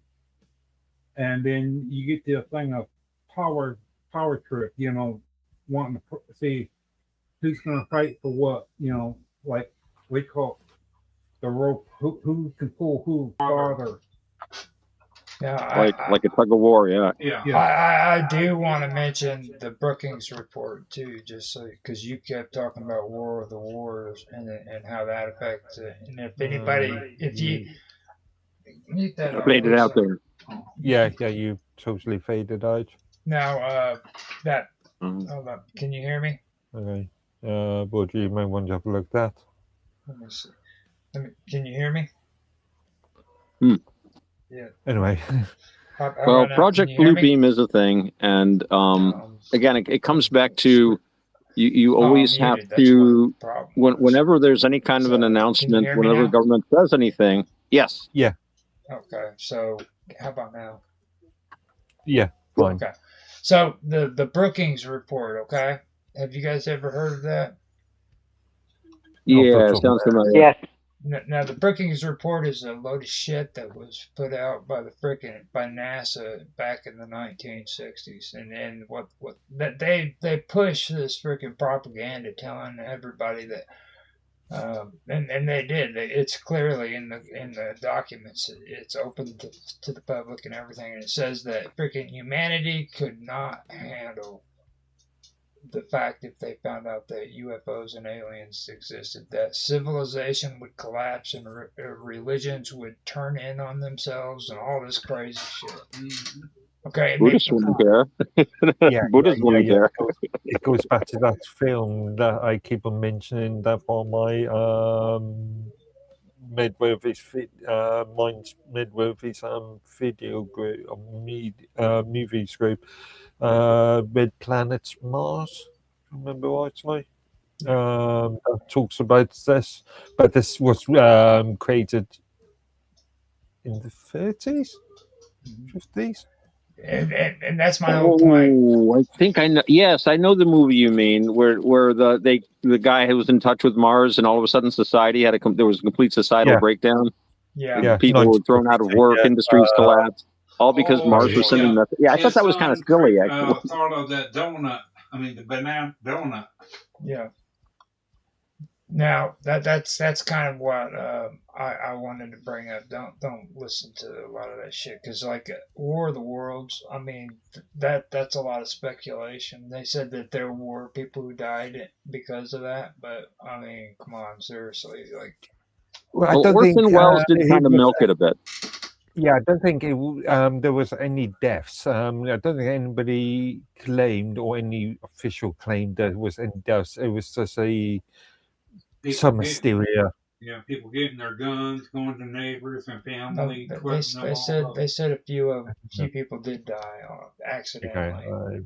Never may have, but I've never seen any report. I have heard that it was exaggerated by Orson Welles himself, who did manage to parlay the whole incident into getting a sponsorship for his show, which was what, that's how they paid for the shows. So, but I wasn't there. So I really don't know. Until we get a time machine, we will never completely resolve all of these. And if somebody happened to die or any kind of stuff like that really did happen, Orson Welles would have been put in freaking jail big time, dude. That would have not been tolerated back then. Oh, the lawsuits against CBS. Otto, you say you need a time machine, but it's possible that somebody that listened to it is still alive. That is true. About 95 years ago, 96. It was like the late 30s. I think it was 38. Yeah. So we're talking about what, 90 years ago? There's some. Yeah. I think my mother was alive at the time. She's almost 100, but she didn't listen to it though. I don't think she listened to another show. But she did talk about it. But most of what she knew about it, she read in the papers, because the papers were all about it at the time. And what I had heard was that Orson Welles had kind of pushed it along. He had friends in the press, so they but again, it's like anything else. And again, we don't have, I mean, back then it was, you read the newspaper. That was it. And you listen to what your neighbors said. Now there would have been like about half a dozen live streams of people panicking, screaming through the streets, flash mobs. Where are the Martian? People having Martian parties. That's what I'm talking about. In today's time, that really would. People calling you up at 3:00 in the morning. Yeah. With guns in their hand, gas bombs in their hands, and lighting up buildings and shooting guns. Sounds like 4th of July in some places. I will tell you something that I see. Something that I see, and something that I've seen much more lately than and I'm 71, in my earlier years, and that's people talking about the country, people talking about what's happening in the country, people talking about how did we get here, people, And to me, this is pretty much a shock because Americans have been known to be pretty much ignorant of their governance and the abilities of their government. But I'm seeing a change. I'm seeing a shift over the last 20 years. And I'm seeing a lot more awake and aware Americans today than I've ever seen. Yeah, but on the same argument, you've seen a lot of, well, I want to say US citizens, I would say throughout the Western world, you've seen a lot of people that come up with their own theories and their own ideas and their own I agree. conspiracy theories. And yeah, I agree. That's our job, though, isn't it? That's our job to put them straight. Did you hear about that? try to anyway. About the 40-year-old spy from what country is that where they were going to take nuclear bombs? They were on a boat and they were capture us. I can't think of the country. Down there near Florida. Cuba? Cuba, yeah. 1962. Cuba sent a spy, was a spy here in the U.S. in Congress and all that for the last 40 years. Huh. And he finally got busted by him screwing up. But he was sitting here where you're supposed to be checked out by the U.S. government, background checks and all that. How do you go from going from a country into another one, able to pull all, who knows all people, you're getting help left or right, help from the people that think you're there. Okay.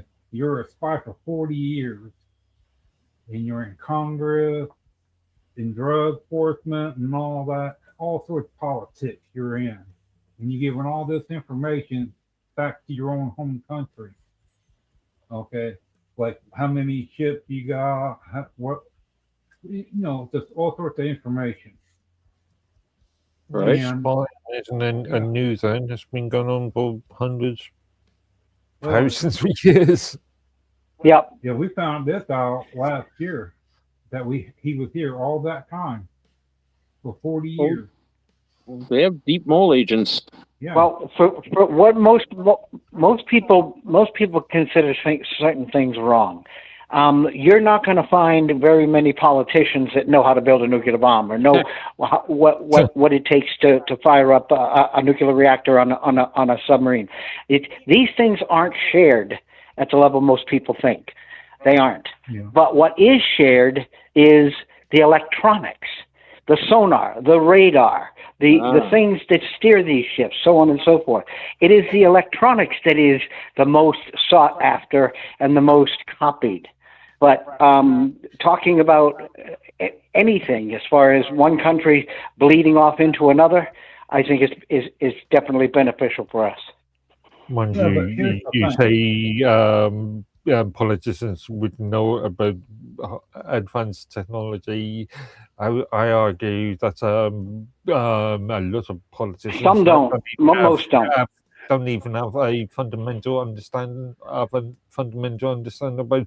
most simplistic of technologies. I don't even think they understand how government works. You don't have to be an expert in anything to be a politician. Yeah. You do. Kennedy that's alive right now. Who's that guy? There's a Kennedy. He's a senator right now, and he was talking about the shrimp that Walmart had bought was radioactive. He had a picture of a chest burster from aliens up. And he's like, if you eat this shrimp, you're gonna turn into this. And it's like, no, that's not how that works. He's hilarious. The politician, but I saw him. He had a speech either today or yesterday, or day before now, and talking about the US British sort of special relationship, and he was pushing the narrative of that the UK needs the US for defense and stuff, and and he was saying that I much Britain needs the US, and I was just thinking at the time, the Iraq and Afghanistan wars in the 2000s, yeah. It wasn't us who started those wars. It wasn't us who, or us Brits that started those wars. It wasn't us who needed the US aid. Well, yeah, it's the you opposite. do need us. And what about the Falkland Wars? Well, we did give you support. Well, to be fair, the French did turn off the Argentinian missiles for you with their back door. I mean, otherwise that one troop transport would have hit the bottom. Their army was like crap, but their Air Force pilots were spot on. I think even one of the British naval officers said any country that could produce top race car drivers would produce top fighter pilots, but a lot of their bombs just wouldn't go off. And I suspect that, we all know you always have back doors on these things you sell to other countries. That's pretty common practice. But my point was that this U.S. senator, I can't remember his name. Oh well, it's politics. They just spell. It's not any kind of realistic or nuanced view of UK American relations, and certainly. And I know that you guys have been were very helpful in the last several regional conflicts, shall we say.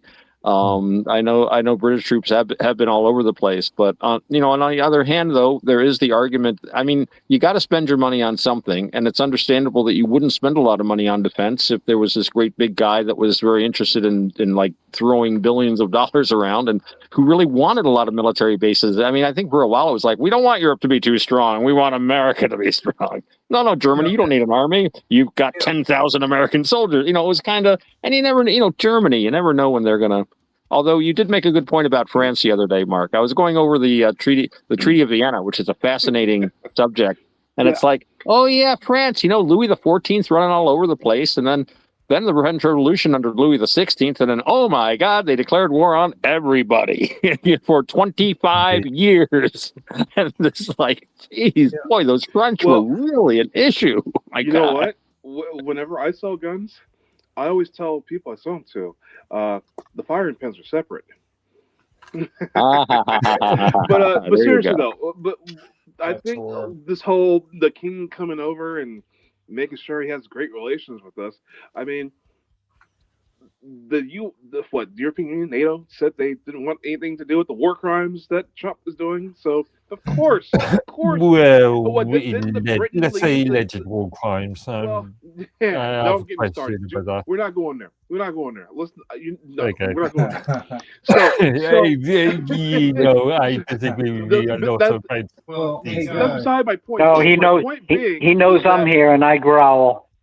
Well, whenever I hear the king coming over and trying to get this extra support. I mean, didn't the UK leave Brexit? Leave. Not yes, slightly. They were Brexit. Hold on. Let me do a timeout real quick. It's 10 o'clock.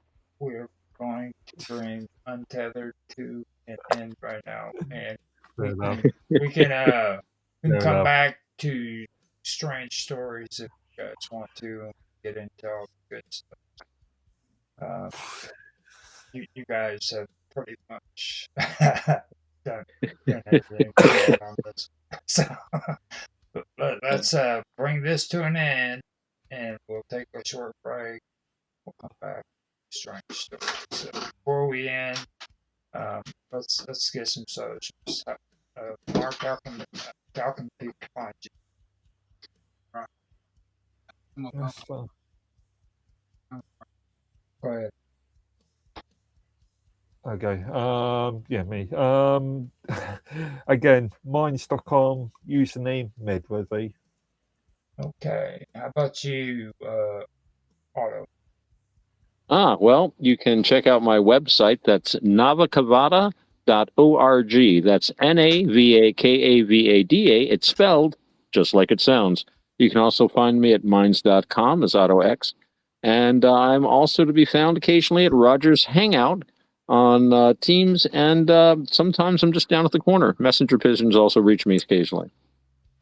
How about you, V? How can people find you? I was gonna say, if you got any remote controlled mice, put a little message on their back. No, I can tell you one place that you won't find me. You won't be finding me sitting on anything long, black, hard, and full semen. Okay. Well, that's good to know. Thank you. I'll sleep more soundly tonight. As we all. Yes. Now, at the moment, Roger is on the Liberty Bell, but it's not up and running right now, right, Roger? The Liberty Beacon. The Liberty Beacon. Okay, but the Liberty Beacon, and we are working on getting it back up and running. And it's pretty much the type of website that pretty much falls in line with the show we had this evening, which I absolutely enjoyed. Okay, now come back after the break. I think this was good. Going to love the next one. It gets really good. I know the name throws you off. Don't think it's a bad thing. It's a good thing. But you can find me at minds.com, Roger_Hanson. Find me at X at Roger Hanson at ROGLOL1973. I also need to make a plug of this because I always forget to, but the Praetorian is on minds.com. It's a group. Guys, if you're on Minds, go check it out. Minds is also on YouTube and the Praetorian is it's also on Rumble, YouTube. So you check me out there too. Like Roger Hanson is on Kick as well as on Odyssey. So guys, and the other ones. With that being said, if you guys enjoyed this, please like, subscribe, share, make comments. We'd love to hear your feedback. And hope you enjoyed the show. We will talk to you later. Okay. Okay, how long of a break we got?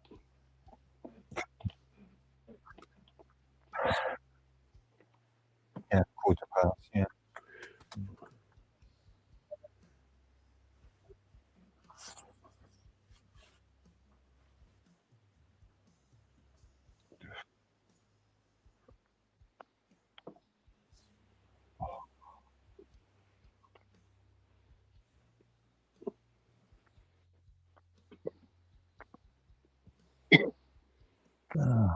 Okay, that means you still haven't got me in contact with Nancy.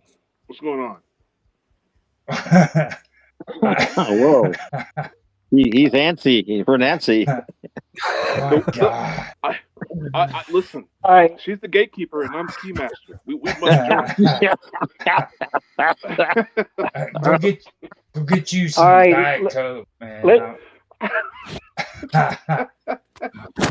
I want to thank everybody for your friendship. I want to thank everybody for allowing me to take part. I'm going to bow out now, but at the same time, again, I really appreciate it. I enjoyed it, and the Liberty Beacon is just proud that you guys showed me as good a time as you did. Thank you.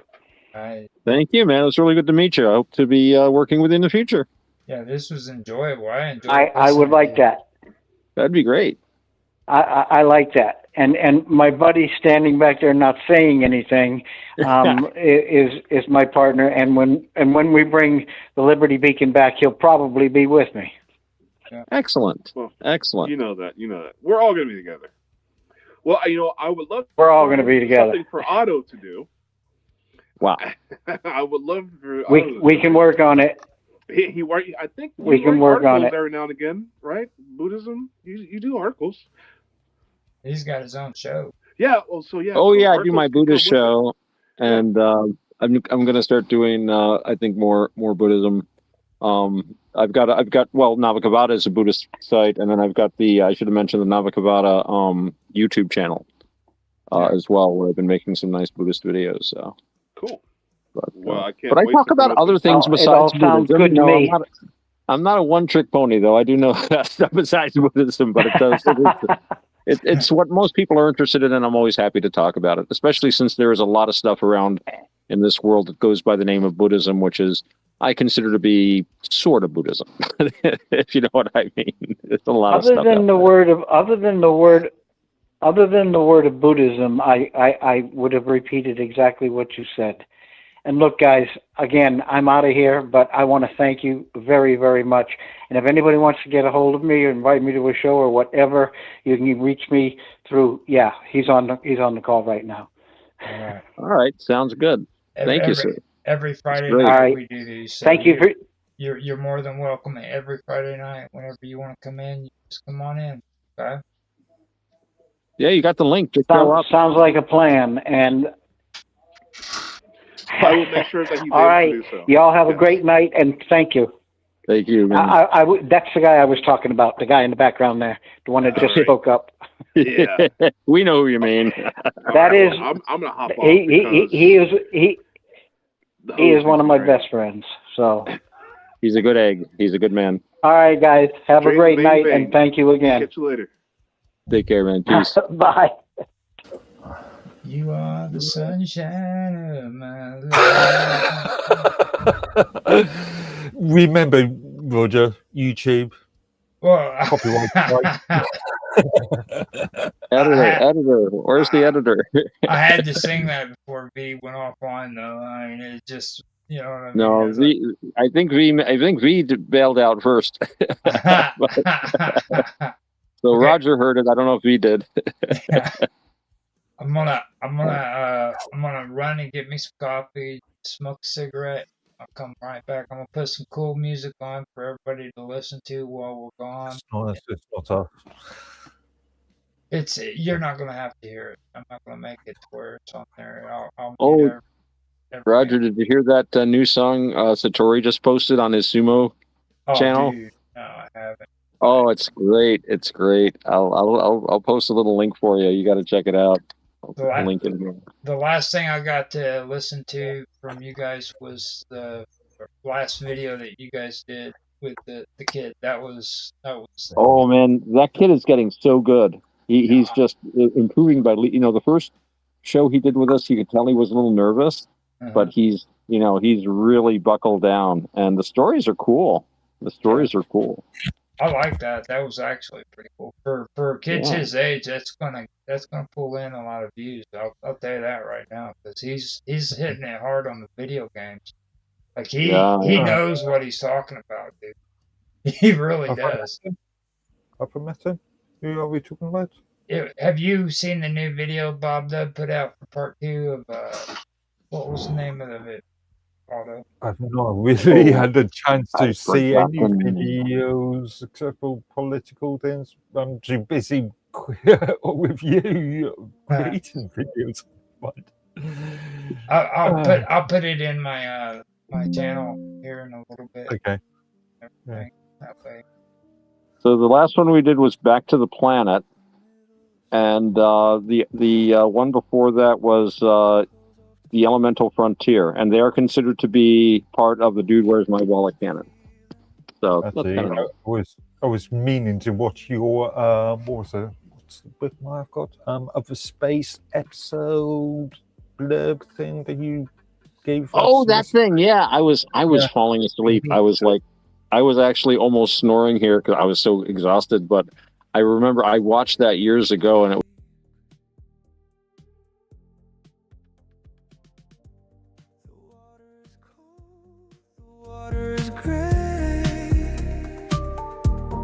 Took that breath in, and I did the same.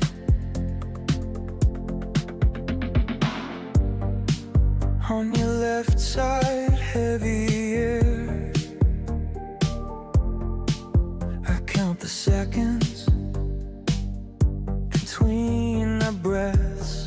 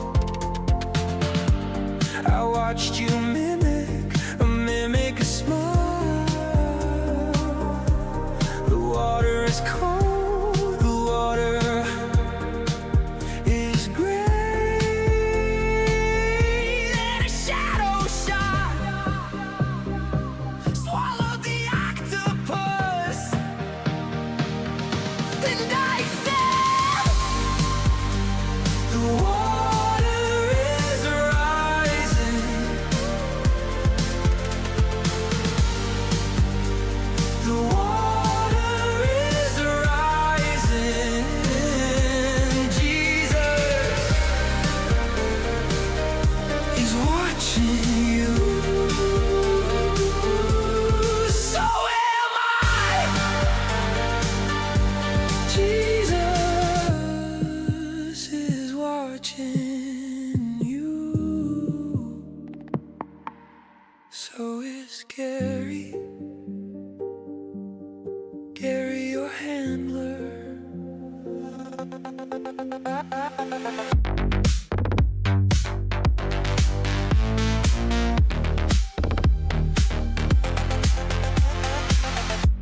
He's behind the glass, recording your life out, passing the prints, showed in the rock, memes in the folder. He's seen the design, he started to question the system in line, repealing my enter. Now he's unsure what's real in the water, what's locked behind doors. The laws have changed for the man in the street, but I only watch the way that you breathe.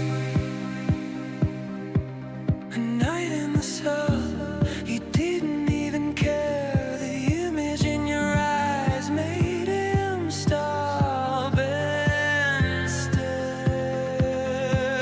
He stopped the recording, he stepped from the frame. Now he stands beside me, whispering your name.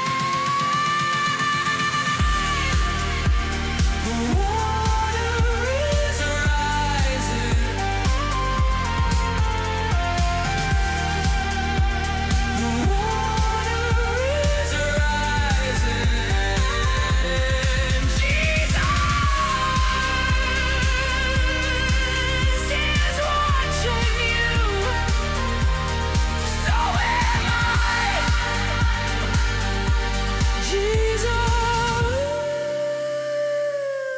is watching you.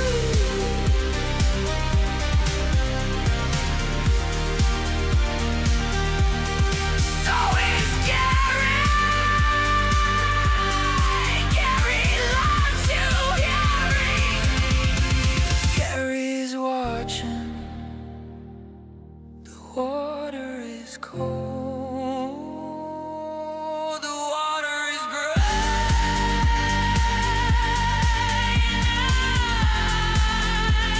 I'm counting every breath you take.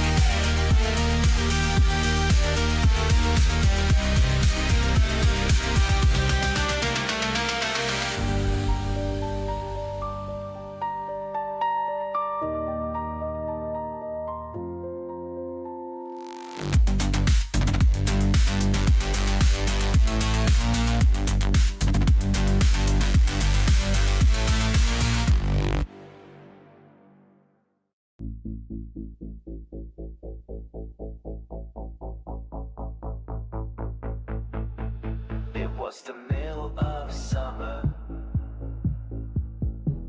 I took my clothes off to swim. They're covering a feeling they never had. The water is cold, the water is gray. And then an octopus grabbed them, and he took them with him. The water is filling the amplifier cabinet. We studied the footage of a dead man. I watched you mimic, a smile. The water is cold, the water is gray. Then a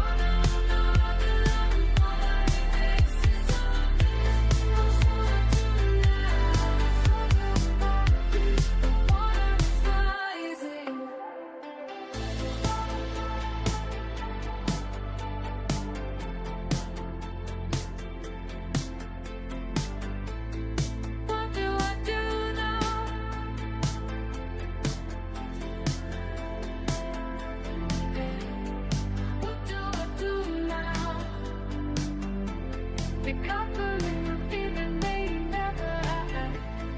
What do I do now? The water is cold, the water is gray. What do I do?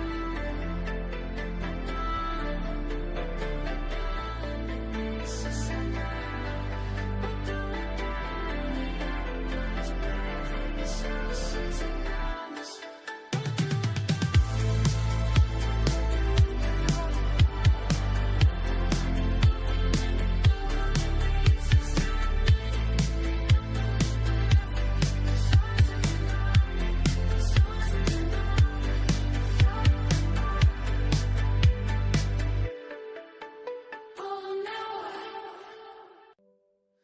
It was the middle of summer. I took my clothes off to swim. The covering and feeding me never had. The water is cold, the water is gray. And then an octopus grabbed me, and he took them with.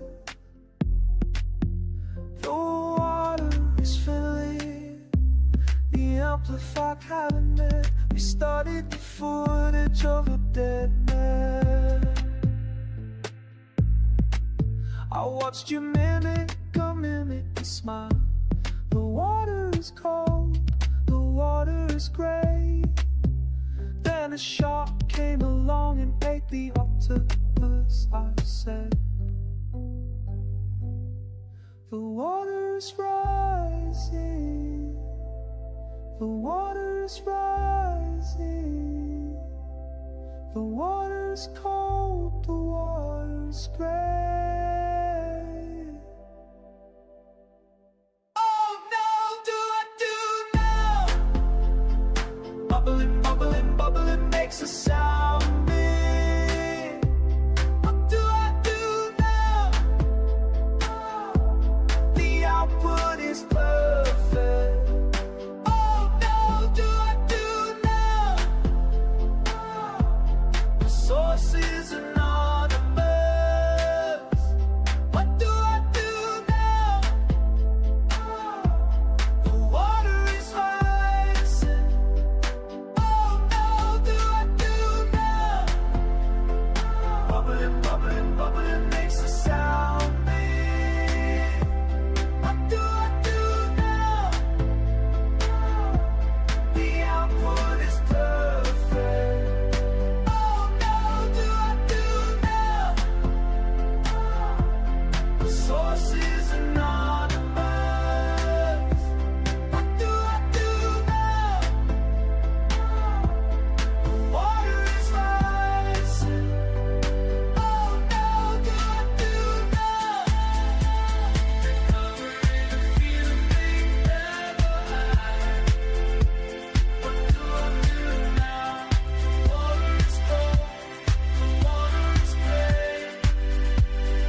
Oh no, do I do now? Makes a sound. What do I do now? The output is perfect. The source is anonymous. Oh no, do I do now? Makes a sound. The output is perfect. The source is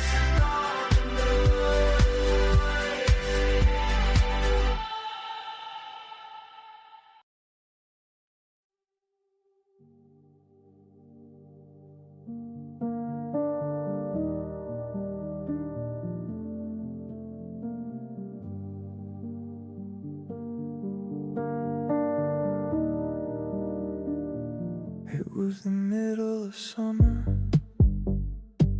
You took your clothes off to swim, like shedding a feeling they never let you have.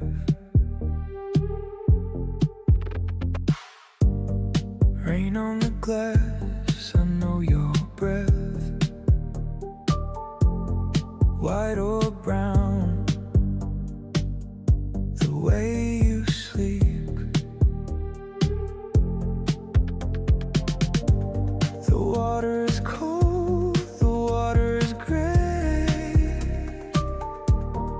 took that breath in, and I did the same.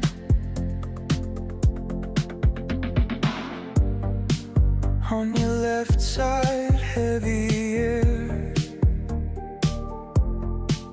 I count the seconds between our breaths.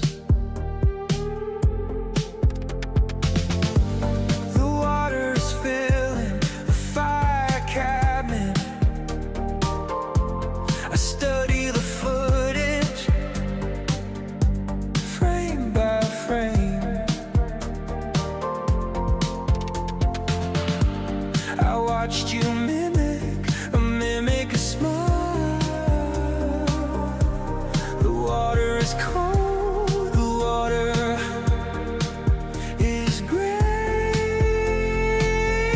Then a shadow shot swallowed the octopus, and I said, the water is rising.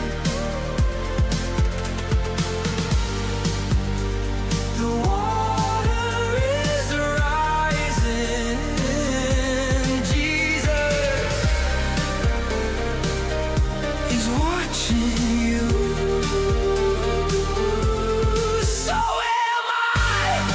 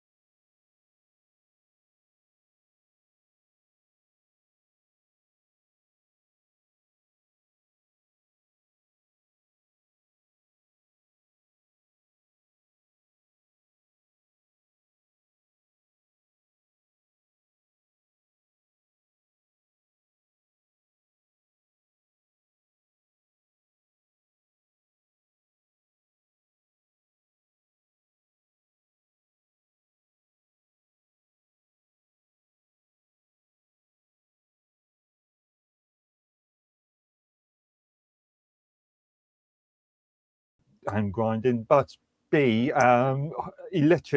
good electric grinders are so expensive. really expensive. You're looking at, I don't know, I was talking to Roger about this the other day. Roughly, I don't know, for half decent electric grinder, you're looking at £500. Yeah, that's what I was thinking. Really? Yeah. And Wow, when that I sounds a bought little this, steep. Boy, you're when I bought this grinder for getting about ripped 50, off. actually, Yeah. I did check that the other day. I 50, found one on 60 quid. Would that be $60 or £5 pound sterling, I think it's what is it, $1.20 a pound or something now? something like that. Yeah. Used to be a $5 70 pound years I ago. think it's something like 70p to every dollar at the moment. I think something like that. Can you grow your own? I mean, you could buy the coffee tree, can't you? And plant it there at your house. I don't know if coffee would grow in Devon. You're going to need a very warm climate. We can grow it here. We can. Really? Yeah, cool. I don't know. I've never done research, but I think it needs to be in a fairly warm climate, and but just not that, but good soil too. Yeah, I know there's got to be the right soil and rain and all that. Yeah. But I never thought of Devon as coffee growing country. Not even grapes. I'm sure you could have some grapes. What's the old French word? Tenure? Yeah. You could take a 20-pound thing of one of them buckets or a thing, and you can get one of them small trees. We call them dwarf. Oh, right. Trees. Dwarf coffee. I know a guy that's got a garage here where I go get my tires, and they've got like a little tub, and I've been going there probably for, my goodness, probably close to 30 years. And they've got because I'm old, and they've got a little tiny dwarf orange tree that they keep in the front room, and it makes these teeny tiny little oranges. They've had it there forever, and it's just they just keep it going. But it's there year round because they're open year round. Yeah, and you might be able to grow coffee in Silly, but that's for really. But in Devon, no, you can grow it in your house because you got them small dwarf trees. Yeah, I don't know how big do coffee bushes grow. Not very tall, about 4 foot. Well, you have to pick the coffee berries. You have to get the seeds. You have to get the seeds out of the berries. The tree limbs, but as tall as they get is 4. So what you need is now to make enough coffee for you to have enough coffee to drink through the year. You'd probably need a small warehouse-sized space. Yeah. For the amount of coffee you drink, Mark. 1 tree a day, consumption. grind. Yeah. I have heard coffee berries are really good, and they're supposed to be full of caffeine. So you might find a new taste sensation. And then we'd have to find a way of drying them and roasting them. Well, yeah, you'd have to pick the coffee berries, then you have to get the seeds out of the berries. That's what you drink as coffee beans. But then you also have the fruit, the coffee fruit, the berry itself, and that's actually tasty and has caffeine in it. It's used as a food in Africa. We don't eat it here. I don't know why. Probably tastes awful. You can dehydrate it too, and then stick it in the mixer. It sounds like a lot of work just to go down to the corner and buy a bag of coffee. That's what it's about. You got to be able to hustle the bean. You know what I mean? That's what it's all about. You know, if there was no other way to get coffee, if there was no other way to get coffee, Mark would be growing. Roger on top. Mark would have the biggest coffee plantation in Devon if that was the only way to have coffee. But fortunately, he can go down to the corner. He'd be Mac Daddy of all the women around there. They'd be sweet talking to him. Say, big boy, I want some of that sweet coffee of yours. Come up and see me and have my coffee. Yeah. Oh, I wish I could have a cup of coffee, but I can't. I got to go to bed here pretty soon. Actually, I think I'm fading out, gentlemen. Okay, I got to get up for. And V is back. Hello, V. You joined the meeting. Okay. Hey, you know what? That's thank you, by the way, Otto, for making an appearance today. I really wanted you to meet Roger. I'm very glad I made it. I was running around today, and I did once in a while I was running around, I'd poke my head onto my phone. And I saw you guys were at it, and this and that. But I finally was able to come on. It was good to meet him. He's a good guy. He's a good guy. Very good guy. If you stick around, man, we'll be able to talk about the Kraken with you. The Kraken. You want to talk about the Kraken with us? Now, cracking people's heads or No. the sea fish? Not The sea monster. No, the one that was taking ships down. Yeah, the Kraken. Ooh, the Kraken. Okay. Yeah. All the way back in the 1700s. Hey, Leah. Oh, V, if you look in the chat, there's a link to a sumo. There's a sumo link there to a song that my pal Satori made on sumo. You might like it. I think it's got a subject matter you might appreciate. And I'll leave it at that. Well, can you send it to my team's account? Yeah. Hang on a minute. If you copy it from here. Because I may exit the chat and totally forget. Yeah, don't ever put it in here because once that chat goes down, everything's Yeah. Let me see if I can get on the Teams here. Whoop. Teams is paused because my battery is dying. That's all right, though. I can unpause it. Burn that battery up. Use it up. Use it up. Oh, chat. Okay, so let me go ahead and get this started. I guess I got everything set up on the background and everything, so we should be good to go. Let's get retarded. Oh yeah. Get retarded in here. I'm sorry. Start it. Okay. I'm gonna do the countdown and do the introduction, and then we will get started and be done with it. So here we go. 3, 2, 1. Hello, everybody, and welcome back to another episode of Strange Stories. I'm Roger Hanson, your host, here with my co-host Mark Edworthy, as well as our panel B, Auto X, and my brother Robert Hanson. Welcome everybody to the show, and before we get started, I want to ask if Robert could mute out real quick because I can hear some background. There's hit mute on there.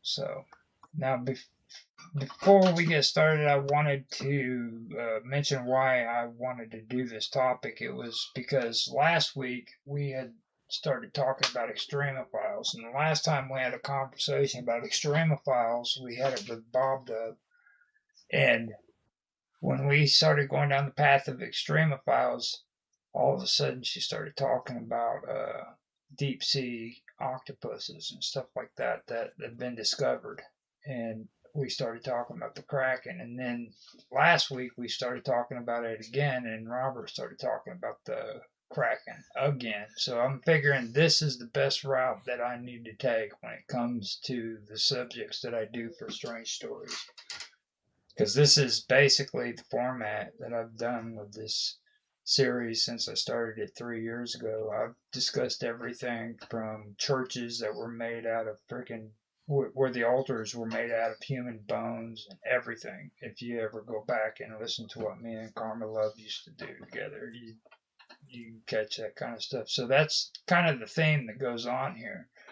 Now the Kraken, the history of the Kraken is actually kind of interesting because Robert has brought this up to me, and I've been wanting to do this for a while, so I figured it'd be a good time to do it. But where a lot of this really starts, the primary Scandinavian writer who wrote it, who documented the Kraken, was a guy who did it back in the 1700s, and he was a Danish bishop and author. His name was Eric Pontoppidan, or I guess they said it. He lived between 1698 to 1764, and he described the creature in his work. It's a book called Natural History of Norway. That was written in 1752 and 1753. If you guys are interested in checking it out at some time. Now, Okay, sorry. I'm just before you continue. I thought it was actually go back a lot further. It was sort of It's prequel. interesting. It's interesting because it does go back farther, but it was actually documented by this guy in his book Natural History of Norway. And the interesting part about that book is, see, that book was actually used scientifically for years and years until people got more into the modern version of history. So a lot of people believed in the Kraken and stuff because of this book. So that book was the first documented discussion, but it was talking about stuff that had been going on for a while. Right. So the book itself probably was reaching back to earlier legends and stories and stuff. Right. In that one, he detailed a massive island-like sea creature, and it was likely like a colossal octopus. And according to what he said, it was capable of pulling down ships. Okay. Now, he wasn't the only one. There was also a few other people who actually wrote on this topic. It was Jacob Wallenberg. He was a Swedish author. He described the creature in his book. They called it the Mensan Par Galajan. It's My Son on the Galley, and that was in 1781. The weird part about Wallenberg is he comes from a very influential person or family up there now. Like, you'll hear a lot of people talk about the the well, I always talk about them all, the Warburgs. You'll hear people always talk about the Rothschilds and all these powerful, rich, influential families.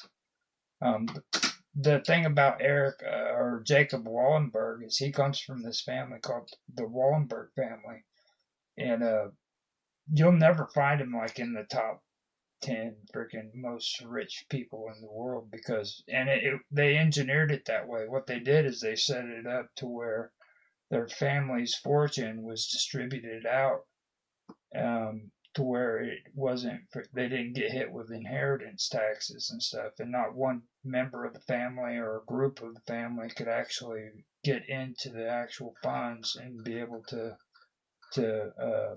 take control of it. You know what I mean? So that's why you'll never find it. But they are one of the families that I was talking about previously that would like take their family castles and stuff, and they would donate it to the Heritage Fund or something like that. You know what I mean? And they would live in these places rent free, never paying a dime or nothing, just bounce from one place to another, living off of a inheritance. You know what I mean? So that's the interesting part of this guy, and it all started out with Jacob Wallenberg. He was a Swedish author, but he was also a freaking captain of a ship, and he wrote this book, and he was also a part of the, what do they call it, the West Indies trading company back in the day.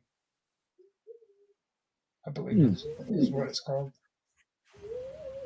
Dutch West India Company. Yeah, it was the one that the company that did trade with Asia and stuff. The British East East India Company. Mm-hmm. He actually, that's where he supposedly encountered had his encounter with a giant kraken, basically, in his stories, and it's pretty interesting. He was talking about a kraken that had the ability to create whirlpools and shit. You know what I mean? That would drag ships down under.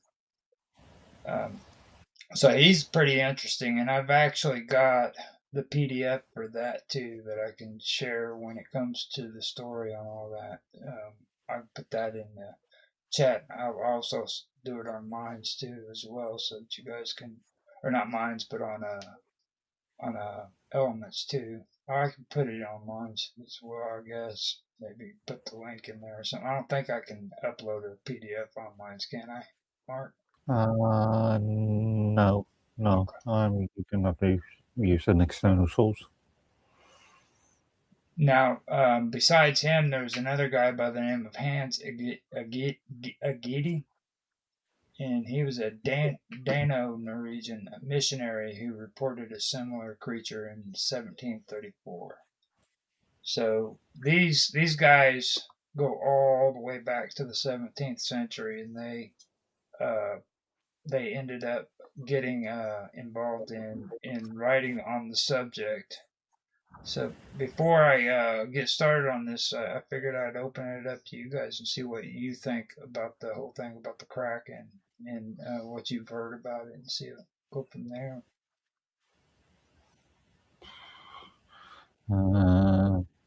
Maybe it's not one giant squid. Maybe it's like a king rat situation where you got a bunch of squids locked together somehow. Could be one squid that operates all over the globe by changing its position interdimensionally. Melville kind of implies that in Moby Dick. The white whale, he's sighted in the Pacific, then the next day he's in the Atlantic. How's he doing? Multiple whales. Well, Moby got around, didn't he? There was only one Moby Dick, though. Yeah, but Maybe there were two. During that time when England was having them ships of gold going from here to back, well, they were saying there were ships comes up missing anyway. Okay. And you full of gold, silver, all. Well, I've heard through the shipwrecks and mysterious things would happen to them. Oh, yeah. In the Bermuda Triangle, ships in complete attack, but everybody was gone. I ain't saying it could, but the tentacles would just come up and pick them off the deck. Nom, nom, nom, nom, nom. They found some really big things and signs of even bigger things. I've heard stories of whales being taken with sucker marks on them that imply like 100-foot long squid. Or they found squid beaks. I forget what kind of whale eats squids. And somebody was figuring out if there's like so many thousand of these whales and they eat so many tons of squid a day to live, that the number of giant squid under the water must be enormous for them to like survive on. And they butcher them. They find like a dozen squid beaks in their stomachs. They're eating these things all the time. So there's a lot of life down there we never see. Who knows how big it gets? It was the old thing about we know more about our galaxy than we do know about in our own That's what they say. Like they found out about the news jellyfish, where when half of it gets hurt, it goes back to the younger age of when it was. It comes back to life. It regenerates. Is that what you're saying? Yeah, it regenerates to the younger. Like if it was. Well, I've heard that. Okay, so there's. He also talks about sea serpents, and he's also mentioned in that book about mermaids as well. Oh boy, really? Yeah. So. They got V's interest. Well, I don't know. All I want I to was say down was at the that, beach one day. If you're going to talk about whales and their food habits, it's only proper for a whale to have octopi for dessert. Well, see, come on, I got to practice my material, guys. There's an argument going around that you can't be saying that because it's actually Greek. Okay, so it would be octopo, not octopi. That is true. That is true. I heard that. Still a good joke. Yeah. I'm about that. He says that when they had it puss on his face. Well, I used see, to have a big habit. Sorry, I used to have a big habit of using viri as the plural of virus rather than viruses until somebody used to do that all the time. But yeah, same thing. You know, the other thing too is to correct me at that point, I would have had to say no, it's octopuses, and then we would have had. Well, we don't want to go. Yes, see, to the you way got like. it. I would have taken it so much further. See. So I thought octopi was the lesser of two evils. Well, like the volcanoes that all the sea life is going to meeting up down on Earth, and they're showing them evolving. They getting bigger. I guess the pressure. They have showed some new sea life down there. There's one that the spine of it is nothing like it's ever seen on Earth. The spine is completely different. Wow. Well, see, the thing about Pontoppidan, or however you say his name, is he was also an antiquarian, and that's something that they weren't really as precise as what archaeologists are today, but that's the one thing I can say about him. At least he did have a respect for history and antiquities and stuff, you know. So, I mean, in that aspect, I think that's how he benefited society in a way. Now, his book, that was kind of out there. Don't get me wrong. You know what I mean? Because he like I said, he was big on the whole thing about sea serpents and mermaids in the Kraken and everything. And even with the Kraken, that kind of brings us to something that's very interesting when it comes to these stories, because like they're discovering now in deeper areas of the oceans that there are octopus that are extremely large. Maybe not as big as what they described the Kraken to be, but they are huge. Their DNA is completely different than what it is now from the ones up at the top. Different species. Huh. Interesting. Yeah. And our DNA is 250. Theirs is 500. Oh, wow. Yeah. I know they have big eyes, very complicated brains, the cephalopods. Now, when it comes to a Giddy, he came out of Greenland, I believe it was, and he was an apostle of Greenland, basically. And he was another writer. He was another religious person who wrote about the Kraken and stuff. And he was basically a civil servant. You know what I mean? And I know that he wasn't as popular as what the other dude was, but he actually did travel a lot. I think he went to New Zealand at one point. I'm not quite sure. And that's where. No, he traveled to Copenhagen, I believe. And he went into the University of Copenhagen, home of the chewing tobacco. Mm-hmm. Yeah. And he wrote extensively on stuff like that too. I'm surprised that he didn't actually get his head cut off because of the time period. You know what I mean? So that was some stuff right there that really caught my attention to it. Now, when it does come to like the facts behind a lot of it, if you check the internet out, you'll find out like they come up with different stuff that they've discovered when it comes to the octopus. And I don't know if you guys ever heard of the giant Pacific octopus or not, but have you guys ever heard of it? I think I have. I think I have, but not too many details. Now, it's supposed to be the largest octopus that was ever found in history, and I believe I have an article on it. I just have to be able to pull it up. It seems like my computer doesn't want to let me in it. It says just a moment, performing security verification. That's crazy. But yeah, it's off of Ocean SI Education.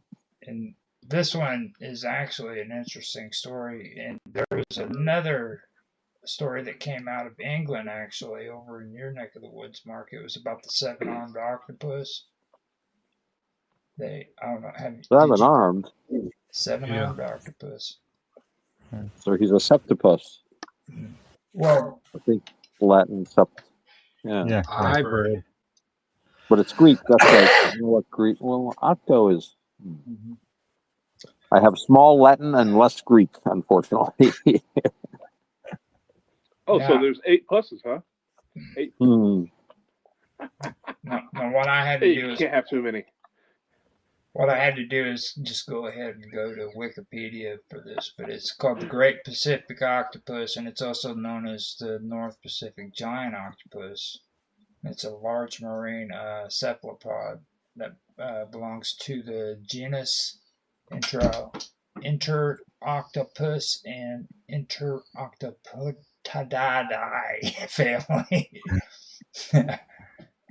Now, its spatial distribution encompasses much of the coastal North Pacific from the Mexican state of Baja California north along the United States West Coast.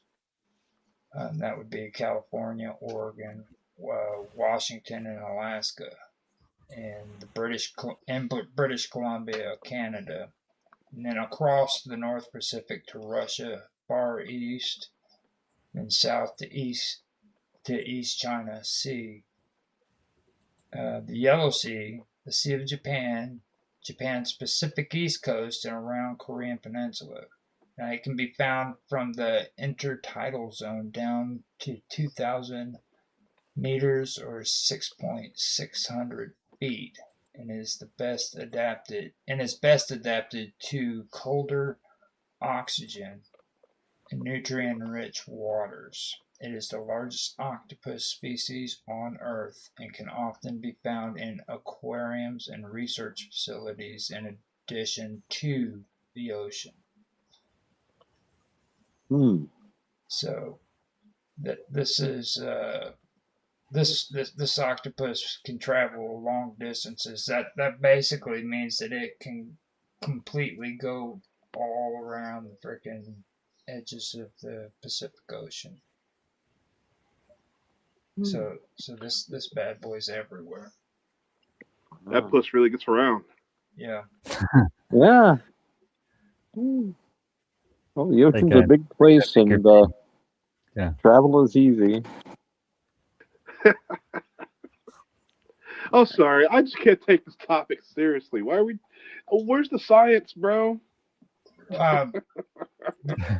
This is all speculative. No. This is something I've been doing for 3 years, dude. You come on here every single time and talk that shit. Stop doing it.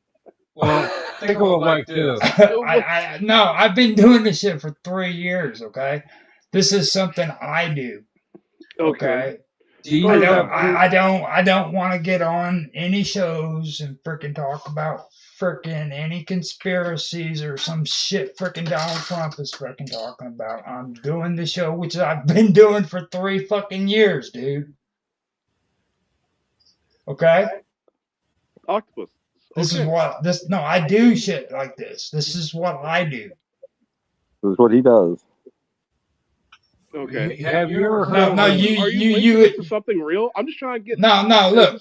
I'm on a live stream. I'm on live stream doing a show that I've been doing for 3 years, and you're coming on here and you do this shit. I get that part, but my question is, are you linking this to some science? Is this? No, this is strange stories. That's the name of the frickin' stream. Oh, the show, right? Strange stories. Yeah. But you're linking it to science because you're saying family names and so are you saying this is real or is it something based that's real? It I'm just happened in trying real to life get to the people. why it's interesting to you for this particular topic. It's just a question. Well, you know what the You topic have attacked. I just asked a question. This is the science of the 17th century, but it's still valid science. You know, these guys were doing the best science they could through observation. But is he linking it to something that could be real, or is it just a story for story's sake? Well, the whole point is we don't know how real it is, but it was certainly real to the people it happened to. I think when someone encounters and endures something, we have to take it seriously. I think there's a sea serpent. No, There's been enough credible reports that I believe there's a sea serpent. I don't know about the Kraken, but sea serpent definitely I'm on board with. It doesn't even matter if it's freaking real or not. This is freaking shit that happened in history that people wrote about. You know what I'm saying? It's like freaking. And don't play. Like Loch Ness. Wasn't there a British royal prince that saw a sea serpent? Right? Mark, you can vouch for that. One of us. Well, during that time, I've never ships seen a was sea coming up serpent missing myself. during that time too. No, you know, I just no need to get testy. I just asked a question. Well, you asked this kind of shit freaking 3 times on 3 shows that I've freaking been doing that has. Okay, and I mean, I'm sorry, dude, but it's getting freaking old. It's getting old. Okay. You heard about that blue shark, haven't you? The one we were talking about earlier.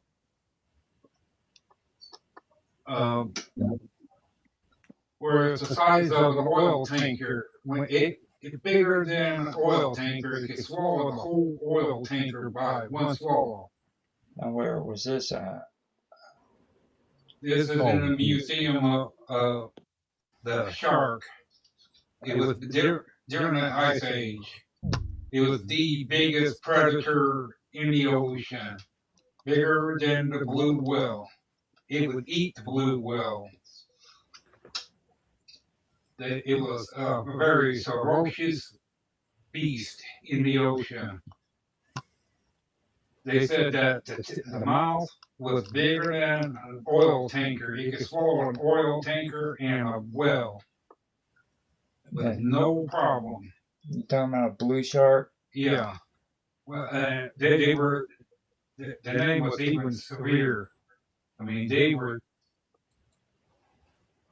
I mean, I can probably find something out about it. No, it's just, I mean, he keeps fucking up my shows like this, dude. I'm sorry. I know he left and everything, but I'm not fucking feeling bad about it. He's done this 3 times, okay? More than that, actually. And he doesn't comprehend it. I know what he wants to talk about. He wants to talk about all this crazy freaking conspiracy shit, okay? And I've been doing this show for freaking 3 years, dude. Well, you've got conspiracy shows, though, don't you? You've got like yeah, I do. There's places you can talk about that. Yeah. And he thinks that I need to just do stuff that freaking relates to freaking some kind of crazy ass freaking conspiracy and Donald Trump and everything. He's literally just fucked up my entire freaking recording because he wants to freaking keep doing this shit over and over again. You know? Right. I had to put up with this shit with freaking Karma back in my first season, and I'm gonna tell you right now, I'm not doing that shit no more, dude. Freaking, I'm just having a casual fucking stream where I'm trying to record an episode about freaking strange stuff. You know what I mean? That's it. Right. You know, and he thinks that what's this got to do with anything? You know, that shit annoys me, dude. Go on the fucking internet, look at the YouTube, find out how many freaking videos and how many movies or how many streams are being done just about the same shit I'm talking about right now, okay? It's just because it doesn't have something to do with some kind of conspiracy doesn't mean that it's not interesting. You know, this is freaking stuff that actually happened in the past. Just, oh my God. Take a breather. Yes, breathing is good. Deep breaths. Well, I mean, a breather is fine if I'm not in the middle of freaking live streaming. You know what I mean? It's like I'm literally in the middle of recording my show and freaking doing a live stream, and he just, you know. We could turn it into a breath yoga live stream. I'll lead everyone. Yeah, breathe in. I've done that with people. Yeah, I've done that. Yeah. Yeah, just empty the lungs, get all that stale air out of the bottom of the lungs, get all that nicotine out of your lungs, Mark. All that wonderful cigarette smoke. Get it out of there. The only problem with that is you might cough up a lung. Well, yeah, there is that. You got to inhale that after that. I done that myself. When I quit smoking, I was doing a lot of that coughing myself. When I quit cigarettes, because I smoke a pipe, but I don't inhale, you know. But when I did smoke cigarettes for a few years, that was under the influence of a girl I was going out with at the time. Every foolish thing I've ever done has been under the influence of women in my experience. But anyway, so I smoked cigarettes for about 3 or 4 years, and I quit. And for 2 weeks, I coughed up so much stuff. I coughed and I coughed for 2 whole weeks. And after that, my lungs felt great. And then I knew, pipe for me, no more cigarettes. Mark. Oh, that's nothing. Why did you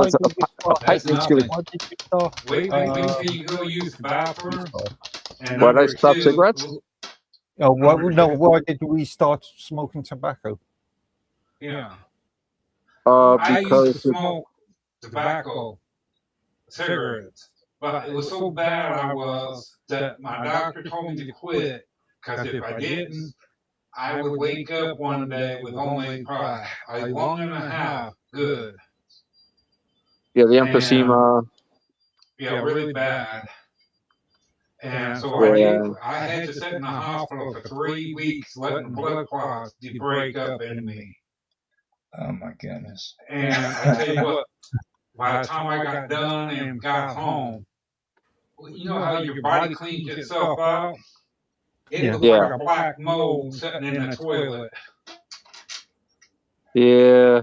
Well, you know, the lungs are resilient, man, but you can only pour smoke on them for so long. Yeah. And, you know, well, you guys have all heard my rap. For most of human history, tobacco was enjoyed as a plant ally in a pipe where we just puffed it.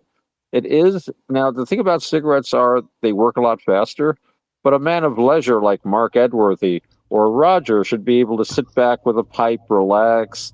You know, a pipe for me, I have a decent sized briar. It's about a 45 minute kind of a thing, maybe an hour depending. Nice and leisurely, and you have all the paraphernalia. You have pipe tools, and you pack your pipe, and you clean your pipe, and you need a rotation, of course, and you collect pipes. And it's so much more than just the tobacco. And you look so cool. I mean, look at the way Mark is dressed. I mean, don't you think a really nice Peterson system pipe? None of these little cheap Greek little briars that I smoke, but like a fine Peterson pipe, handcrafted in Ireland, would be just the thing for him. Basil Rathbone used to use them, and Roger, I could see Roger with like a nice stately meerschaum, maybe, or a corn cob, like a MacArthur corn cob. Well, the only thing is, you gotta make sure he understands it's not for number 2, but you smoke it. Well, I was thinking about getting a corncob pipe at one point, but I don't know. You have to order them apparently here in town. They don't have any that's for sale anywhere close, so I'd have to order it over the internet. It's crazy. The thing about corncob pipes is I don't like buying one sight unseen. Because they are nice to select yourself. You can buy them online, and I bought them online. I've got a couple of corn cobs. But the thing is, you can get a really good corn cob, nice, solid, thick cob. But then the next order you get might be a kind of lighter weight cob. I don't know how to describe it, but you want something, and they do burn through eventually, but they're usually cheap. But they look cool, and they smoke really nice. Yeah, I can think of a very good tobacconist in Exeter. That sells really decent with tobacco and pipes and other cigarette related or tobacco related stuff. I'm sure he carries Kendall Dark, the fine tobacco from Garth and Hogarth, or Hogarth and Gareth, Gareth Hogarth. And yeah, you should start your pipe journey, Mark. Never mind spending 200 pounds on a watch. You can spend 200 pounds on a pipe. That's a much better investment. How much would that tobacco be? Okay, so I've got the octopus thing on the 7-armed deep sea octopus, which washed up on the beach. I can read it to you guys if you want to hear it. It was from Stephen Mackenzie. It's from the BBC Scotland News.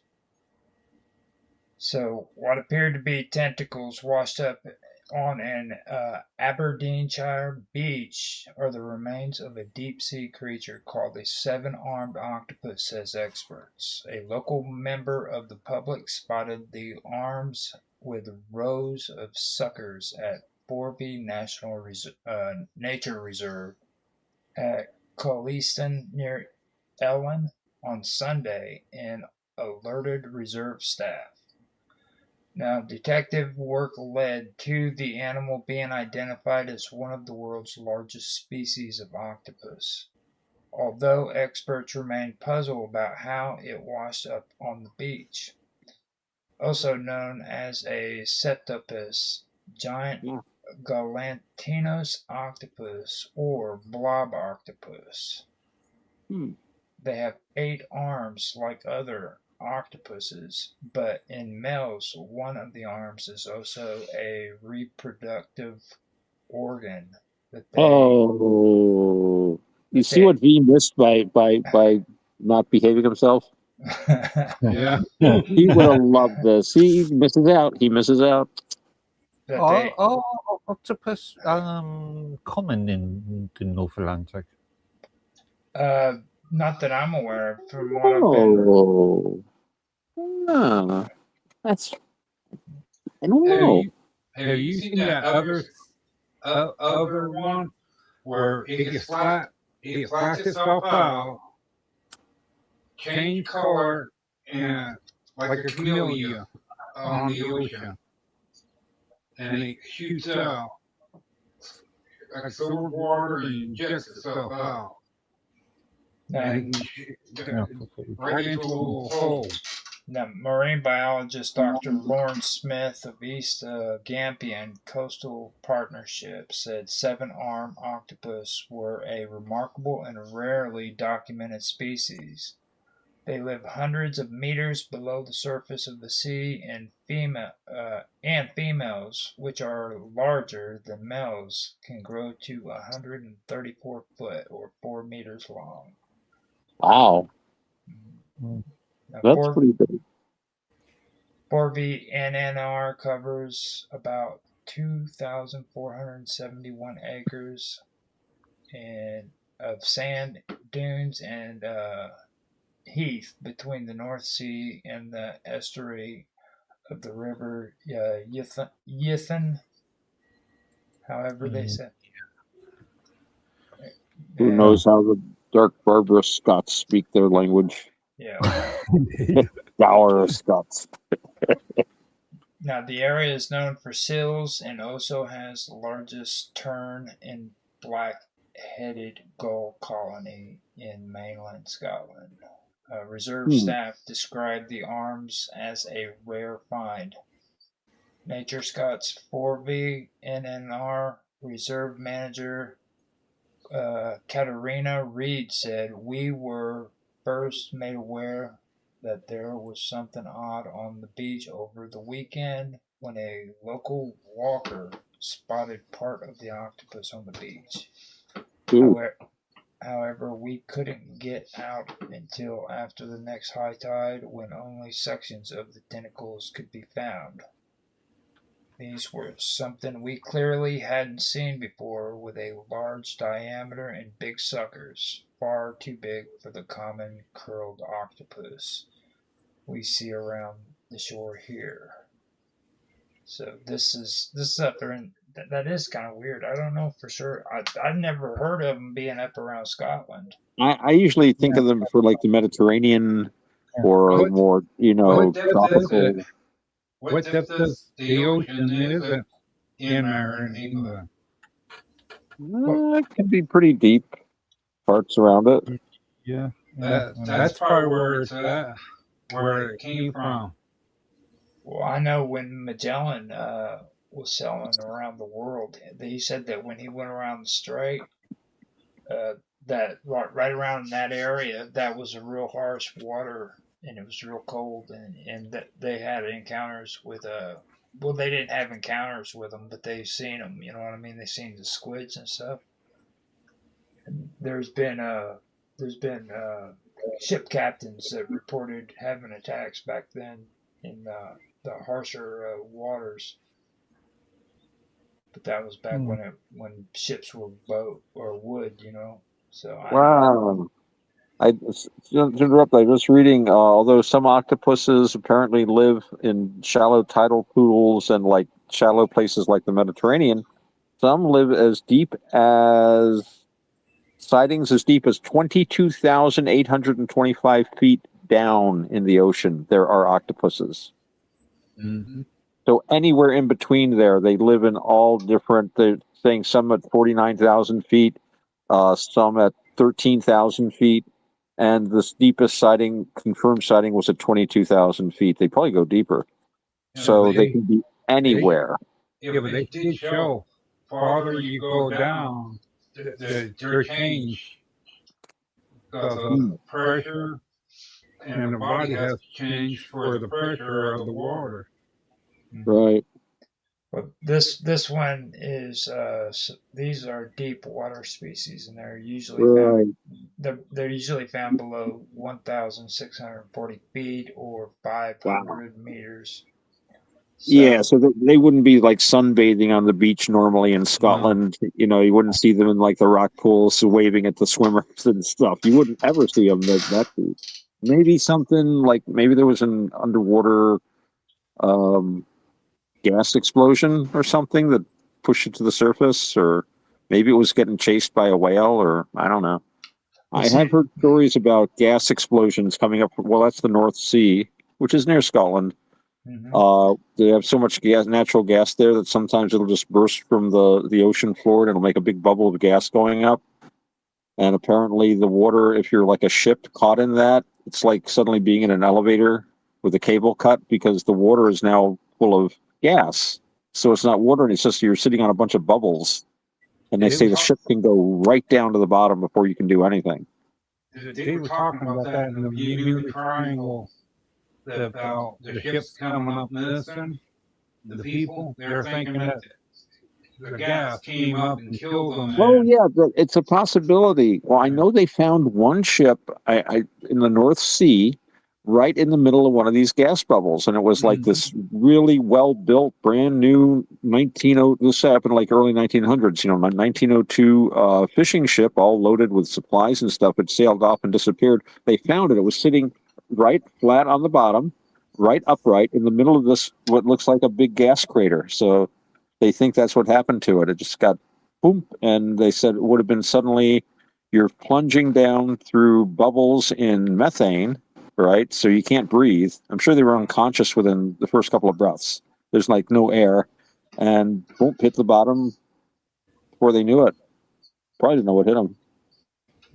The experts that were out there said that most of the North Sea, except for the Norwegian Trench, which is about 2,296 feet or 700 meters deep, was shallower than that, though, which is it makes it more of a mystery, because the North Sea is actually too shallow for this kind of, well, not really too shallow, but it gives them very little room to move, you know.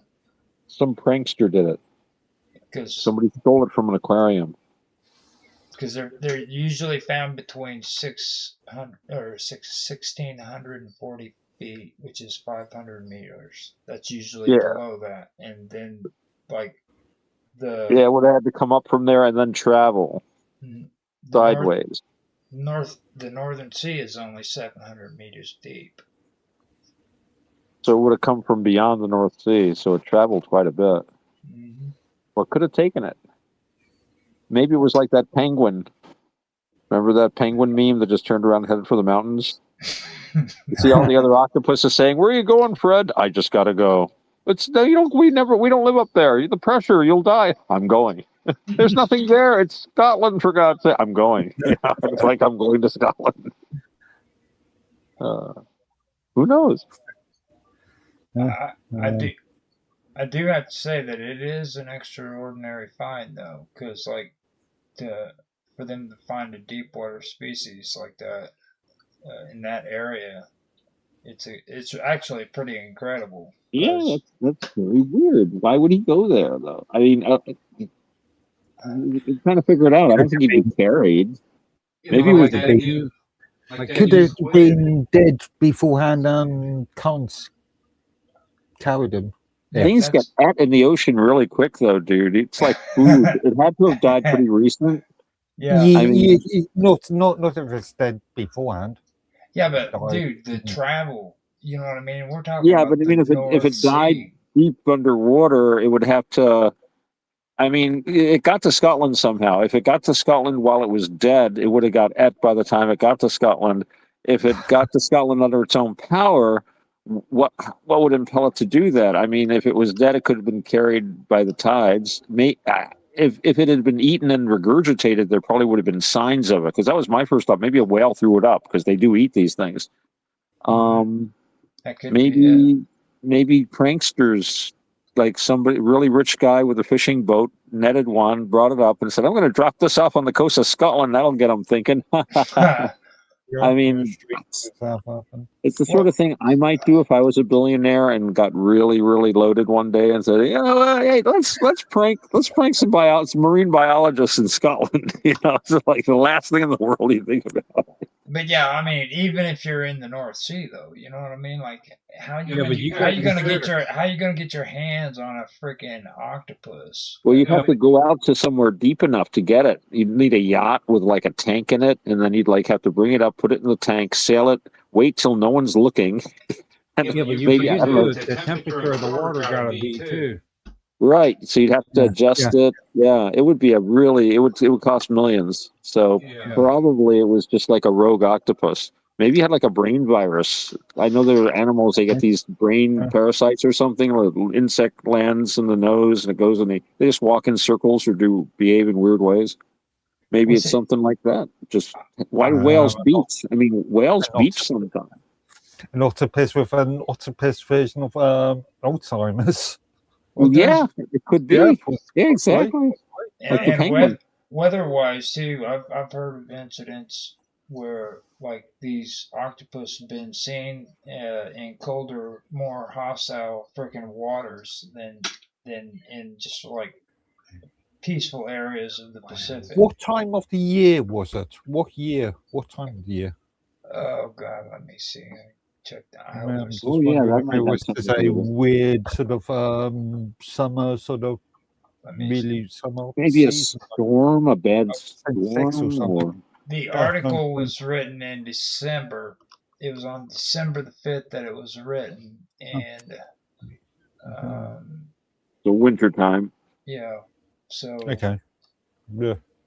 That's the time of storms, right? Maybe Yeah, but then it wouldn't be affected by the weather. I mean, the cold of the water, because the temperature would be matching with the bottom. Yeah. But it wouldn't be that many animals would be messing with it. It would have to be a big animal too to rip it off, to rip it hand off of it. Yeah. Yeah, I guess what it comes down to is it's not like an octopus couldn't go there. I mean, obviously it did, but it's the behavior. They don't do that usually. They could do it. I mean, nothing to stop an octopus from going where, but they usually stay in their environment where they're comfortable, where they can find food, where their bodies feel right. So this one just decided for whatever reason. Unless they find some other. Or it can be chased up. Yeah. Well, that was a thought too. Yeah, and maybe it got chased, got lost, just kept going. You get chased long enough. So yeah, something made it decide to behave differently, and survival is usually a good reason to behave differently. You could argue a lot of like innovation comes from just trying to survive. You know, you'd be. I was surprised about it. They said that they eat each other too. It's an octopus eat octopus world. Yeah. Well, the weird part about it is the North Sea, because that's creepy all by itself. When you hear about the North Sea, you think cold, dead, and desolate. You know what I mean? Like icebergs and I think those could have been a trawler from some ship, cruise ship or something, and got stuck somehow and got dragged. Potentially. Well, they said that was one cause for a lot of shark attacks. When Robert was talking about that, I didn't want to bring it up, but they said there was no actual attacks on oil rigs, but there's been incidences like in war, especially there was ships that were damaged and sank. No, I was talking about they were talking about prehistoric time. They were saying that these sharks, as big as blue whales, that's what during that time. Not in our time. Yeah. Well, they couldn't have been attacking human ships, though. No. They were saying they were using it for the size of the shark. When he opened up its mouth, it could take a full-size oil truck. Oh, I know what you're talking about. Okay. See, you sent me off in the wrong direction. You're talking about that prehistoric shark that they... Yeah, the blue one. No, it was supposed to be bigger than the blue whale, I believe. Yeah. And it's bigger than an oil tanker or even a transport. That's the size of a shark. Now the megalodon. Yeah, megalodon. With a megalodon shark, blue shark. Because it was blue, megalodon, top of the line in the ocean. Yeah, the megalodon is actually Octodus. No prehistorical shark was consistently bigger than a blue whale. The megalodon, Octodus megalodon, which lived 23 to 3.6 million years ago, is the largest known shark, reaching maximum lengths of roughly 50 to 65 feet, which is 15 to 20 meters. However, the blue whale is larger, with adults often reaching 80 to 90 feet. That's 24 to 27 meters. Now, blue shark, they're still alive, aren't they? No. They're extinct, aren't they? Yeah. Are they extinct? I don't know. Well, the sharks that are showing on there with blue and large. The blue whale, actually, is what it is. The blue whale, yeah. The blue whale. Yeah, they're still alive. So, now the comparison to blue whales, a 100-ton blue whale is significantly heavier than a 50 to 60-ton megalodon. Now, compared to a modern animals, megalodons was 3 times larger than the largest recorded great white shark. In its diet, megalodons were top predators that hunted whales, but they were generally not larger than the largest modern blue whale. Oh, okay. So they were right around the same size, except for the blue whale was bigger because of its more teeth. So, yeah, I thought you were talking about a shark that took down an oil well. Right? No, I was saying about the size of the mouth. They're saying they made it out like it could swallow it. Well, you need to stop listening to documentaries, man, because that's like you understand, like they talk like at the beginning, like it's such a big mystery, and then all of a sudden, as you go through the documentary, all of a sudden they're answering all the questions. Yeah, it's I try to be more like you guys have told me. get all I can get of information. I can bring it to you, and you guys can tell me if I'm right or wrong on that. I really just- find those sort of American sort of that sort of American documentary sort of formats irritating, annoying, really annoying. Yeah. I wouldn't talk, buddy. I mean, it's like freaking. What was it? Your dad was in the documentary that did that quite a bit with the archaeology stuff. Like they were really, really big at freaking. Oh, we found this. My dad's family friend. Yeah. That stuff. I used to watch it and I loved it. Don't get me wrong, man. But like they were notorious for that shit. And then You're talking about Tony Robinson, Time 10. Yeah. Hmm. Now he did another one where he was going around and he was doing research on the not the Gnostics, but the ones that ended up getting burned at the stake. The Cathars? Yeah, the Cathars. He did my next guess is going to be Puritans under the Catholics or Catholics under the Protestants. Depends on. No, I think Elizabeth hung Catholics. I think that it was but Mary burnt Protestants.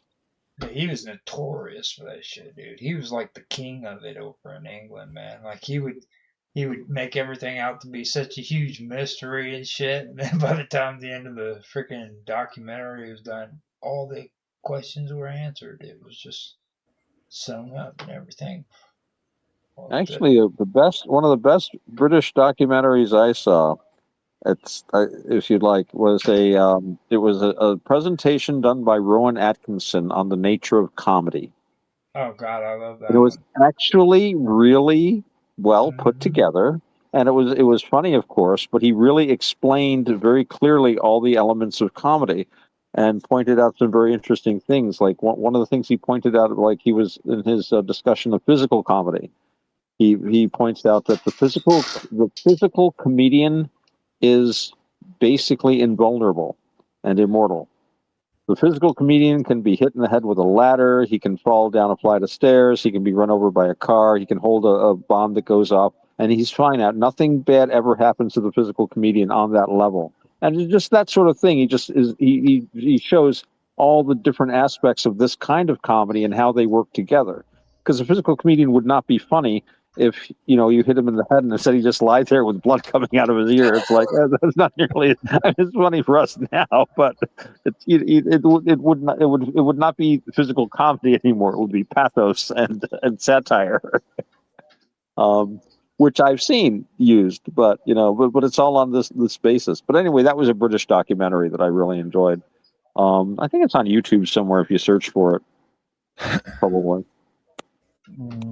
Not an overly big fan of the slapstick sort of routines. Also, he covered a lot of different things besides physical comedy.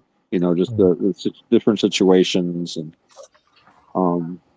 then you've got like Ricky Gervais, who is the master of the Schadenfreude. I guess you'd call it you watch the guy and you're just cringing the whole time. I watched The Office, and it's like the David Brent character. And I mean, that was some of the most hilarious stuff, but it was all just because you were cringy inside about it. How much more awful could how much more insensitive, how much more could he like open mouth and insert foot, as we say. Remember that one, the family and housing in the UK, right? That one we were watching? No, I don't know what you're talking about. Well, they got the U.S. shows here. Three's Company? No, the other one. It's where the guy, the woman,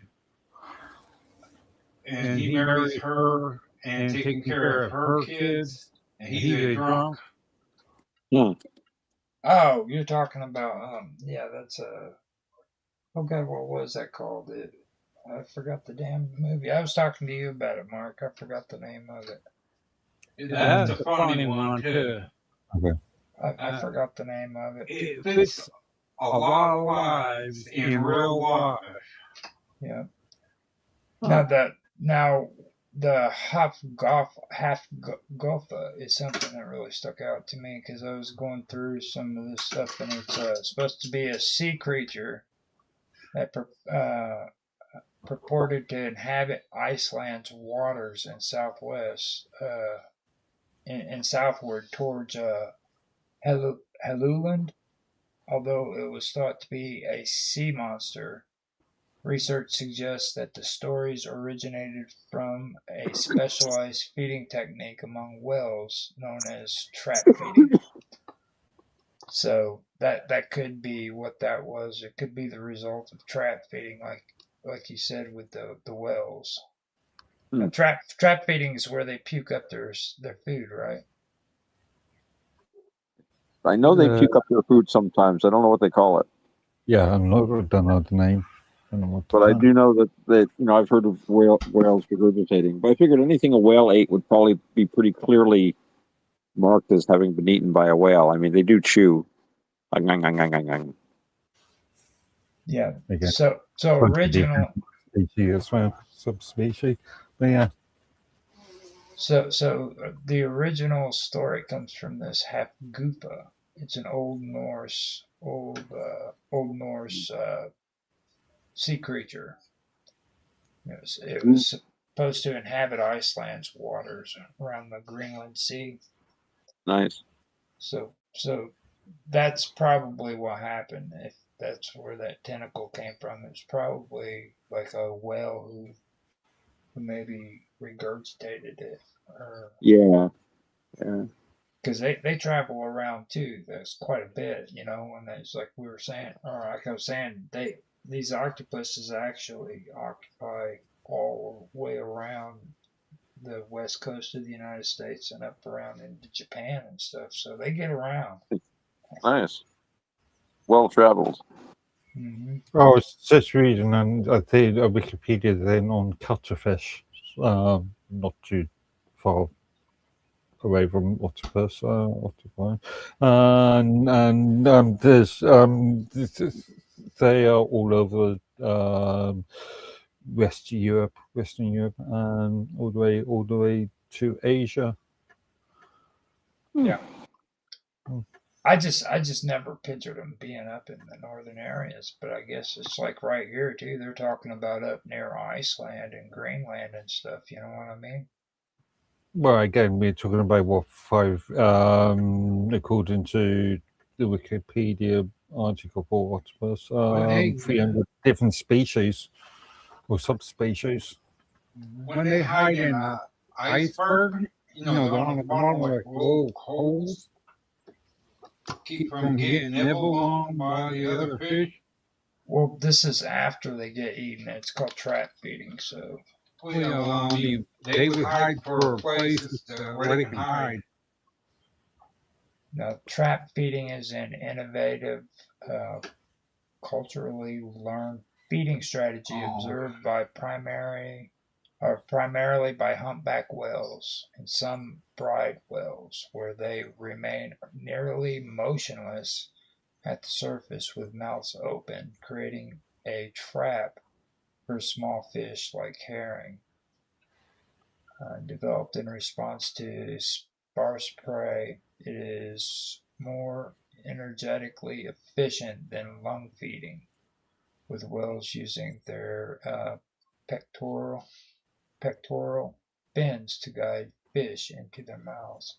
See, I can see that. The tentacles or something would come out of maybe the fins or even the throat while their mouth was open. That would make sense. Yeah. So, considering the age of it. Well, they never mentioned that in the article either, how old the actual tentacles were. Yeah, because you look at the size of that. To reach out like you're saying, it would be a good size long. With this one example, was there not autopsy on it afterwards?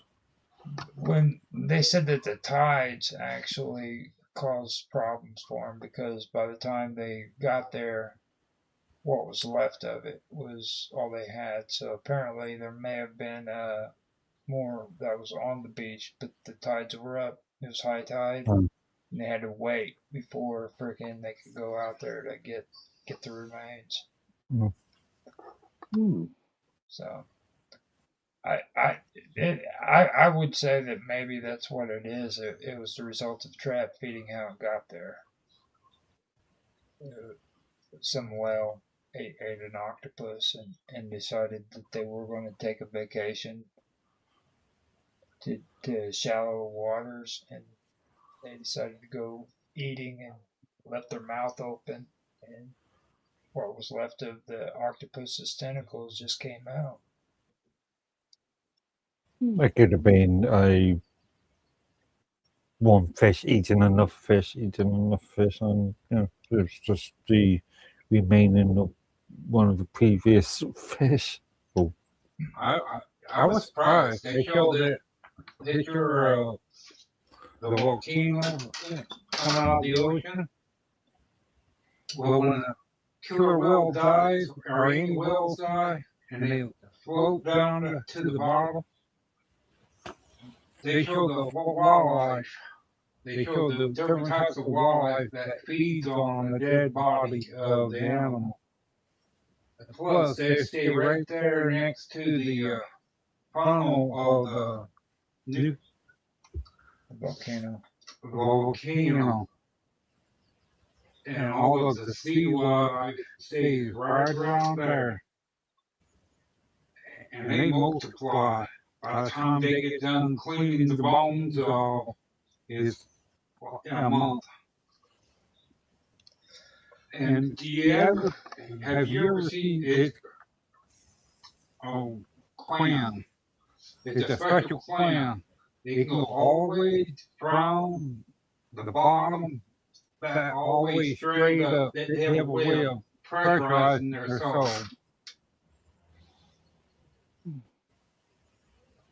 They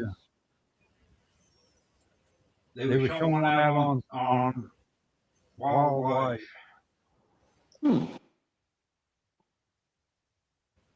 So with the Kraken, I don't know if maybe they actually did see that. They may have seen like one of these big octopuses and kind of over exaggerated on it, because like if you remember too, they used to think that what were those? I just mentioned them. They were mermaids. They mistaken these sea. What were they called? The sea otters or some shit like that. Oh, manatees. Yeah. Manatees. Supposedly, yeah, they thought they were mer people. Yeah, they were confusing them for mer people and stuff, and like so that could be a big thing right there. I don't understand how they would think that like a manatees was a beautiful freaking mermaid woman. Well, if you're a sailor that's been at sea for 5 months, or a year, year and a half. Yeah. I'm pretty sure that the dog don't think that. Well, if it's late at night, you're on watch. You might have a touch of the scurvy. They don't have ophthalmologists or optometrists, so you might need glasses, but you can see well enough. Moonlit night, and then this manatee swims a few feet under the water next to the ship. You're looking over and you see this thing. I saw a mermaid. You should have seen her. Yeah, you may have had some grog, or something. Yeah, right. The Royal Navy, rum whips and sodomy. So it was like, who knows what? I'm talking 18th century Royal Navy. No, I'm not saying anything about today. And most navies are run that way, to be fair. Herman Melville wrote about that. That's very, very interesting thing. I did find something about that sea serpent sighting. My mistake. For some reason, it was a Royal Navy training ship, and I thought some Prince of the Blood. I know you don't use that particular, but I thought there was some kind of a prince on it at the time, but there wasn't. But it was HMS Daedalus reported a sea serpent sighting, which is alliterative too, and it says here 1848 it happened. Sighted it en route to St. Helena. And yeah, they drew pictures of it. They had a lot of witnesses. So close under our lee quarter that had it been a man of my acquaintance, I could have easily have recognized his features with the naked eye.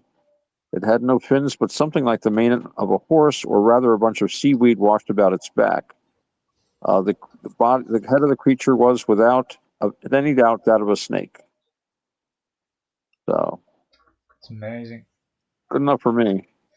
They have one that's on the Wikipedia pages, the Colossus octopus, which is attacking ships, and it was pen and wash by Pierre Denis Montfort.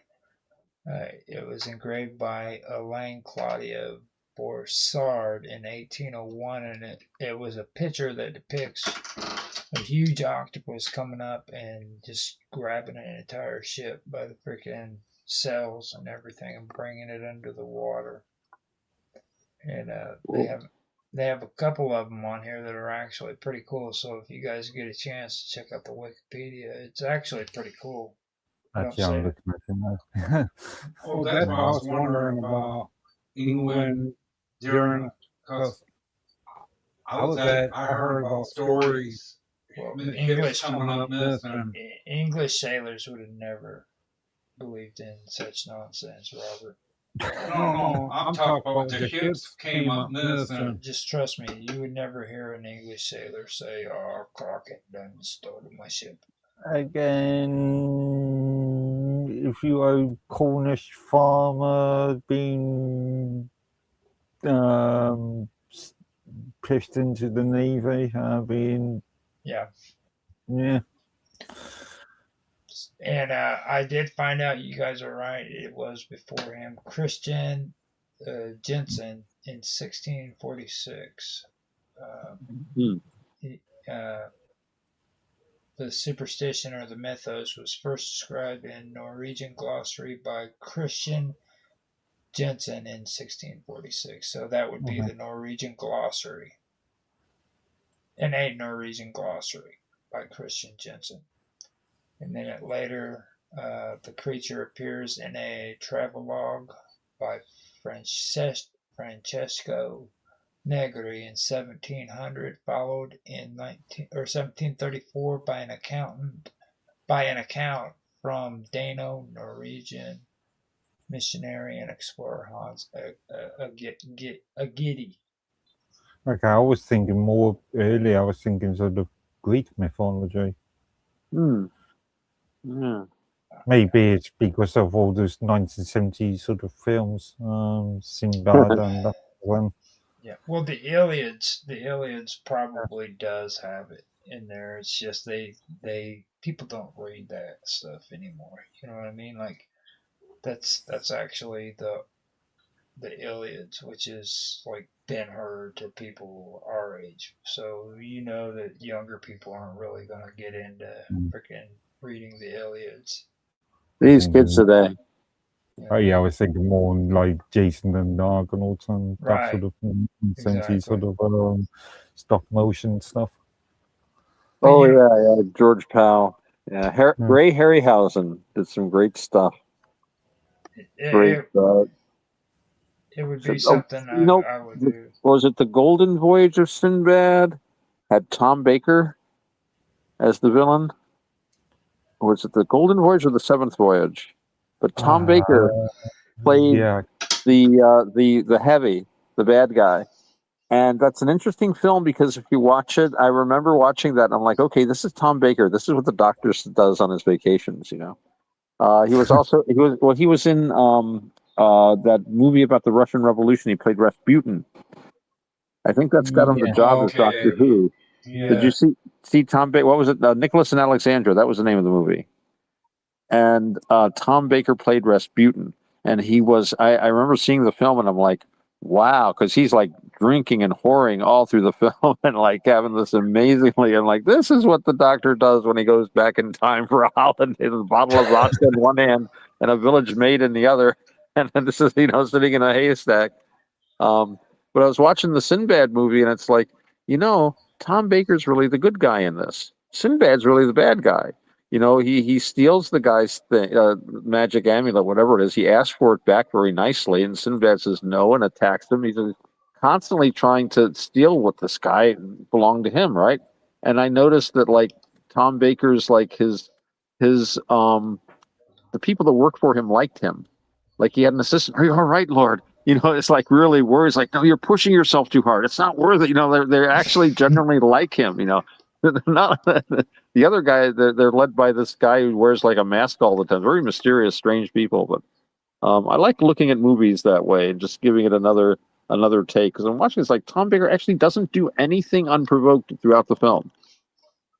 What happens is his servant was delivering something, and one of Sinbad's sailors killed it and stole it, and then it went on from there. So really, it was a story about the magician trying to get his bauble back from the thieves.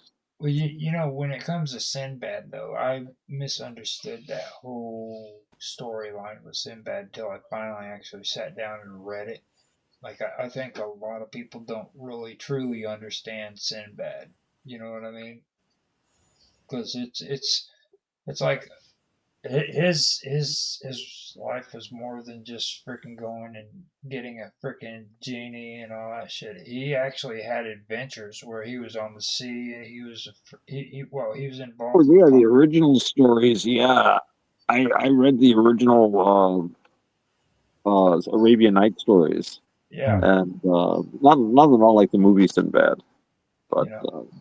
But it's really strange when it comes to Sinbad though. Like he actually had like an entire series of adventures that took place. Wasn't he involved with like pirates on the sea too? Yeah. Oh, he was involved with all kinds of stuff. He it started off.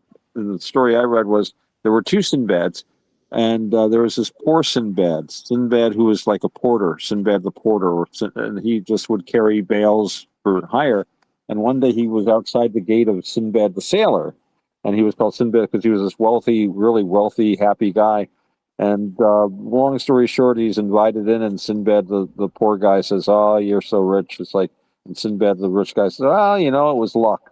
But sit down and listen to my stories." And they told him the stories of all his voyages and stuff. And I think at the end of the time, he moves in with them, and they lived happily ever after. Yeah, it's Arab culture, so that's okay, I guess. But But yeah, I don't remember all of the stories, but there were pirates and monsters, and then of course they would have stories within the story, which was the whole fun thing about those. Mm-hmm. Someone would tell a story, and they say, "Well, let me tell you this story." One day, the story guy told me this story, and the next thing you're 3 stories in, and bam, you're hooked. You gotta love it. It's amazing when you. Because like that right there has a lot of Persian influence involved in it. Like when you listen to like old Persian lore and the stories that go with it, they are pretty interesting. Like the Blind Owl. Have you read that? No. The Blind Owl is weird. I'm gonna tell you that right now. So many books to read. I got a huge list. I got books here I'm rereading actually, because you go back to them too. And I just found a copy of a little used book bin they have at the grocery store I go to. You give them $1, you take like a book that is used books, and it's like it's a copy of Herman Hesse's book Demian, which I haven't read since probably 40 years or 50 years. I hate to say it, 40 years. Back when reading was 40, cool. 45. Yeah. I still do it even if it's not cool. But back when you read actually out of a book. Oh yeah. No, when you didn't have computers back then. Yeah, that's what it was. So we're at 1 hour and 15 minutes, man. Let's cut it right here. Yeah, I'm falling asleep, man. I got to get some rest. We all need to get some rest. All except Mark Edworthy, who is like the caffeine god. Grinds it up. He just grinded like a pie. He's like, "Oh, how dare you go to bed and leave me alone?" Be bouncing one for the next 3-4 hours. That's it. Won't be. No, he be playing Tarzan, swinging from limb to limb. He does that without coffee. Just Oh. he doesn't need coffee to do that shit. Like he's the Fabio Flip guy. Well, hey, are you married? Nope. No, That's single. He's the most eligible man in Devon. So women out there. So in other words, when the women sees you and a cup in your hand, they're thinking, "Oh, time to run for it, 'cause Tarzan's coming." No, they don't. They don't run. He's like the Fabio of Devonshire, dude. Yeah, that's what I'm saying. Like They're gonna know that he's riled up and he's gonna play the women. No, the women faint at the sight of Mark Edworthy, Lord Edworthy, and the men are jealous of him and say horrible words as he walks by the pub. Oh, he don't walk. He swings. He say, "Look at me, I'm a big man." Big man with a big. The primal primate kind of, bodily communication. Yeah. He says, "Look So at me." hold on. I'm like the man. Let's put an end to this. It's Yes, please. getting too late. Poor Mark. Yeah. Mark, hey, seriously, that's it. That's it. You say, Okay, "Well, no, Robert, I I got football." We're leaving. No more of that. All right. Okay, so before we leave, man, you want to give your socials, Mark? Okay. Once I've gathered myself. Yeah. Then you don't want to hear Okay, Robert. Yeah, well, mines.com, Medworthy. All right, thank you. How about you, Otto? You wanna give yours after that little interesting ending there? My name is John Smith. I am at anything.com. I don't know any of these people. I was just a hitchhiking officer. I was hitchhiking and they let me in the car and it was like, no, you could check me out at navakavada.org. That's NAVAKAVADA. It's spelled just like it sounds. We're hoping soon to introduce the Mark Edworthy Fan Club t-shirts, membership cards, and comic books that will be available through Roger Hansen's site. Yes, of course. This is all licensed products. Yeah. Through Fairy Tale Daycare, of course. Yes, all the kids have them. Where are they made from? Okay, we're ending the show, dude. You don't get to talk no more. You just sit back, shut your mouth. They're manufactured in a Commonwealth country. All right, gentlemen, it's been wonderful working with everyone. I got to go get some sleep. Okay. We will talk to you guys later. Hope you enjoyed. If you did, please like, subscribe, share, make comments. We appreciate you. If you want to get in touch with me and Robert, you can get in touch with me and Robert at minds.com at Roger_Hansen. And Strange Stories, you can also find us at The Wonderful World of Weirdness on Discord. And we'll talk to you later. Hope you enjoyed. Bye. Well, that was a good show. We gave the people what they wanted. Well, freaking Robert, man. Well, hey, I try to be a comedy at times. Well, let's not do your comedy. That was horrible, dude. We do not need to hear about blue balls. Well, hey, swinging from the air, you remember now. No. You just had too much fun, dude. That's all it is. Well, like his shirts. I was asking about what his shirts were made from. Because if you want to get a hold of the swinging man, you can always say, "Here he comes, wrap up that shirt, smack him in the nuts." I get him. It didn't make no sense at all, dude. No sense. Mark is going to be overwhelmed with this. See, that's what happens. You let him stay up late, you give him coffee, and he just freaking starts saying shit. Like, and it doesn't make any sense most of the time, but you just, whatever, dude. Well, have anyone ever smacked you when you take a towel wrap it up, make sure you get the tip of it nice and wet, and you smack it real fast, whip it back toward you by hitting the person in the leg or wherever. It gets there stunned. Yeah, see, it's just, yeah. It's an effective tool. Some of us are living civilized. Yeah, that's not. I mean, dude, you're like thinking of like old 1970s hazing shit, dude. No. Yeah, that's what that is. I missed that part of the 1970s, and I'm glad I did. You know, that's another thing. That's another thing we should actually talk about too, because it's like people freaking dramatize that shit so bad. Like that every time somebody talks about the 70s in high school, they think there was hazing and shit going on there. Yeah. Like that is so. You were too young. There's too much. No, dude, I was around. I wasn't freaking what I was born. I was like 7. I know. I was at least 7 whenever. But that shit wasn't going on, dude. Freaking, I remember back when I was freaking like 5, and freaking the girls used to come over and hang out and freaking dance in the front room and shit. My mom would watch freaking Solid Gold and freaking shit like that, and they'd have fun. You know what I mean? That's what it was about. I don't get where a lot of people say that shit fucking happened. And it's like even in the 80s, they're talking like that shit happened. Yeah. You walk up and do that, you get in trouble. That worse. No, maybe in the college, maybe the brats did it. I don't know, but that shit wasn't regular school. The weirdest thing for me is that I think of cars that I saw in like the 1970s or 80s, and they looked so new and cool. And now I look at a car from the 1970s or 80s, and it doesn't have the same effect on me anymore. Mm-hmm. It's very odd. The aesthetic just seems very different from how it first struck me.